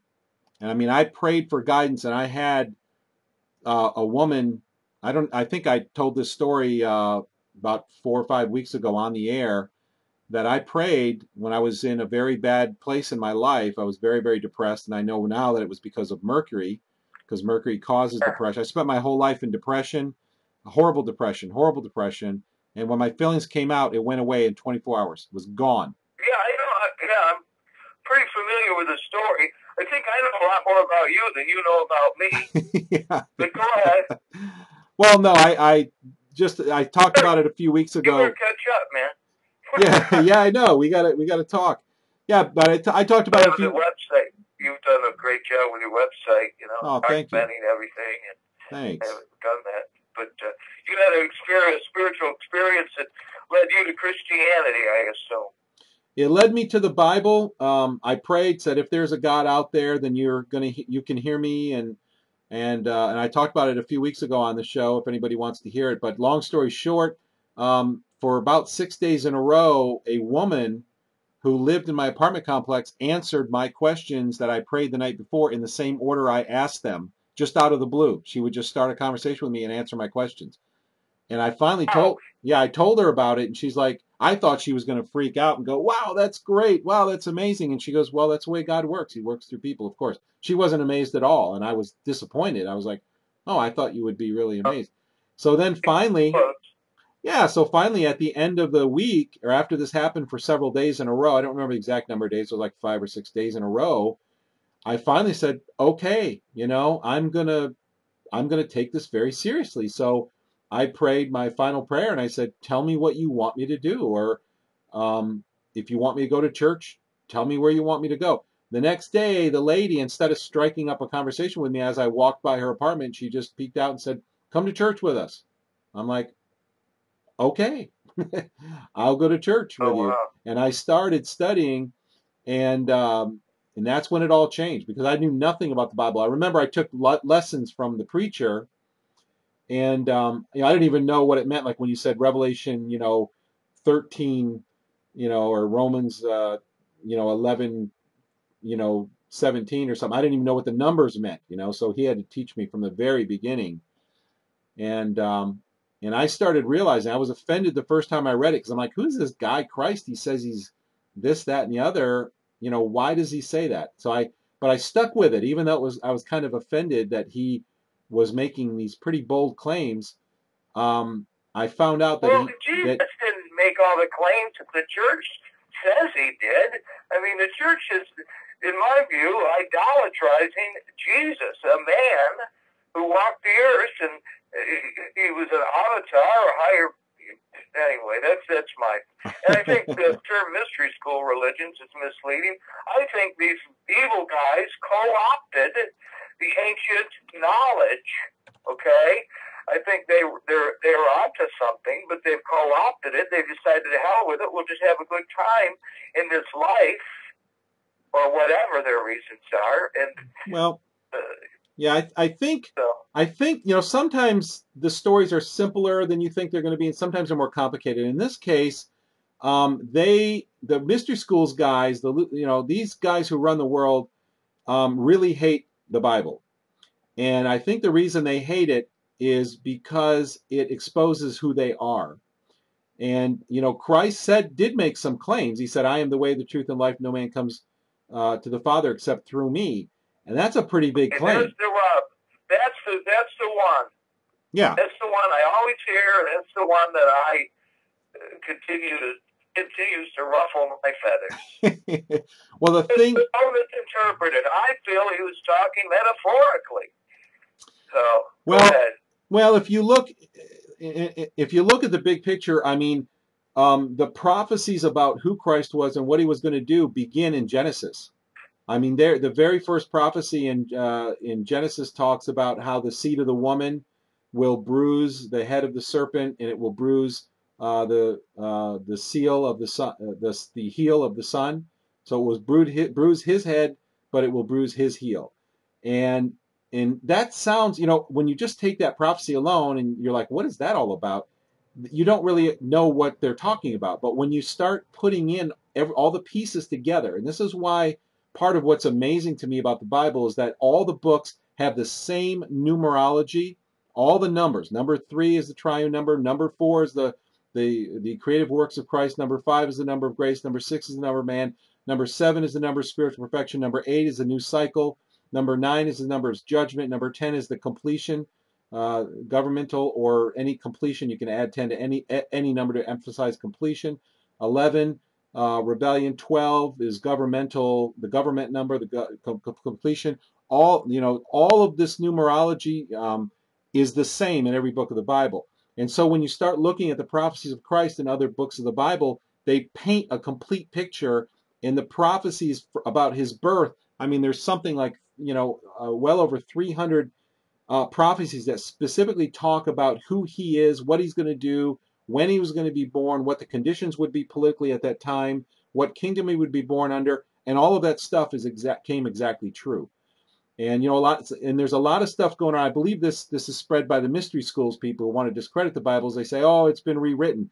It hasn't been rewritten. The manuscripts we have, there are thousands of manuscripts from all different parts of the earth from different times, not very different times, but we know they're from different people preserving these scriptures, and they complete the Bible several times over.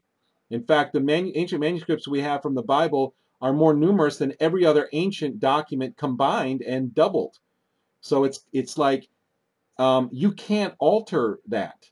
And I believe all of that happened that reason, to give us the evidence that this stuff is real. And how, if it wasn't real, if it was all faked, it wouldn't be possible to fake it, because the numerology is too precise. The number of days between the captivity of ancient Hebrews to the command to rebuild the wall, these things were predicted to the day. And when you go back and you calculate and you put in the leap days and you calculate the days, these prophecies are to the day of when these things happen. It's just, there's... Well, you're talking about something that is written in this document, or documents, that it was already done and over with. I mean, a prediction was written down, and then later on in the same document, that thing was written to have come to pass, which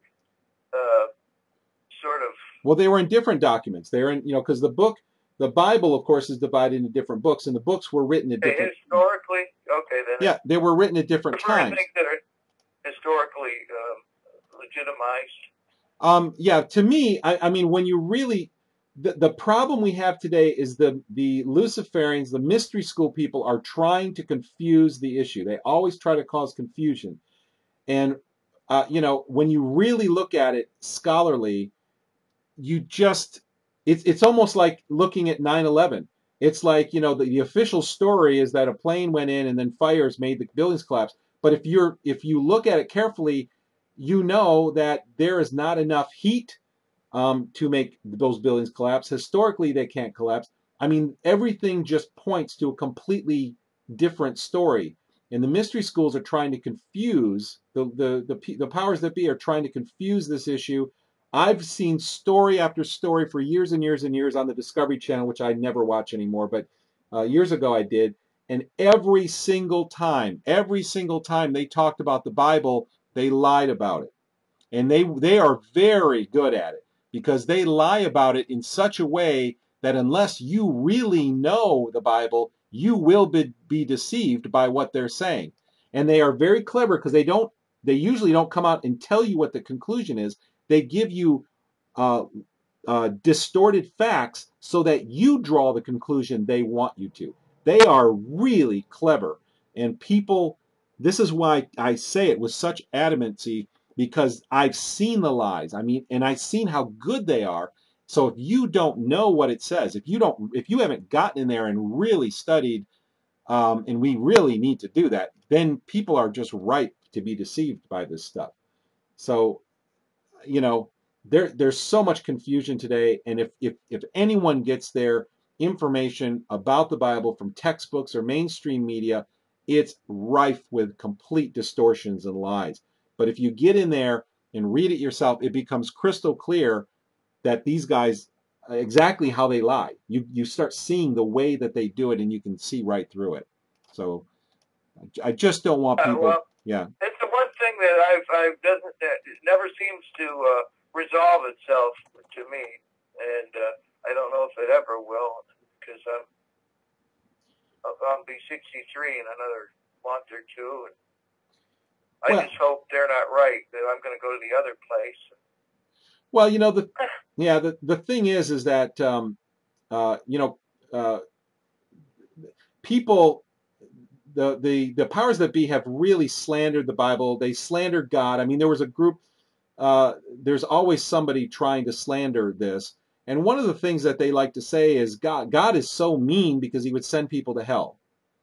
And the thing is the parable that teaches about that Christ himself said is that, you know, heaven is kind of like when you are pruning your fruit trees. Your trees that don't produce fruit are gathered together and they're burned in the fire. You know, you keep the trees around that gather fruit. And what is this fruit? The Bible's very specific about what fruit is. Fruit is, you know, love. Fruit is, patient. There are these fruits, and there's 7 of them, because 7 is the number of spiritual perfection. So the number 7 is always associated with the spiritual perfection, or the process of spiritual perfection. So you have these 7 fruits of the Spirit named in another part of Scripture.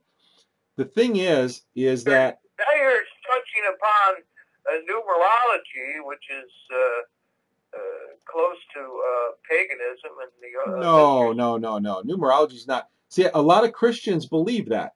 I've been in a lot of churches, and I've been in the churches where the Christians say, "Oh, you know, you're talking about the numerology in the Bible. That's evil. That's evil." No, that's from God. God put that numerology. It's almost like sacred geometry, and I want people have to be clear about this because it's so confusing. Okay. Is that there's all kinds of stuff all over the geometry. Sorry, your audio's fading in and out. Sorry. Yeah. There's all kinds of stuff. What? Oh, sorry. You're cutting in and out, Russ. Do you have a section in your website that goes into that a little better? Really, the last 5 shows, I actually talk about that quite a bit. So I'd like to maybe learn a little more about it, I guess. Well, we should chat sometime. Anyway, I've been so turned off by all the Christians I've known. It's all, you know, I mean, my dad was actually an Episcopal minister. Yeah. I was always confused about, and you were talking about psychedelic experiences like Joe Rogan being on mushrooms. I mean, some of the earliest, what I would consider my own spiritual experiences were on mind-expanding drugs. I mean, I had revelations, I would call them, that, you know, led me to understand that, you know, the nature a little bit better, the nature of the universe.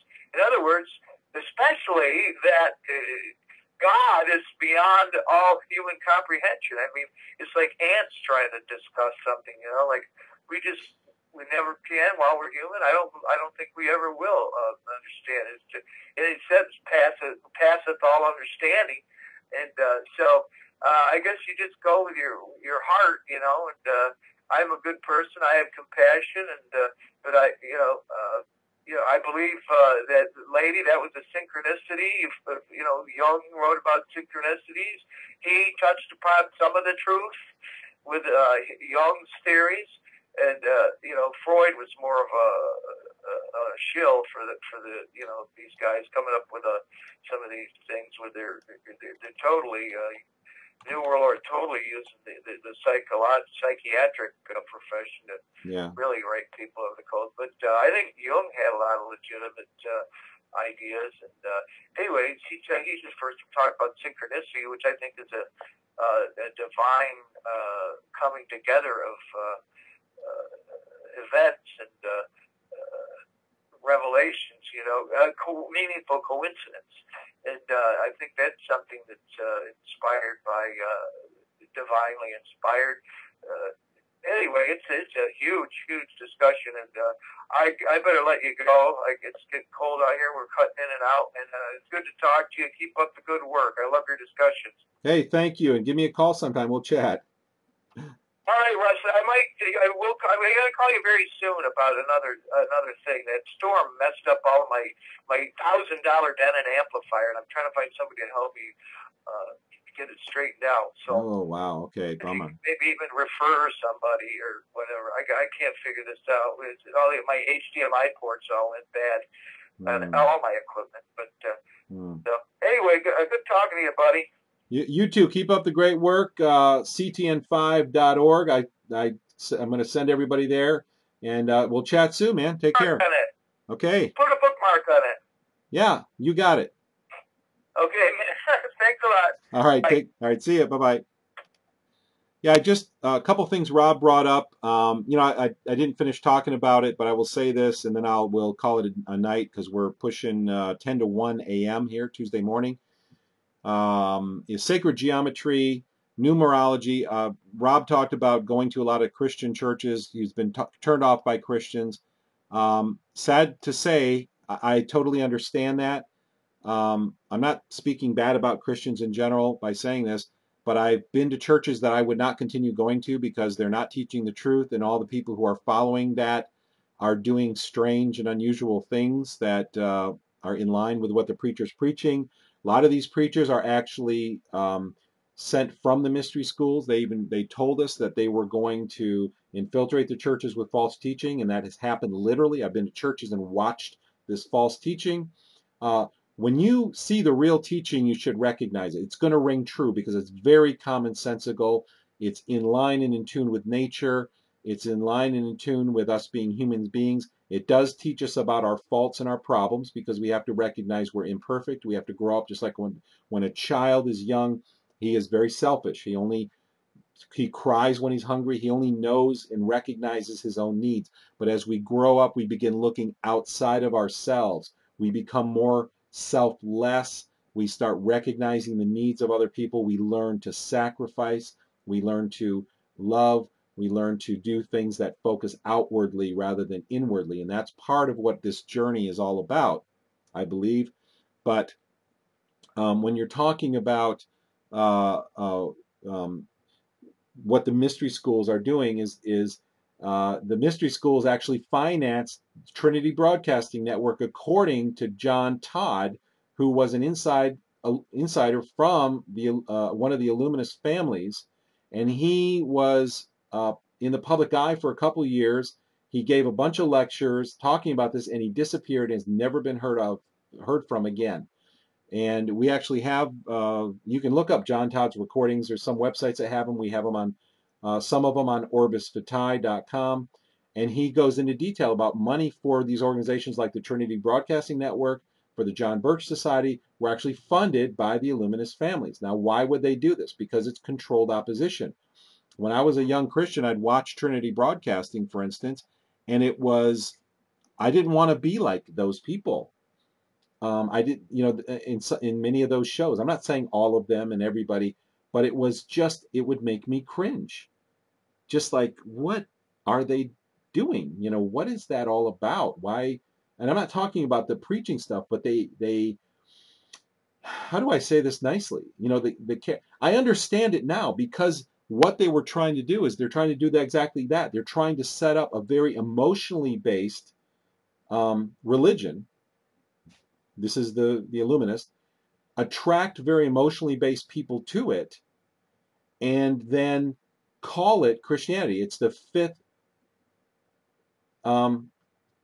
column technique. That's how you infiltrate an organization you want to bring down. The fifth column is you become the organization that you want to destroy. And that's exactly what they did. And what they did is they misrepresented, because when you read the Bible, we're supposed to be common sense, intelligent, articulate, focused, educated about what we believe, kind to other people, even if they don't like what we believe. That's fine. No, that's fine. I mean, they will know us by our love. We're supposed to love other people and make sacrifices for other people. And instead, what I saw is a lot of pride. I see a lot of showmanship. I see, in the TBN, and I see a lot of emotionalism. But there's nothing wrong with being an emotional person. We all are emotional to one degree or another. We have emotions. Those emotions are very useful and good for the purposes. It's like a wrench. You don't use a wrench as a hammer. You don't use your emotions to guide your life.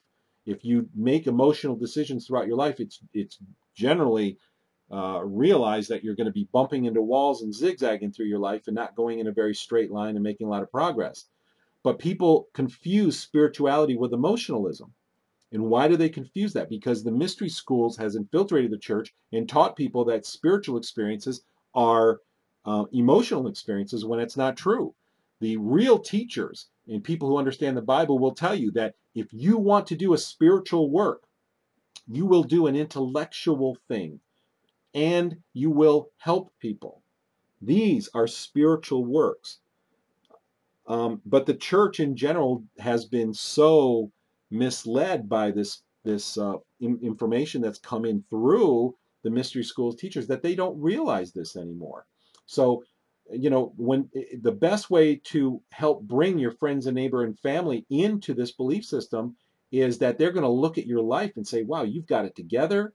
You are smart, you're articulate, you whatever craft you're doing, if you're a carpenter, if you're a janitor, if you're an engineer, if you're a teacher, whatever you do it with excellence. You shine in what you do. You're just excellent in your character. And they look at you and they're going to be attracted to that and say, what is it about this person? And that's what we're supposed to do. That's a spiritual work for us to be excellent in our lives. And what the church teaches us is spiritualism is emotionalism. And that is exactly untrue because our emotions often mislead us. We have to train up our emotions. We have to make our emotions grow up and train them so that they become our friends later in life. They're not fighting us anymore. And that whole concept of training your emotions and bringing yourself up, mature, becoming a mature person is not only, hindered by mercury toxicity, greatly hindered by mercury toxicity and disease and all the stuff that the powers that be have either thrown on us or kept us from the cures from. But it's also hindered because of the false gospel from the mystery schools that has infiltrated the church that teaches us to follow our emotions. And the whole idea of psychotropic drugs or mushrooms giving us a spiritual experience, they may very well be spiritual experiences because you're weakening the interface. It's called in Ecclesiastes called the silver cord. When you die, the silver cord breaks. And this is Solomon. The book of Ecclesiastes is Solomon's lecture. And he talks about the silver cord. And if you watch, what is the girl who wrote Hanging by a Limb, Out on a Limb? This movie came out years ago, which really promoted the New Age, which is really the mystery schools. It's the same thing. It's the same thing. When people realize what it is, it's just a different aspect of the same thing. Shirley MacLaine, Out on a Limb, that movie, she talks about how when she was having out-of-body experiences, she would see the silver cord. And you can read about, Solomon talked about the silver cord, and when the silver cord breaks, you die. And so in the mystery schools, there's a lot of truth. And in the deception, and this is why we have to be smart about the Bible, about what it really says, not what the Discovery Channel says it says, or what some preacher who we really don't know what his intention says. We got to get our nose in it and find out for ourselves. And if you do it, I recommend you do the Companion Bible, which is the Old King James with notes that fix the translation errors. Don't use the NIV. These have been contaminated. These have been not completely rewritten, but they have been messed up by mystery schools people. There's actually Luciferians that were on translation teams for the NIV and some of the newer translations like the NASB, the ASB, the American Standard, New American Standard Version, the New International Version. Don't use those. They're intentionally corrupted. And if you want to know the details of that, I'm getting off course a little bit, but go to orbisvitae.com, go into the forum, and then go into the Bible forum and look for a lecture from what's her name? Chemtrails mess with my memory. Let me go into it. Here's the Orbis Vitae forum. If you're looking at the live stream, go down into the Bible forum, which is right here. Ripplinger. There it is. Rewriting the Bible, the Luciferian Conquest of Global Media. This is an essential lecture for anyone who really wants to know what's going on with the Bible in the new Bible versions and how they communicate with themselves. She exposes some of the the symbols that you'll see in movies that are used to say to the other people, this movie was created by a mystery schools believer, mystery schools Luciferian. And they will put that in movies so that other people watching movies will go, oh, okay, now I know who made the movie. Gail Ripplinger exposes that in this lecture, which is excellent. It's probably one of the 10 most important lectures I believe people should watch, period. Very, very important. Anyway, I'm getting off track a little bit. Where was I? I was talking about how they deceive the public about the Bible. The churches have been infiltrated. John Todd talked about this. The information they do present when they're trying to lull people into the mystery schools, and this includes Manly P. Hall. I know there's a lot of Manly P. Hall lovers out there who think he's the greatest thing that ever lived. Manly P. Hall is a Luciferian mystery schools religion teacher. And you've got to understand that even though many of his lectures sound beautiful and very uplifting and inspiring, they are leading you off the cliff. They're leading you directly into Luciferianism. And this is why it's important to know the Bible, because Christ himself warned. He said even Lucifer will present himself as an angel of light. And I talked about this last week. Acharya S. and Aleister Crowley, they saw manifestations of shining beings. They were shining. That's the word that I believe Acharya used. This is where the shining comes from in Stephen King's novel, and that was made into quite a compelling horror story. The shining ones, the Nakash, the serpents of the Bible, these are the shining ones. These are demonic entities that are called the Rain Men. Eminem sings a song about the Rain Man. Many of the rappers talk about the Rain Men. They come to you as angels of light. They look like they're godly. They look like they're bringing you a gospel of peace. They will bring peace, and they make you feel good. The Bible talks about the ticklers of the ears, the people, and what that means is to make you feel good. They say things that are very appealing to you. That's what the preachers in the end times, shortly before the return of Christ, that means now, these preachers will come in and become ticklers of ears rather than teachers of the truth. And that's where we're living. That's why I can't go into many churches. I can't stand it, because they're teaching all of this mystery school stuff as Christianity, as the Bible, and it's not. It's a lie, because they have infiltrated the churches. Talking about sacred geometry. You can't be lulled into this mystery school stuff, because sacred geometry is 98% real. But guess who created the sacred geometry? Guess who made the spiral and Fibonacci numbers and sorry about chemtrails. My memory just gets shot. I've got a nasty headache right now. My sinuses are swollen thanks to the attack that we're under. But anyway, I can't remember all the terminology. But the sacred geometry is a creation of God, of Yahweh from the Bible, not of Lucifer. But Lucifer is taking credit for it. And this is what the mystery schools teaches, is that Lucifer is the creator. And that Lucifer, it gets very deep and it gets very involved. And you have to listen to it directly from their literature if you want to sort it all out. And I think you probably should, because it will help you sort out the truth from the lies, because the lie is made to look very much like the truth. But it's almost like counterfeit money. If you don't know the real dollar bill, you'll never recognize the counterfeit. If you want to recognize the counterfeit truth, so-called, you need to know the truth. And then you can see it. And when you see the big picture, it all makes sense. The worldview that I have developed over all of this research, I have been very dispassionate about. Not meaning that I didn't care, but meaning that I didn't care about what the truth ended up being. And this is important to do it. It's not, you don't want to go in with a bias. I just wanted to know what it was so that I could live my life and make wise decisions according to whatever truth was. And thankfully, and I believe that God helps us with this if we ask for it. I have experienced this. Nevertheless, if you really want to know, if you really want to seek, you'll find it. And when you see the truth, when you really see it, it will expose, it will make all of the lies and the deception and the way that they lie to you on the Discovery Channel, the way Joe Rogan twisted the truth, the way that these people lie, the way that Manly P. Hall, he's one of the best. Manly P. Hall, man, his lectures, and he's got, in his older years, his voice sounded so kind and wonderful. but he's leading you to Luciferianism. He's leading you right to the place that we're on the brink of right now, where we have Maitreya, which is the false Messiah who is literally financed from the United Nations through Share International. This guy claims to be Christ, and he claims that he's higher than Christ. He's a teacher of Christ, Yeshua, the Son of God in the Bible. And he's going to come and he's going to teach us all the new ways, but all of these new ways are Luciferian religion. It's the new utopia. It is the Venus Project. It is, gosh,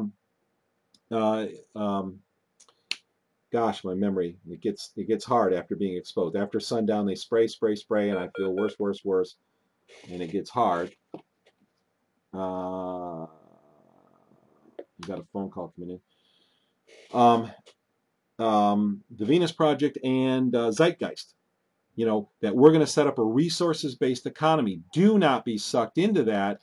The gospel that Peter Joseph is preaching to you is the mystery schools. It is the same gospel being preached to you, being taught to you, being promoted by the powers that be. It's the same thing. It doesn't look like the same thing on the surface, but when you dig down and you recognize what's behind it, it's the same thing. And that's what I've said. I hope people listen to the last 5 shows before this one, because I get into great detail about this, is that all of these other belief systems, clubs, religions, worldviews have been set up so that all of them appeal to some aspect, some emotional type of person. And then what they do is they dumb down the public with chemicals, and they convert everybody into emotionally based people as much as possible. Listen to your emotions. Feel what you're feeling. The first question, I remember when this started, the first question that a reporter would ask at some kind of shooting or flood or some kind of disaster, how do you feel? It would be the first or second question that they would ask. And it's like, that's kind of irrelevant how this observer feels. We need data. We need information. We need to know what we can do to help. We need, but they're asking this guy how he feels. And I remember when the news started shifting in that direction, and I would squint and just look at them and say, what does that have to do with anything? But now I totally understand, because they want to condition the public to think about how you feel all the time. But what the Bible teaches us to do is that our emotions don't always tell us the truth. They are not the source of truth. They need to be brought up. They need to be trained. They need to be overridden by truth. So if we feel lazy, but we have to go to work, we have to follow logic and reason.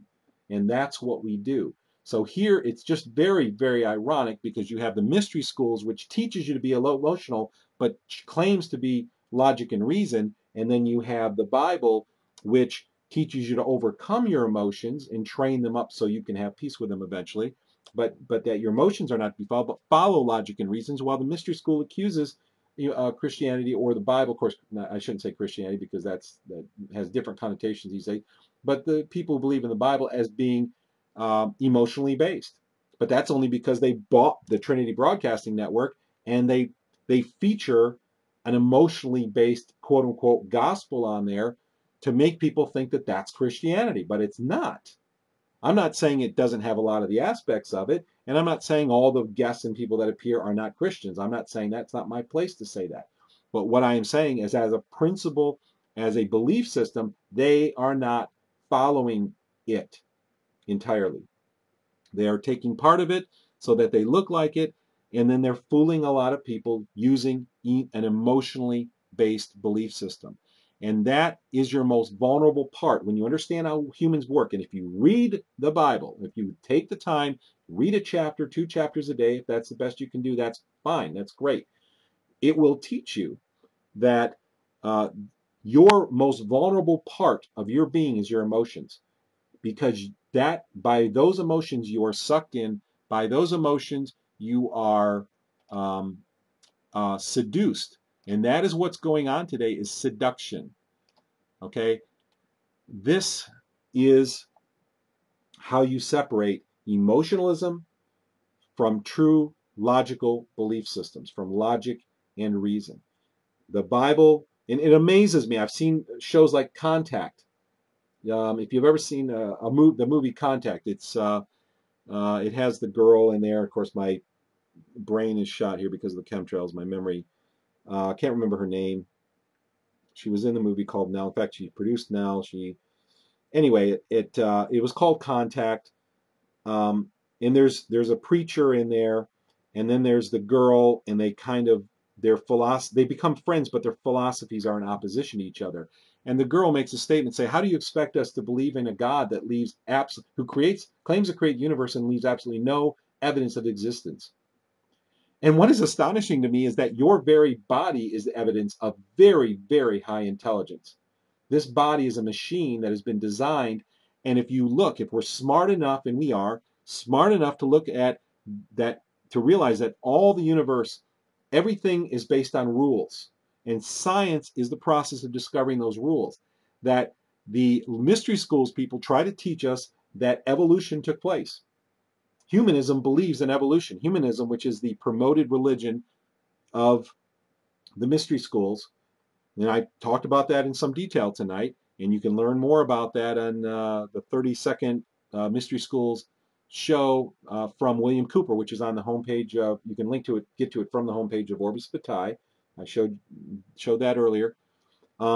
Humanism's core belief, basic belief, is evolution. Yet evolution is if there is any lie that's ever been told, I mean, we are suffering from lies today, where the establishment is trying to tell us that the lines in the sky are condensation trails. That's a lie, and the evidence shows us that's a lie. Common sense says that's a lie. Our observations say that's a lie, and there are many lies we live under today. But if there's one lie, and I've always been amazed at this, if there's one thing that does not stand up to scientific scrutiny, it doesn't. I don't care what people say. I've done my research myself. People are wowed into this belief system by the sheer size of the literature that's produced. But the literature is garbage. It's circular, and I haven't even told you what the belief system is. It's circular reasoning. It's circular logic. It's redundant. It's baseless. It's speculative. It is not science. And with a belief system I'm talking about is evolution. If there's anything that is more ridiculous than what people even perceive 9/11 conspiracy theories to be, or Mercury conspiracy theories to be, there's nothing more ridiculous than evolution. That these complex bodies that are symmetrical, that have I used to design embedded systems. I understand how fragile they are, how precise they have to be. If you have one bit in your microprocessor out of place, it can shut the whole system down. Everything has to be perfect in order to work. And if there's a bug, or even a simple bug, it'll bring your system down eventually. It'll crash eventually. And we're talking about something incredibly more complex than that. We're talking about symmetry. We're talking about the ability to reproduce. We're talking about multiple layered systems. You have, your basics, your stem cells, your ability to reproduce. We're talking about we have levers, we have sockets, we have bones, which are the structure. We have a circulatory system. We have hormones, messaging hormones. We have an electrical system that sends signals out to the muscles. We have a control computer up at the top. We have eyes, which are symmetrical, which have sensors on the backside. They're identical. To think that these happen, I mean, there is no belief that I've ever found that even touches the insane ridiculousness of evolution. And I'm sorry if some people are, I don't mean to insult anyone out there at all, but it just astonishes me so much more than I talked about earlier when I go out and look at lights and they have the spheres, the three-dimensional spheres around them caused by the chemtrails, and I would look at people walking through the parking lot and just say, why aren't people looking at this? This is astonishing. Look at this structure that's caused by these particulates in the air. They're blatantly available for anyone to see, blatantly visible. Anyone I point them out to will say, yeah, but they don't realize that they weren't there before. They don't realize how incredible it is that suddenly they all appeared. And this is a change. And it's astonishing. On the same level, but much, much more dramatic than that, is evolution, that I'm astonished that people actually accept this. It's almost like I'm going to stop making comparisons, and you can tell I'm just, there are things about people that blow me away, just blow me away at the inability for people, and I don't mean to condemn. It's not me condemning people. I want to help people. I want to help people bridge that gap. But people who Huxley's what's his name? Aldous Huxley, I believe it was, actually said we have accepted the reason we rejected the Bible. In fact, I should look this up. Yeah, I don't know if I want to go there. I'm going on. We've already ran possibly longer than any show we've ever done. But he talks about, he's very blatantly honest about the reasons that they reject the Bible and accept evolution. And this is Darwin's who is it? His cousin or his nephew who wrote this. He says we rejected those belief systems and adopted evolution because of our sexual mores. And this is not me saying this. This is what he said. He said we wanted to believe in evolution because it eased our consciences, because we wanted to be immoral. We didn't want to follow the rules. Again, I'm not saying this is him. This is an honest humanist evolutionist saying this. We adopted evolution because we wanted to use that to help us forget the morals of the Bible. So evolution helps to ease that conscience. So if you've never made a connection between the promotion, the mystery schools, I mean, and William Cooper exposed that the mystery schools people in his book, Behold the Pale Horse, he exposes where the mystery schools people brag about their promotion of evolution, how successful they were promoting it on the public. I believe they were even astonished at how should I say this, how undiscerning the public was about accepting such fanatical ideas, that symmetrical, reproducing, complex, computer-controlled, electrically controlled machines, such as our bodies, made themselves through natural processes. And that's the key right there, natural processes. Natural processes mean that you have to look at natural law and see if the laws, remember I said earlier that all the universe consists of laws. And science is the process of discovering those laws. There are no laws that facilitate evolution. The laws that exist, that hold all matter together and let us function in this realm, even though there's amazing things. Atoms are far apart. We think solids are solids, but they're not really solids at the atomic level. They're held in place by forces. But that doesn't matter. The Creator created this construct, this universe, for us. And when he did, he has laws in place that govern this universe. And we're either going to go with those laws or we're going to go against those laws. And that's our choice. But there are consequences and benefits to each choice. And the natural laws that he created do not facilitate the intermediate processes of evolution. They do facilitate entropy. The second law of thermodynamics, all atoms, like if you have an aluminum nanoparticle in the atmosphere, it's going to join with an oxygen, create aluminum oxide or alumina. And that's because of laws. The laws, the way that positive and negative charges work in chemistry and in atomic physics, that's the way that it works. So what happens is you have, in entropy, you have all matter tends towards its simplest stable state. But yet with a human body, you have this incredibly complex state, a system within the system, which the laws also facilitate the existence of.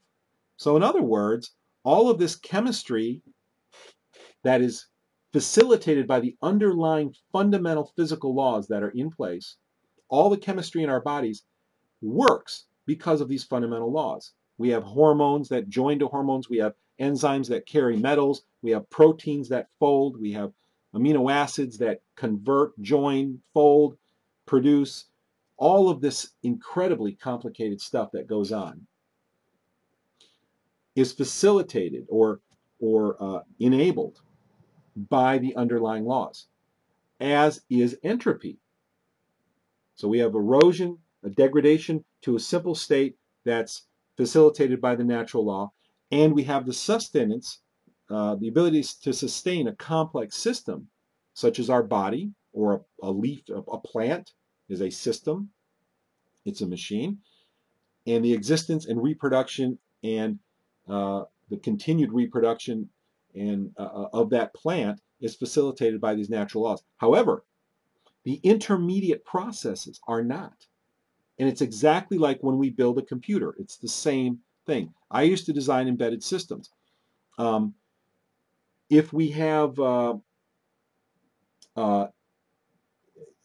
microprocessor sitting on the table, it's not doing anything. It's not preserving any function. If we take that microprocessor and we add a peripheral input-output adapter, and we add memory and RAM and flash, and we have an address bus and a data bus, and we put some sensors on it, we tie it all together, and we write programming code to make it all work, talk, and provide a function, and we put that system together, that system will remain for a long time. But in its intermediate state, if there's a few chips missing, it's going to be worthless. It's not valuable until it's in its end condition. And in the same way, when you have the human body, if you're trying to claim that somehow two amino acids got together because lightning struck, a tar pit or a mud pond, and that somehow facilitated the building of the human body because you take it in little pieces. It doesn't matter, because those little pieces break down to their simplest state. They don't get more complicated. They break down. They become more simple. They break down to their simplest stable state. And they can't even produce a cell. You cannot produce a cell. You will not take random natural processes and produce a cell. Never, ever. It won't happen. A single cell. It's too complicated. There are too many interactions, interdependencies. And even in the human body, you've got negative and positive feedback systems. And like I said earlier, control system, electrical control system. You have all of this stuff that is stable in its condition because it's fully built, just like that computer board. If you build an embedded system, put on a computer board, and you program it to serve some function, it will be stable in that state. But in the long term, it degrades. I've gone on and on about evolution. Time is getting late. Appreciate the people who are listening to all this, but it's just astonishing in these movies like Contact when geez, I wish I could remember the actress's name who was the star in that movie. She was in Nell. She was in a lot of movies. She even produced some movies. Can't get it. I know her name. It's just my head is throbbing from the chemtrails that were being bombed with all evening after after it got dark. For her to make that statement in context, say, I can't believe a God would exist, claim to create the whole universe and then leave no evidence of his existence behind. And yet everything is an evidence of existence. The laws that hold everything together, to the fact that we have a moon that gives us a perfect solar eclipse of the sun. It is the right distance from the Earth. It's the right size, and it's placed in the right orbit so that we have solar eclipses. The idea that would even happen by chance is astronomically small, based on all the physics we know. I mean, it's not going to happen. And much, much, much less likely are you going to have the creation of a plant or a cell or a human body through natural processes. It's not going to happen. You can't even do it in little steps, because to go from one stable state to the next, to go from dirt to a cell, it'll never happen. It's too big of a jump. The natural processes, even when you interfere with the natural process, if you strike lightning in your mud pond, or you stir it up, or you add some other natural chemical, or there's not enough underlying, there are not enough, the underlying laws, the rules, the underlying rule set does not facilitate the jump in that direction. It doesn't even facilitate any stable states in between. And even the cell itself, oxidation is going to destroy it, unless you have a lot of other things in place. And then even when you get to the point, people, I've never heard people talk about this next thing I'm going to say, and then I've got to go, is what about society? So society would have destroyed itself a long time ago, except that even people's emotional instincts, even if they don't grow to the point where they grow and have logic and reason, as I was talking about earlier, even if they don't grow to that point where they live their life by logic and reason, the instinct, the emotional part of us, which is like the bias. I'm going to compare it to the bias. For people who know computers, it's like the bias. It's the basic input-output system. It's instinct. It's the stuff that we're given at birth that we already know how to do. We already know how to suckle. We already know how to get milk. We already know certain things, but not because we're geniuses, because it's written into our ROM. It's written into our basic input-output system. And the modern computer is actually an image of that, because physics only facilitates that image. You have to have a basic organized set of knowledge in order to facilitate a computer. And that knowledge doesn't come from nature because the underlying rule set does not support that knowledge. It's not there. It has to come from an external source, and it has to be arranged. That's why evolution can't take place. I don't know if this makes sense to people. It's kind of science and philosophy mixed together, but really the underlying science of it is the rule set does not facilitate intermediate jumps, intermediate states. And that's why years ago, and it's funny because years ago they tried to push on the public in the school system, they tried punctuated equilibria, which is a theory that, a chicken laid an egg and a duck came out, that there were these huge jumps in evolution. That was the theory. And that didn't go over well. That was so utterly ridiculous that was academically rejected. So they backed off on that one, just like they back off on the story I told earlier about the speed bumps that shut cars off for 30 minutes and then the cars start up after 30 minutes. And they say, oh, that's because of EMP. No, it's not. You can't do that. If you EMP a car, it's destroyed. That is built into the circuitry. That has to be built in, planned. The integrated circuits, the custom chips that were made from the very beginning, the design stages have to be incorporated, have to incorporate that functionality in order for it to work that way.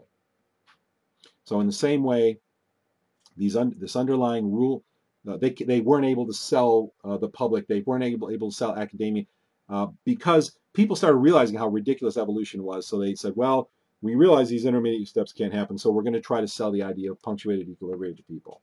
And it didn't go over. They retracted it. It's a dead theory for the most part. So they're just kind of sticking. The next theory they're coming, I will tell you, this is very important stuff to know because these are the lies that are coming down the pike. Because again, they're replacing God with Lucifer. That's what Luciferians do. Lucifer claims to be the creator of all these things. Their religion is it's just astonishing. But people believe astonishing things because they have astonishing desires. That's what makes you vulnerable. And that's where emotionalism comes in. That's what I was talking about earlier, is that that's what seduction is it really lures you emotionally. So if you covet money, it could mess your judgment up. It could mess up your ability to interpret truth, and it makes you vulnerable to deception. It's exactly why Christ said, don't covet, because it distorts your understanding of reality. You have to not covet. But that's why it even said it's virtually impossible for rich people to be saved, but yet with God all things are possible. And what he's saying in that is that people, if you covet your belonging, this is the underlying principle, is that if you covet things in this world, it will interfere with your ability to comprehend the truth. And what happens with people who are born into very, very powerful families, they're brought up learning the mystery schools, they are seduced by all of the knowledge and technology. And it's so overwhelming. And I believe this is probably what happened to, I talked about this last week to Bill Gates, is that he didn't want to join the mystery schools. He didn't want to be part of it. Then they threatened, they came against his company, Microsoft, legally, said, we're going to tear it apart, do 1,000 little pieces, you're going to be poor, blah, blah, blah. And he came out in public and said, I can't believe how mean these people are. He actually said that. And then all of a sudden it all goes away. His company's not torn in pieces. One of the stipulations of the lawsuit that Internet Explorer not be included with the operating system is never enforced. Everything goes on like normal. And then a few years later, he starts coming out promoting, financing vaccines, pushing the mystery school's religion in various ways, pushing population control, eugenics. He comes out with this whole different philosophy that you've never heard come out of his mouth before. What happened? He didn't want to lose. I think this is my theory. I don't have inside information on this at all.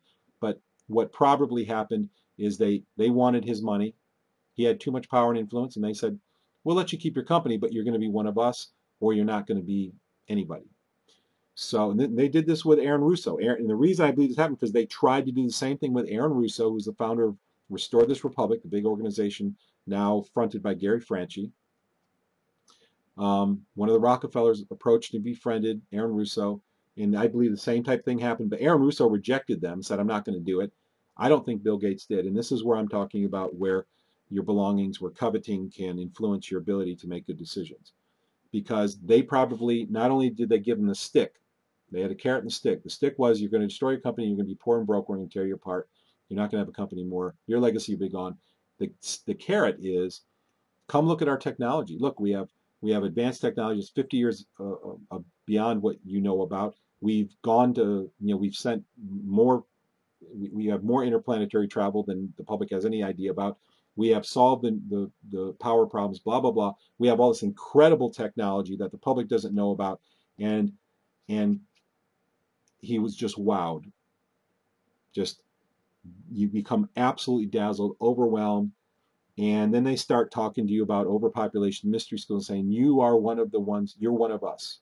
You are one of the people who are kind of like the Roman emperor gods or the pharaoh gods from Egypt.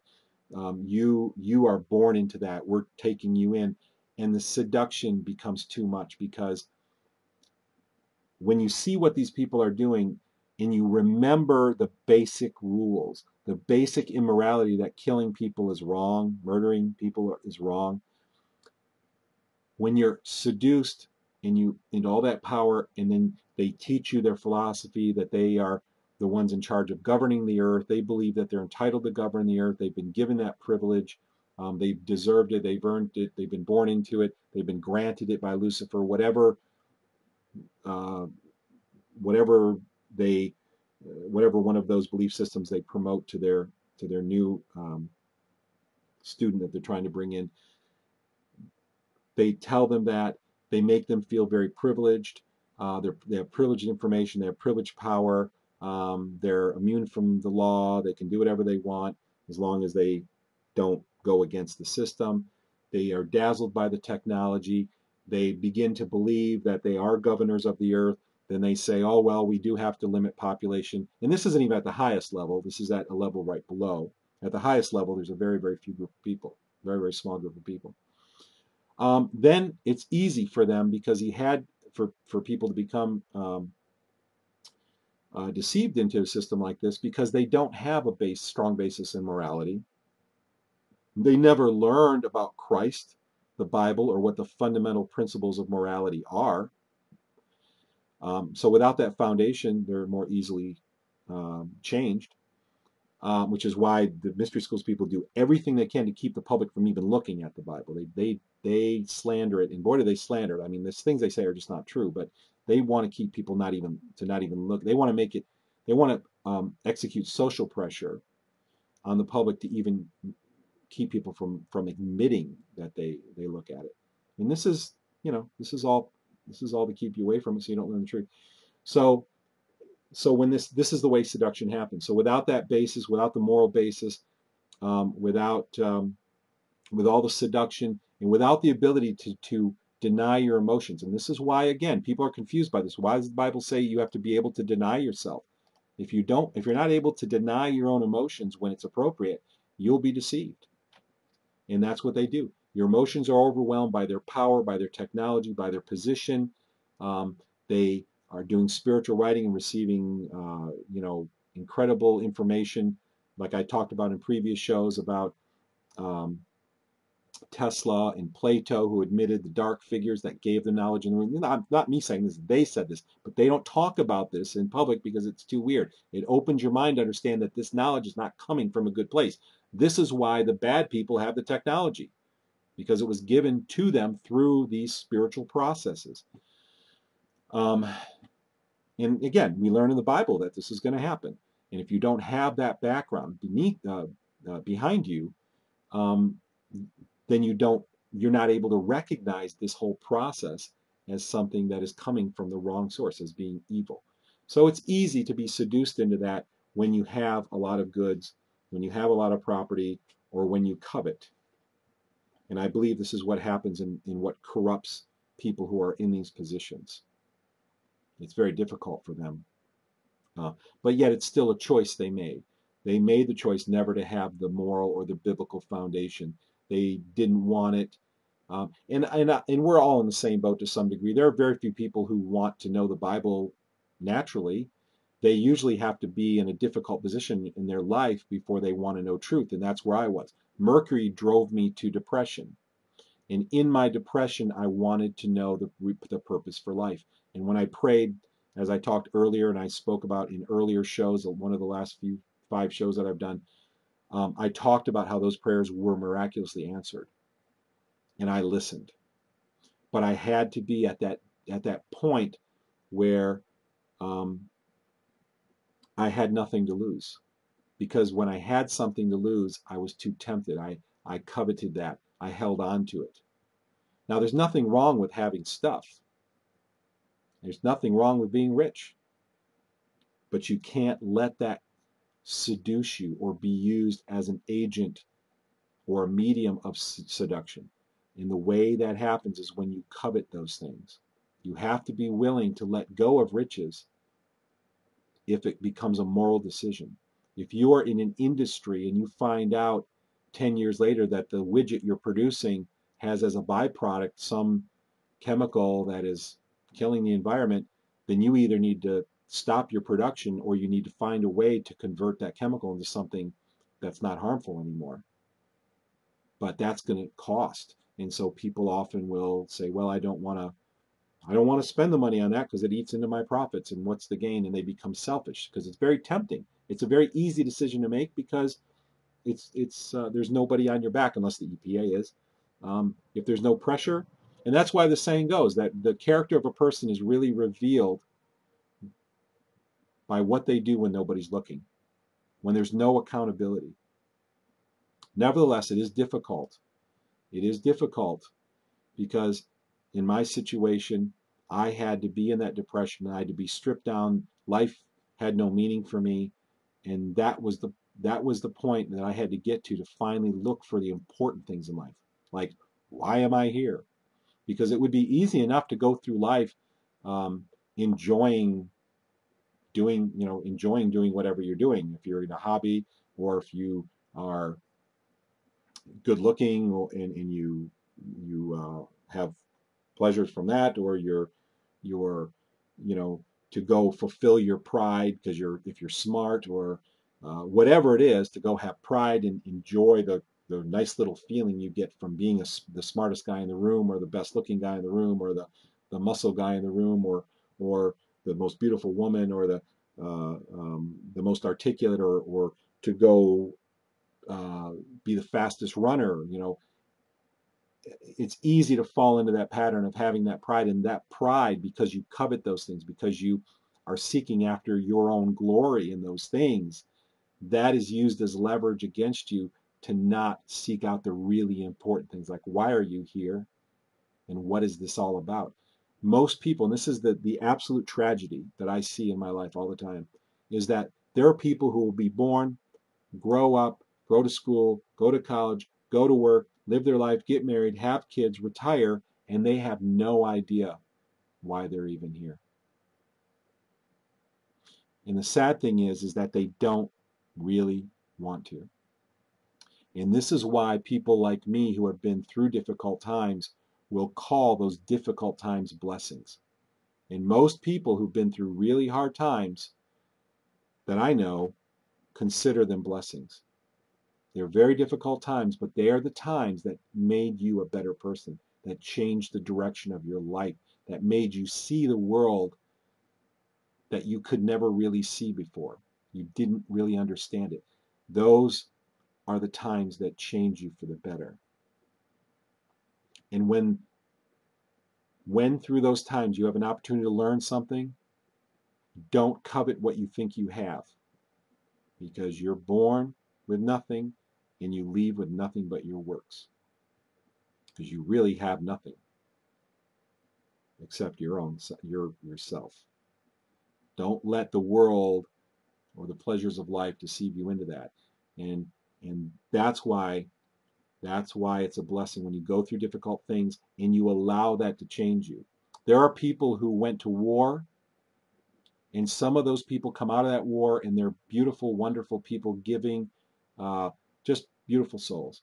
Other people go to war and they come back and they're bitter and they're mean and they're horrible, and they use that as an excuse. And what I look at is difficult times are the fire. This is another biblical principle. It's the fire. Life is the fire. You go through the fire just like gold ore is put through the fire. And that fire separates the junk from the gold. And you have to decide, are you going to be the junk or are you going to be the gold when you go through those difficult times? And you've got to make the right decision. And the right decision is finding out why you're here and being humble enough to listen to teachers who not only knew what they were talking about, but had the authority to say the things they said. And I found that in the 66 books of the Bible that I was at first offended by, but I made myself read it even though I didn't like it in the beginning. The first 2 times I read it through, I did not like it. But I just disciplined myself through it. And this is part of what I'm talking about with your emotions. Your emotions are selfish, and they're going to guide you in the wrong direction. They're going to try to keep you distracted. But we have to be stronger than that. And that strength that you have is your spirit. That is a spiritual work when you overcome your emotions, when you do good when you don't feel like it, when you make a sacrifice, when you take a loss for the gain of someone else, when you die for the life of someone else. Those are acts of love. Those are spiritual acts.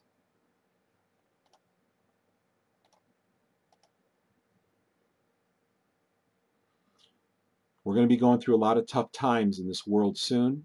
And during the last few years before the return of Christ, which I believe is not that far away, could be 7 years away, could be 15 years away. I'm not really sure. I think it's within the next 20 years. Could be in 7 years. We could be right on the brink of the tribulation period, which is what the last 7 years of time on earth is before Christ returns. And they're going to be bad years. If you read the book of Revelation, you've got trumpets, you've got the breaking the seals, you have the bowls of judgment that are poured out on earth. Bad things happen. The mystery schools people are destroying this planet, they're destroying our health. They already almost killed me with their chemtrails.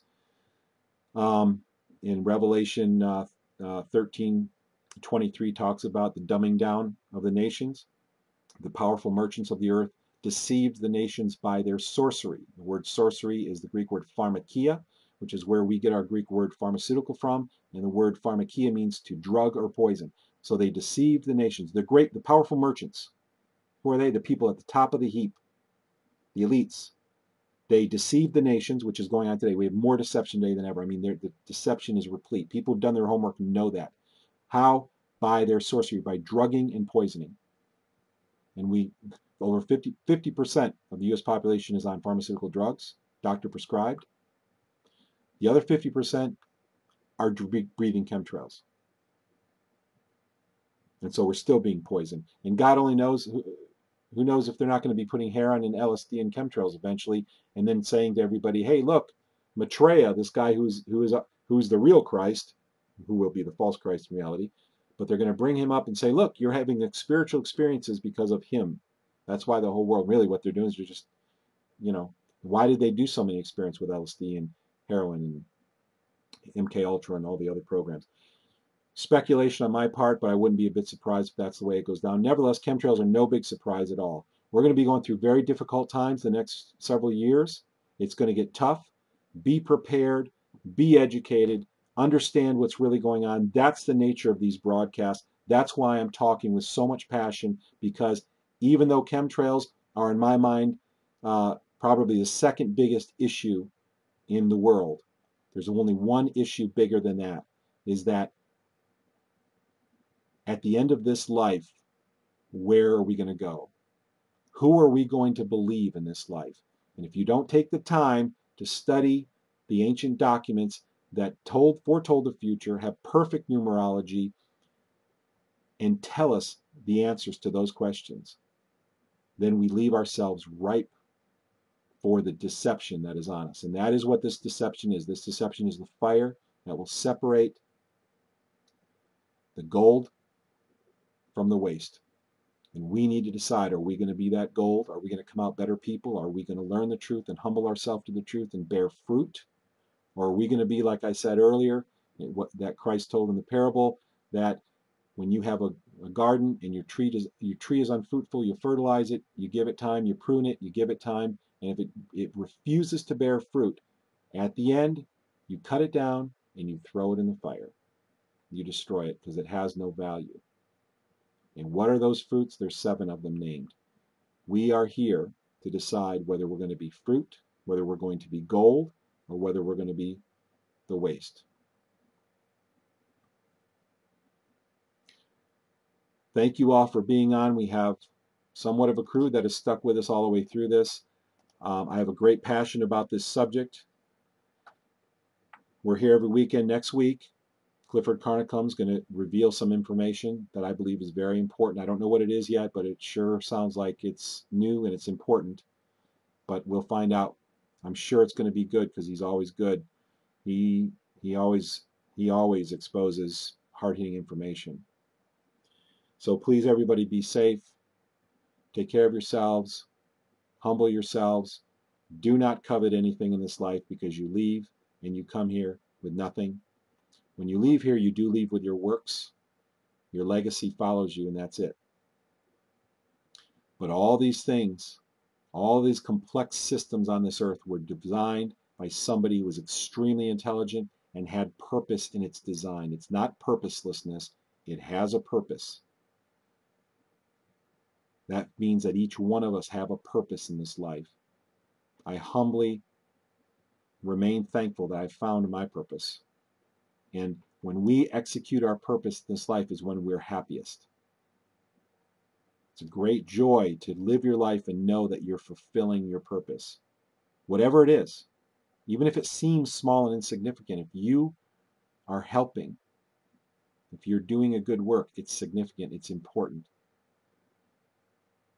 But knowing who you are, what your purpose is, and fulfilling your purpose is the pinnacle of satisfaction in this life. And I wish that for everybody. During the next 7 years, I failed to finish this thought before, there will be a revival. And the reason there will be a revival is because of the great pain, the suffering that's going to suffer. It's going to bring people to that point that I was when I was desperately depressed because of Mercury. I'm going hoarse now.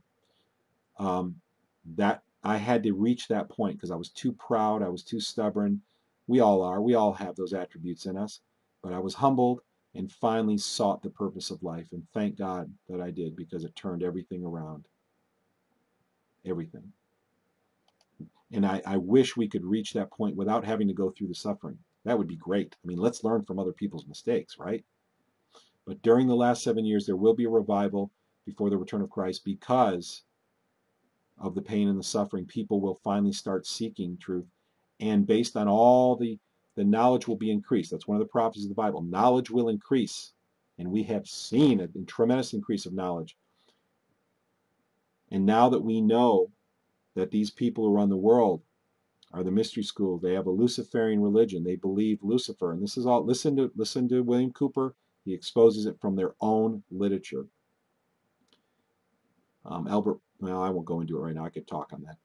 I've talked about it before, but William Cooper, go to Orbis Vitae, listen to William Cooper, or look him up, listen to everything he's said. He's one of the best researchers in history. He's uncovered information nobody else has, and he does it from the source. But part of the reason for this revival is because so many people now have learned that these people believe in Lucifer. People have learned about the Rain Man. People have learned that people sell their souls to make it in music. The Crossroads. Oh, brother, where art thou? Remember by the Coen brothers, that movie. Remember the guy who's on the crossroads? And they even talk about it in the movie. They say he sold his soul to the devil. Bob Dylan. I mean, man, I could talk for hours on just this aspect alone. Let's make sure we're not deceived. Let's make sure that we don't wait until the difficulties and the tribulation to humble ourselves enough to search for truth and to live it. If that's what it takes, then that's what it takes. But let's not get to that point, because life could be better. We could be more productive. We could have more joy and sense of fulfillment without having to get to that point of desperation. So let's have a good week. I'll be back here next week with Clifford Carnicom. It's a joy that anybody is even listening to these broadcasts. I know a lot of people listen to the recordings afterward, and it's just a real sense of fulfillment for me to say something that somebody believes is valuable, and hopefully it improves our lives in some way, because that's the greatest sense of accomplishment for me. And so I hope that all of this leads to that end. Good night, everybody. We'll see you next week.